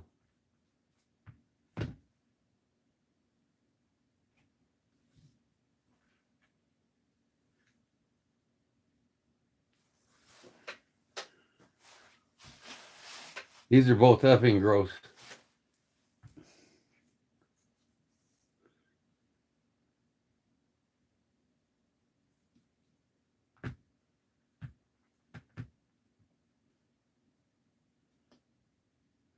course, I made the lanyards on them.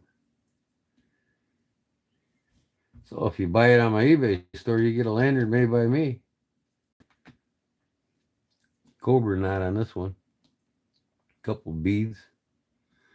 This one's the square knot or the box end knot.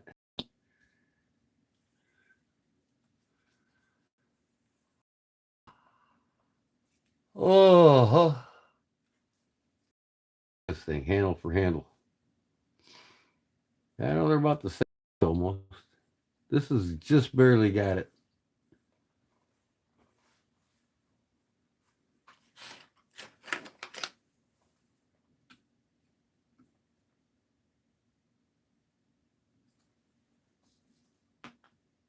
Yeah, it's got to be almost a half an inch.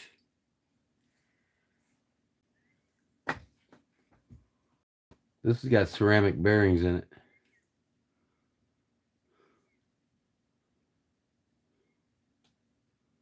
Believe it or not, this is a frame lock. It looks like a liner lock, but it's a frame lock because it's skeletonized frame is integrated two-piece.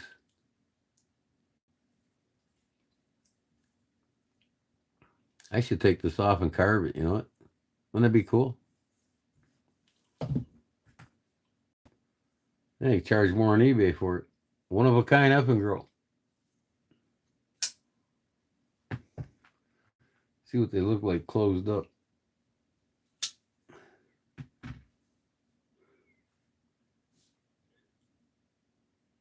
Yeah, that one's slightly longer than that one too.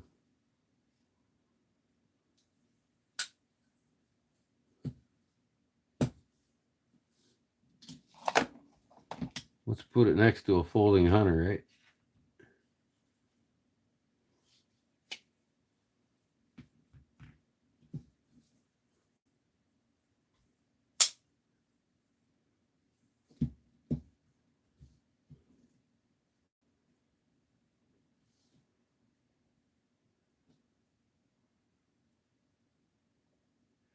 Bolster to bolster, it's about the same. But cutting edge, I think the effing girl's got it.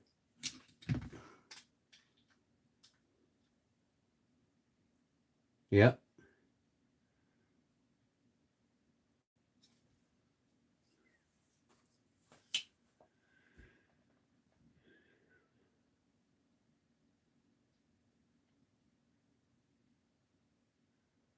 I can do that, Justin. I think that's what I need to do. Carve this. That's probably aluminum. I don't know, it might be steel.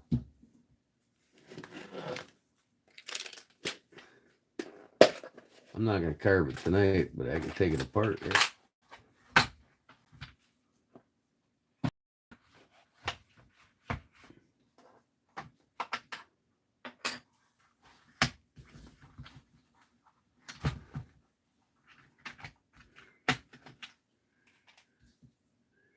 I'm just curious to see how these scales look like coming apart.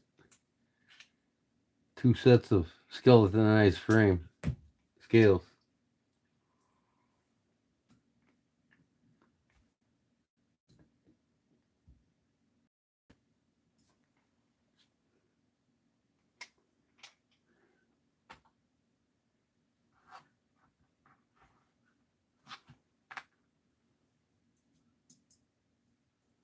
Too big.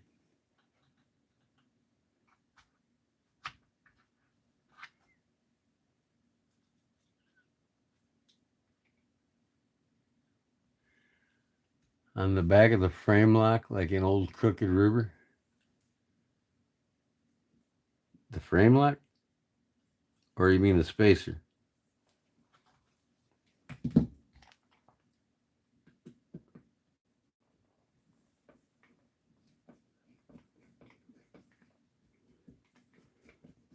I think I only got to take these two off here.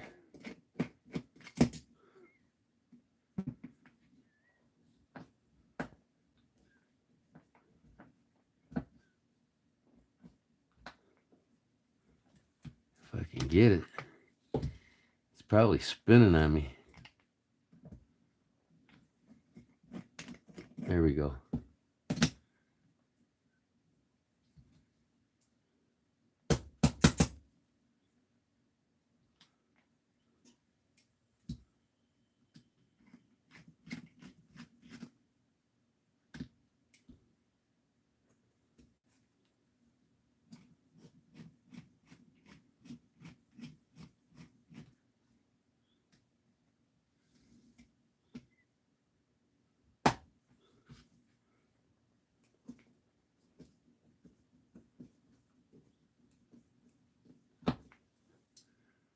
Man,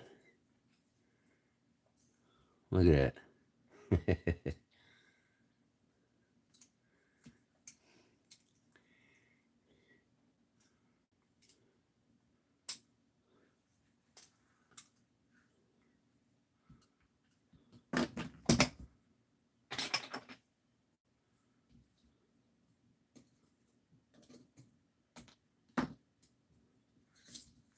There it is.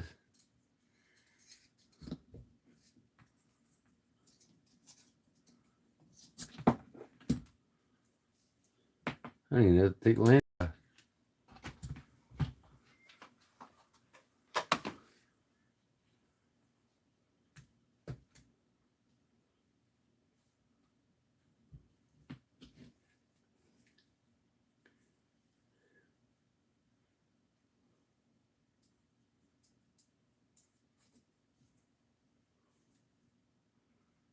You know, the good thing is you can even leave this off if you want to. Just put a lanyard on there.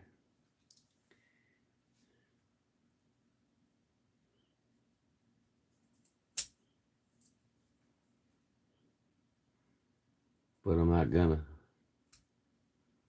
because I want to carve it.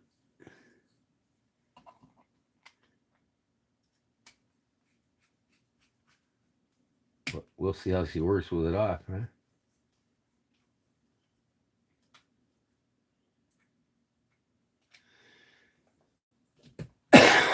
Should work fine.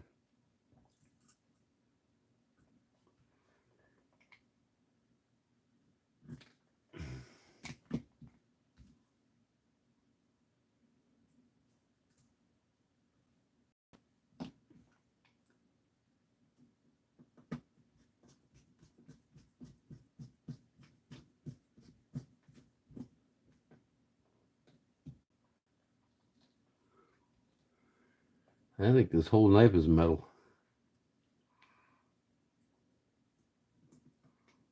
It ain't aluminum, that's for sure. This might be. I didn't check 100%. Put a magnet on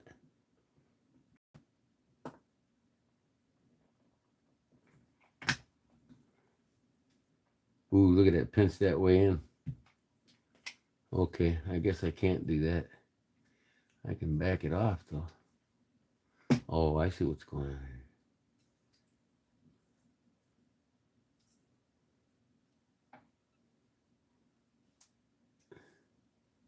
I'm not going to mess with it. I don't want to scratch it.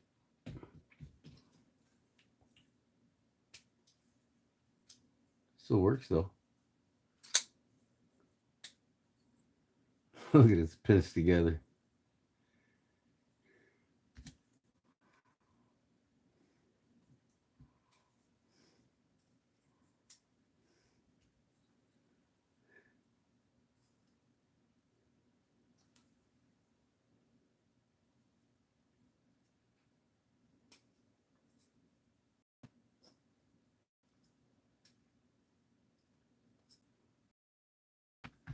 I just leave it. But I can carve this now. Yeah, that's metal.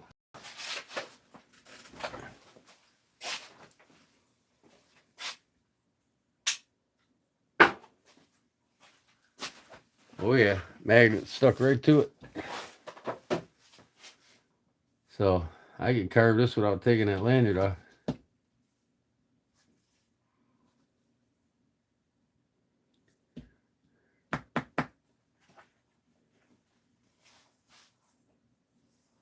Did everybody fall asleep or what? Nobody's saying anything. Hello? Wake up, people. Cat got your tongues? Oh.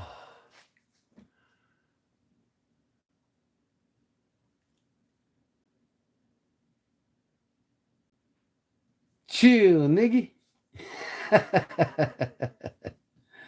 Ah. Uh-huh. I'm back. Hey, Brown Sugar, what's up, lady?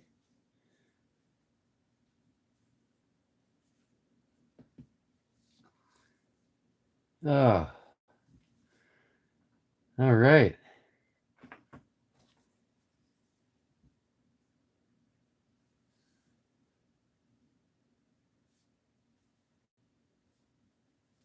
Hey, it's not what you say, it's how you say it and what you mean behind it. She knows damn well I'm not being an idiot. I'm just being an idiot to you.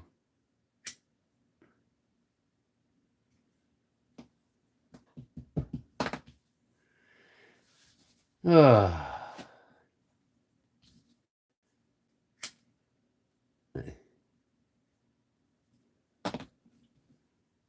I've lived in the ghettos of Chicago.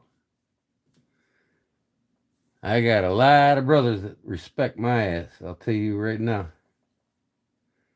And they love me. I played ball with them every weekend in the ball court in the neighborhood.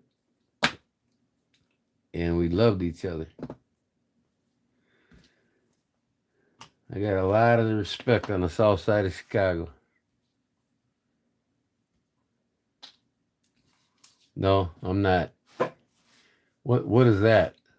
Is that some kind of squirt gun?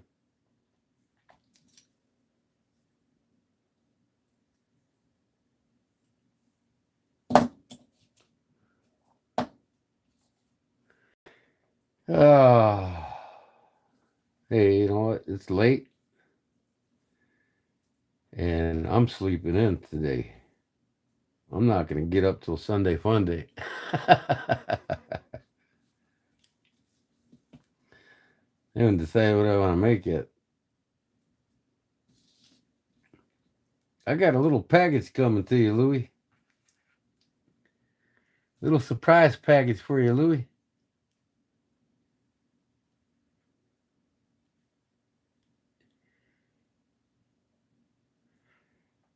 Oh. Oh.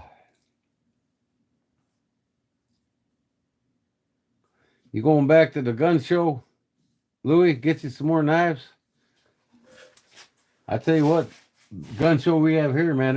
There's lots of vendors with knives. That's where I got that one knife last time I went to a gun show.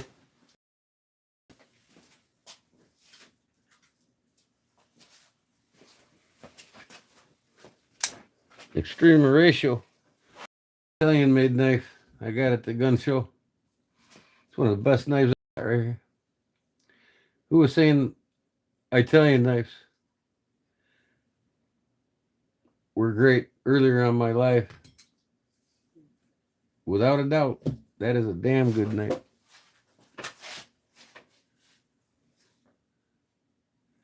Yep, knives and guns go hand in hand, that's for sure.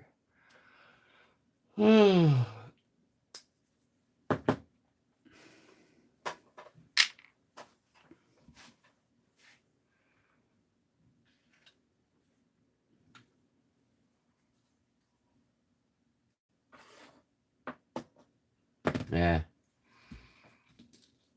But I was saying it's Saturday night. I'm gonna sleep in. I think I could carve this now, couldn't I?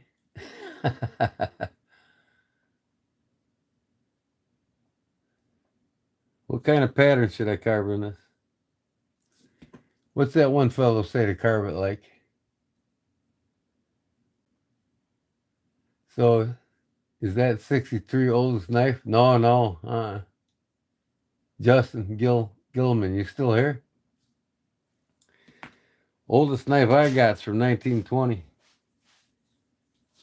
And I got a meat cleaver.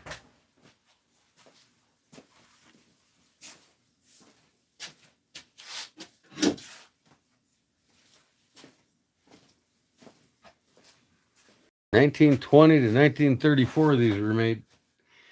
And this ain't case double X. This is cases. CASES. Tested double X. 1920. I'm just going to clean up the rust and that'll be probably it. Just polish this handle as best I can. I'm not going to touch it. I'll leave it alone.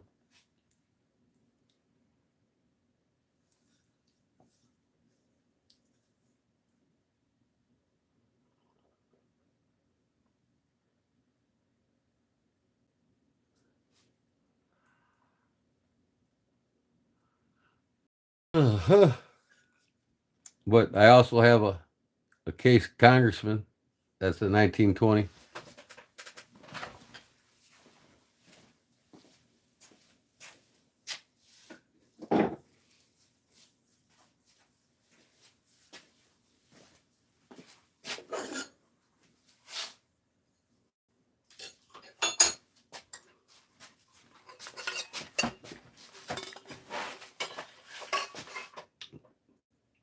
I forgot I had my sody.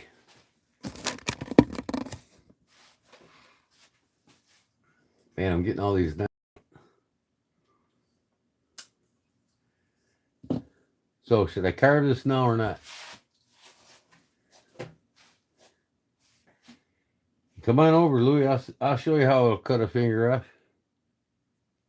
It'll whack them some bitches right. I'll take every finger off your hand in one blow with that thing.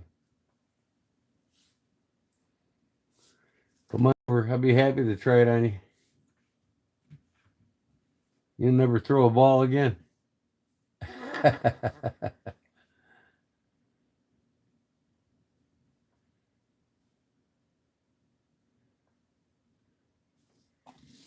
What's that pattern that guy said this carved? Kind of knife asking. What am I asking for them? Oh, these sharp. These? Well, brand new. They'd never been used. Still got the boxes and paperwork and everything. $65 plus tax. Ended up costing me like $74 a piece. And I'm going to sell them for $50 on eBay. They don't.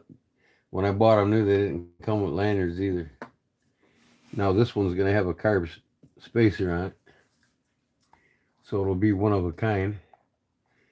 And after I carve the spacer, this might get moved up to $60.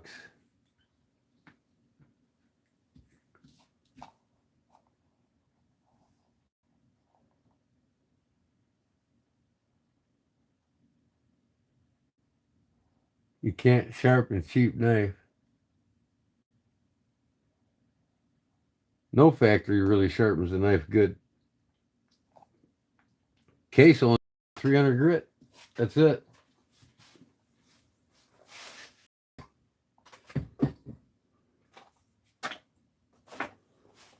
I could sharpen any knife in about a minute. Razor sharp. Up to 1,000 grit. About a minute and a half.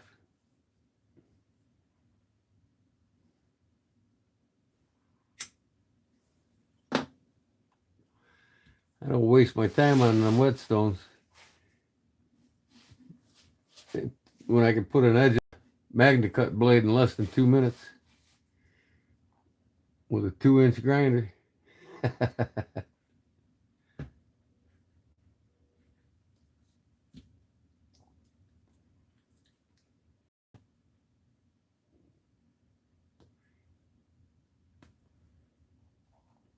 Yeah, most knives ain't. And I'll tell you what though, the sharpest knife I ever got out of a box, and it had to have been at least 800 grit when they sharpened it.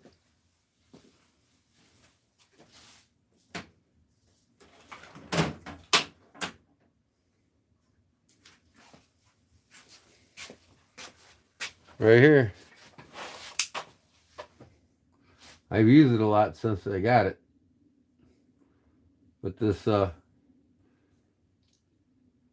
Gonzo knife, imitation Spyderco, sharpest knife I've ever taken out of a package, ever. And the knife cost me 14 bucks. Yeah, I got a 2-inch sander grinder for my knives. I can sharpen a blade in under 2 minutes.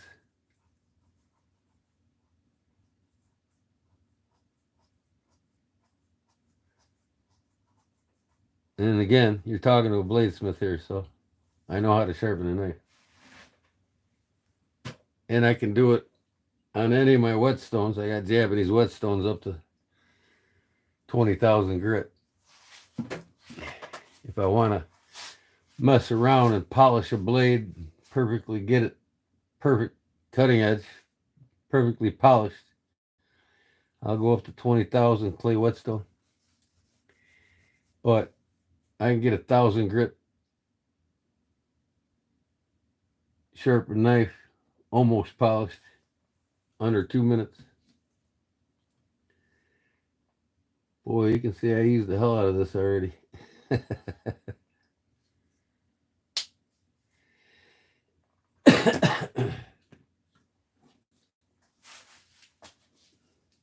This has got D2 on it. It says it right there. D2. I think both of these are D2. Underrated steel there, buddy. Underrated steel.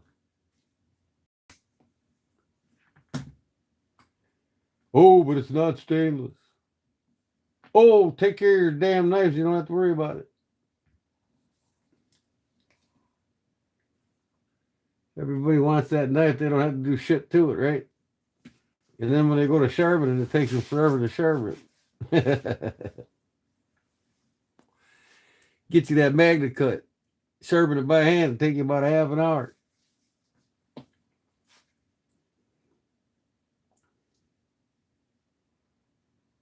I want to carve this and put it back together.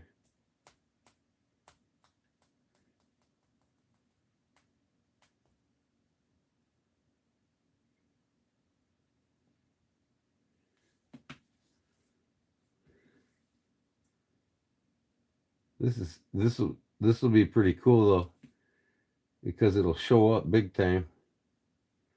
This is like a matte finish steel, almost like a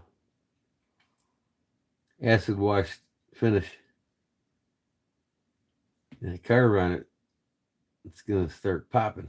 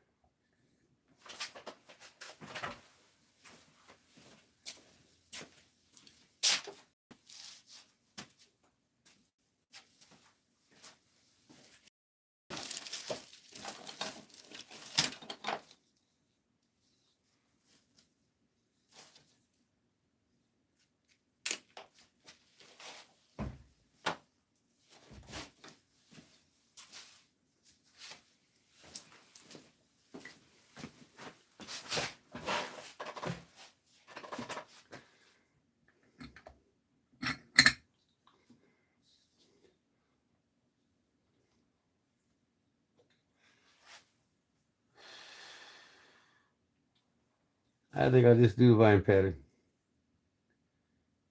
I don't know, we'll see.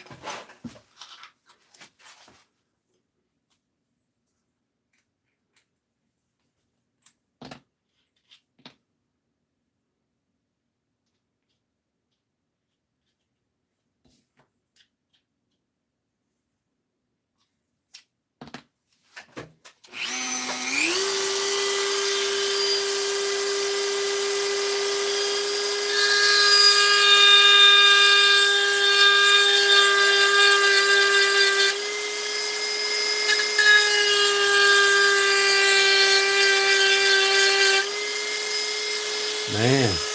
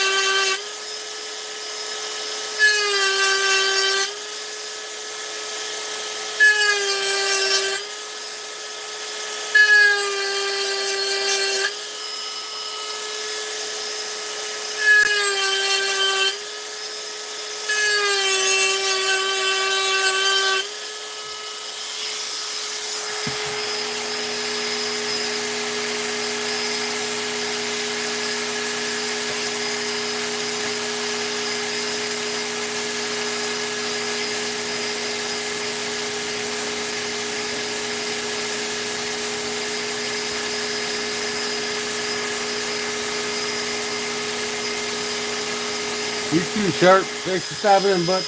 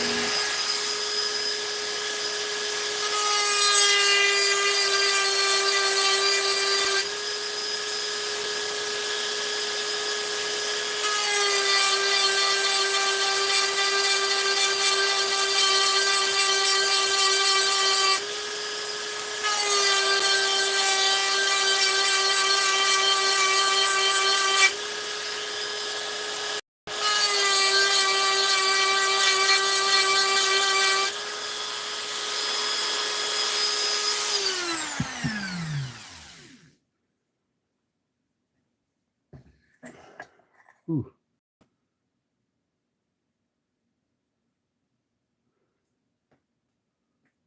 Thing gets hot now.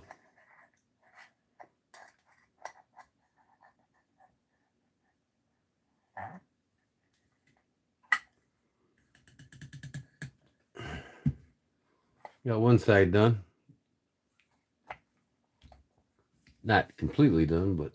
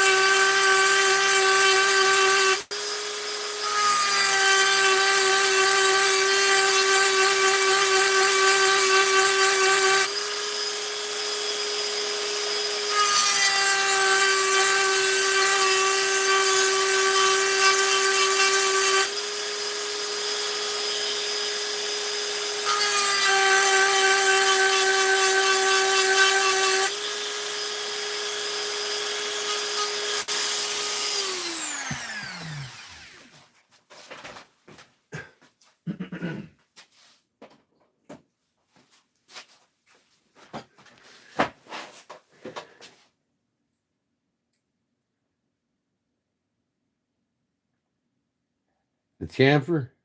Oh, this will look good. I'm doing a vine pattern. It'll look good.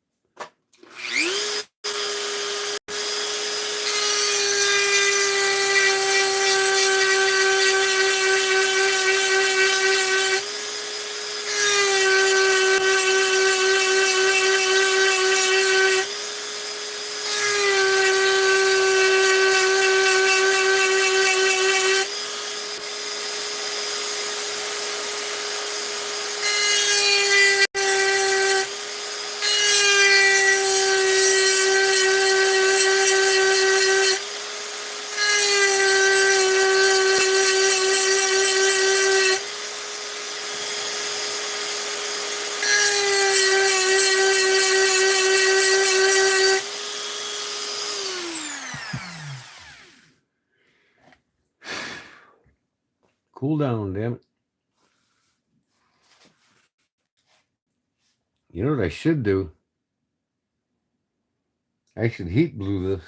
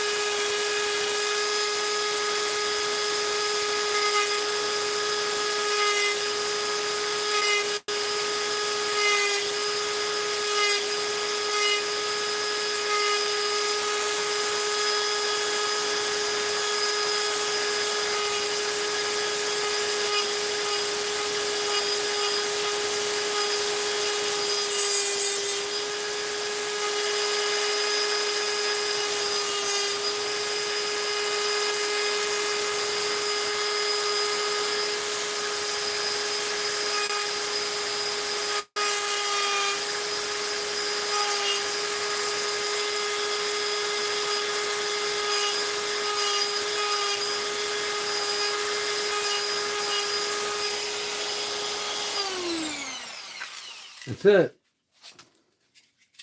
Anybody still here?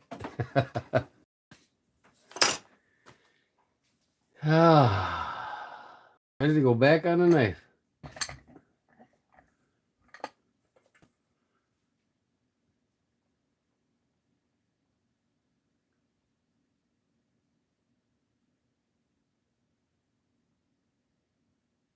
Damn light.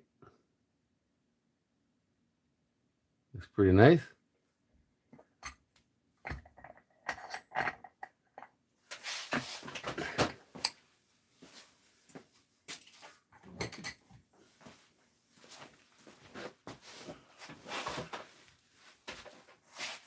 Okay. Come on here.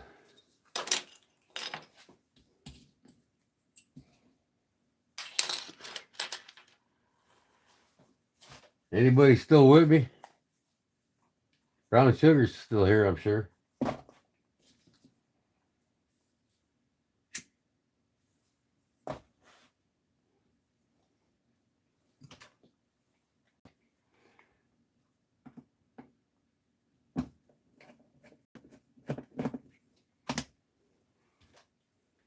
Yep. You the only one or what?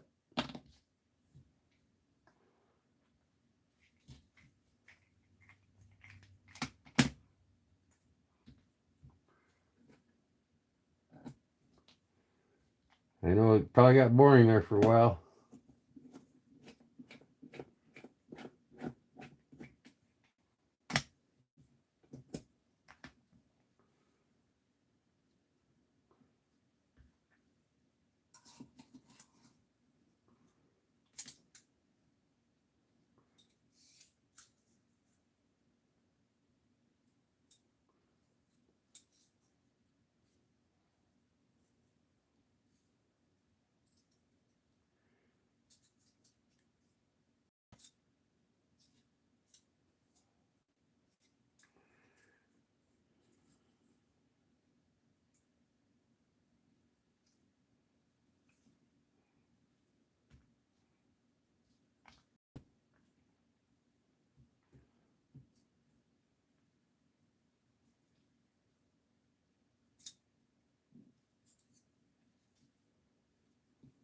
Come on.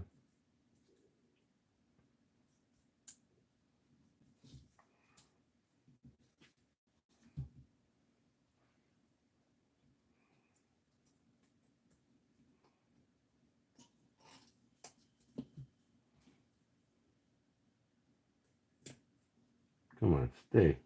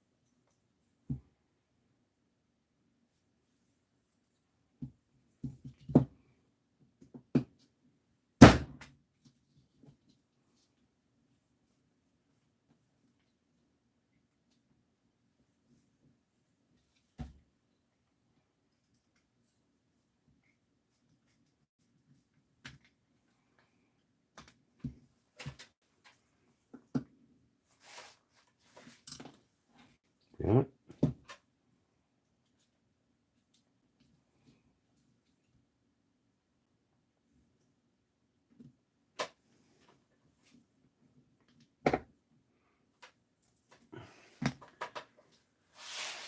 Okay, there she is. Vine pattern is complete.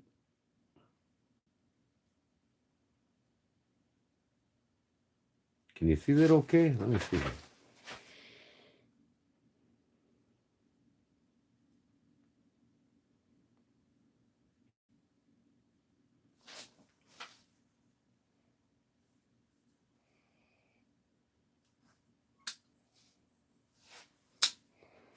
One of a kind effing grow. Maybe I should do the vine on this, huh?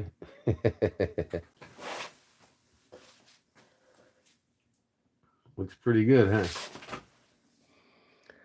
This will be for sale on my eBay store. $60. Still about $14 cheaper if you paid tax shipping than a new one. Without that, one of a kind effing grow honker.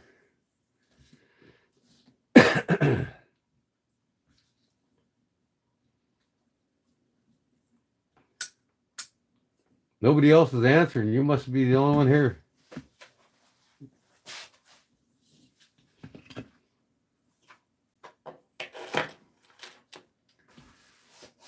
Louie, you sleeping? I'm still here, you nerd.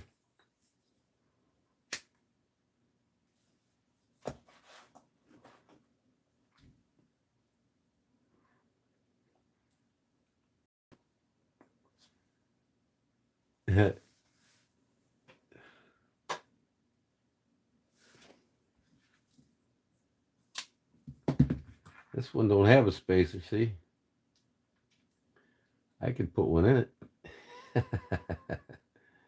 Wouldn't be much though, because I'd have to have another one of these pins over here.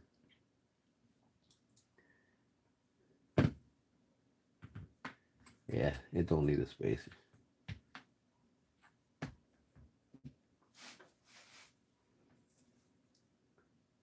Four o'clock in the morning. How long have I been live? Let me see here. Probably 6 hours, 5 hours and 3 minutes. Okay. Always something different on my channel, that's for sure. Never know what I'm going to do.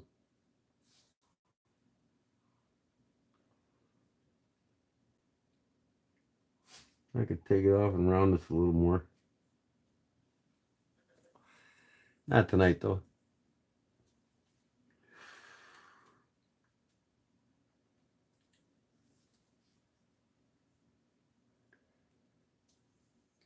I didn't make these knives. I just got done carving the spine on it.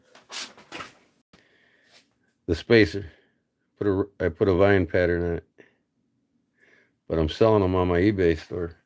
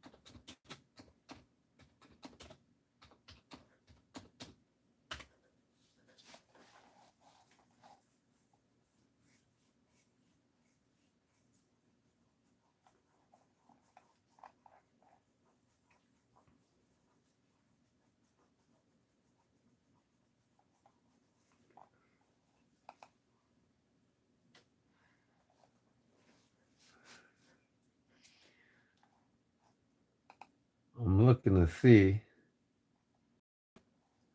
what knife is he talking about by Crooked River. What other things will you post to sell? Oh, I might put some coins in there.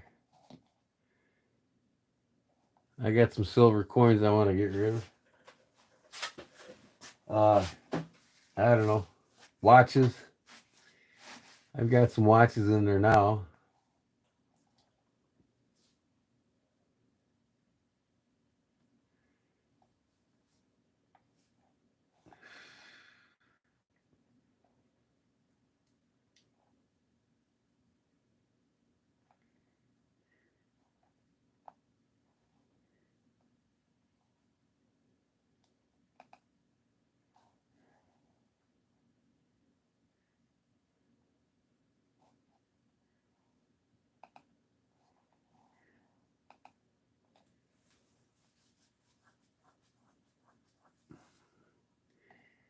I might put some odds and ends in there. I was trying to talk my wife into putting some Coach purses in there.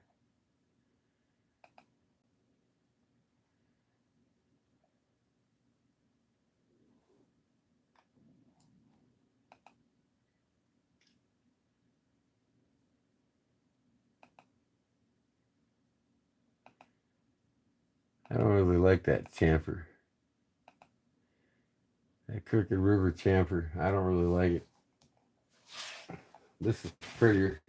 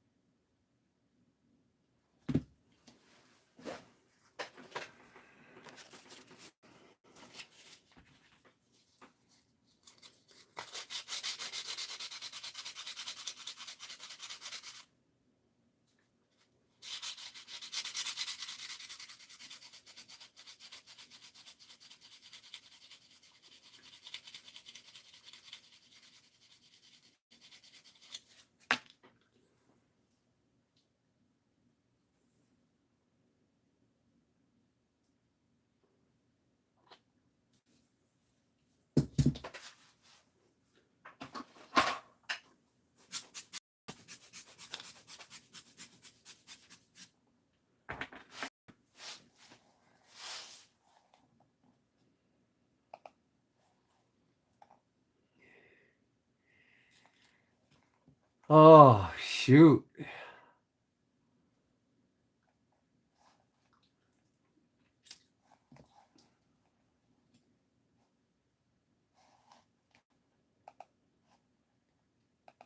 Oh, look. That's something here.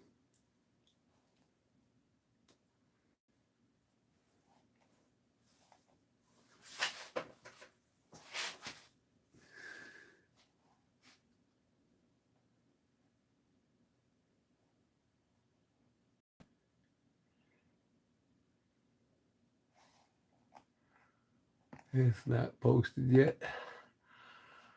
Okay. Well, since I only got you in here, girlfriend, I'm going to have to hang it up for the night. I lost all my guess. We know who the diehard is, though, don't we?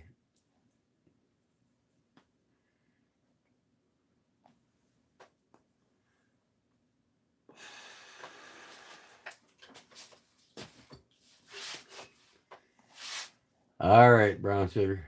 I'll see you tonight, Fun Sunday.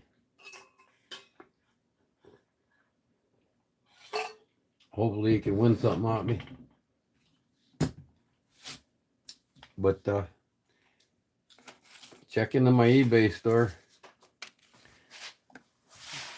See what I got posted. I might put some coins up, some more watches. Got a couple women's watches to put up.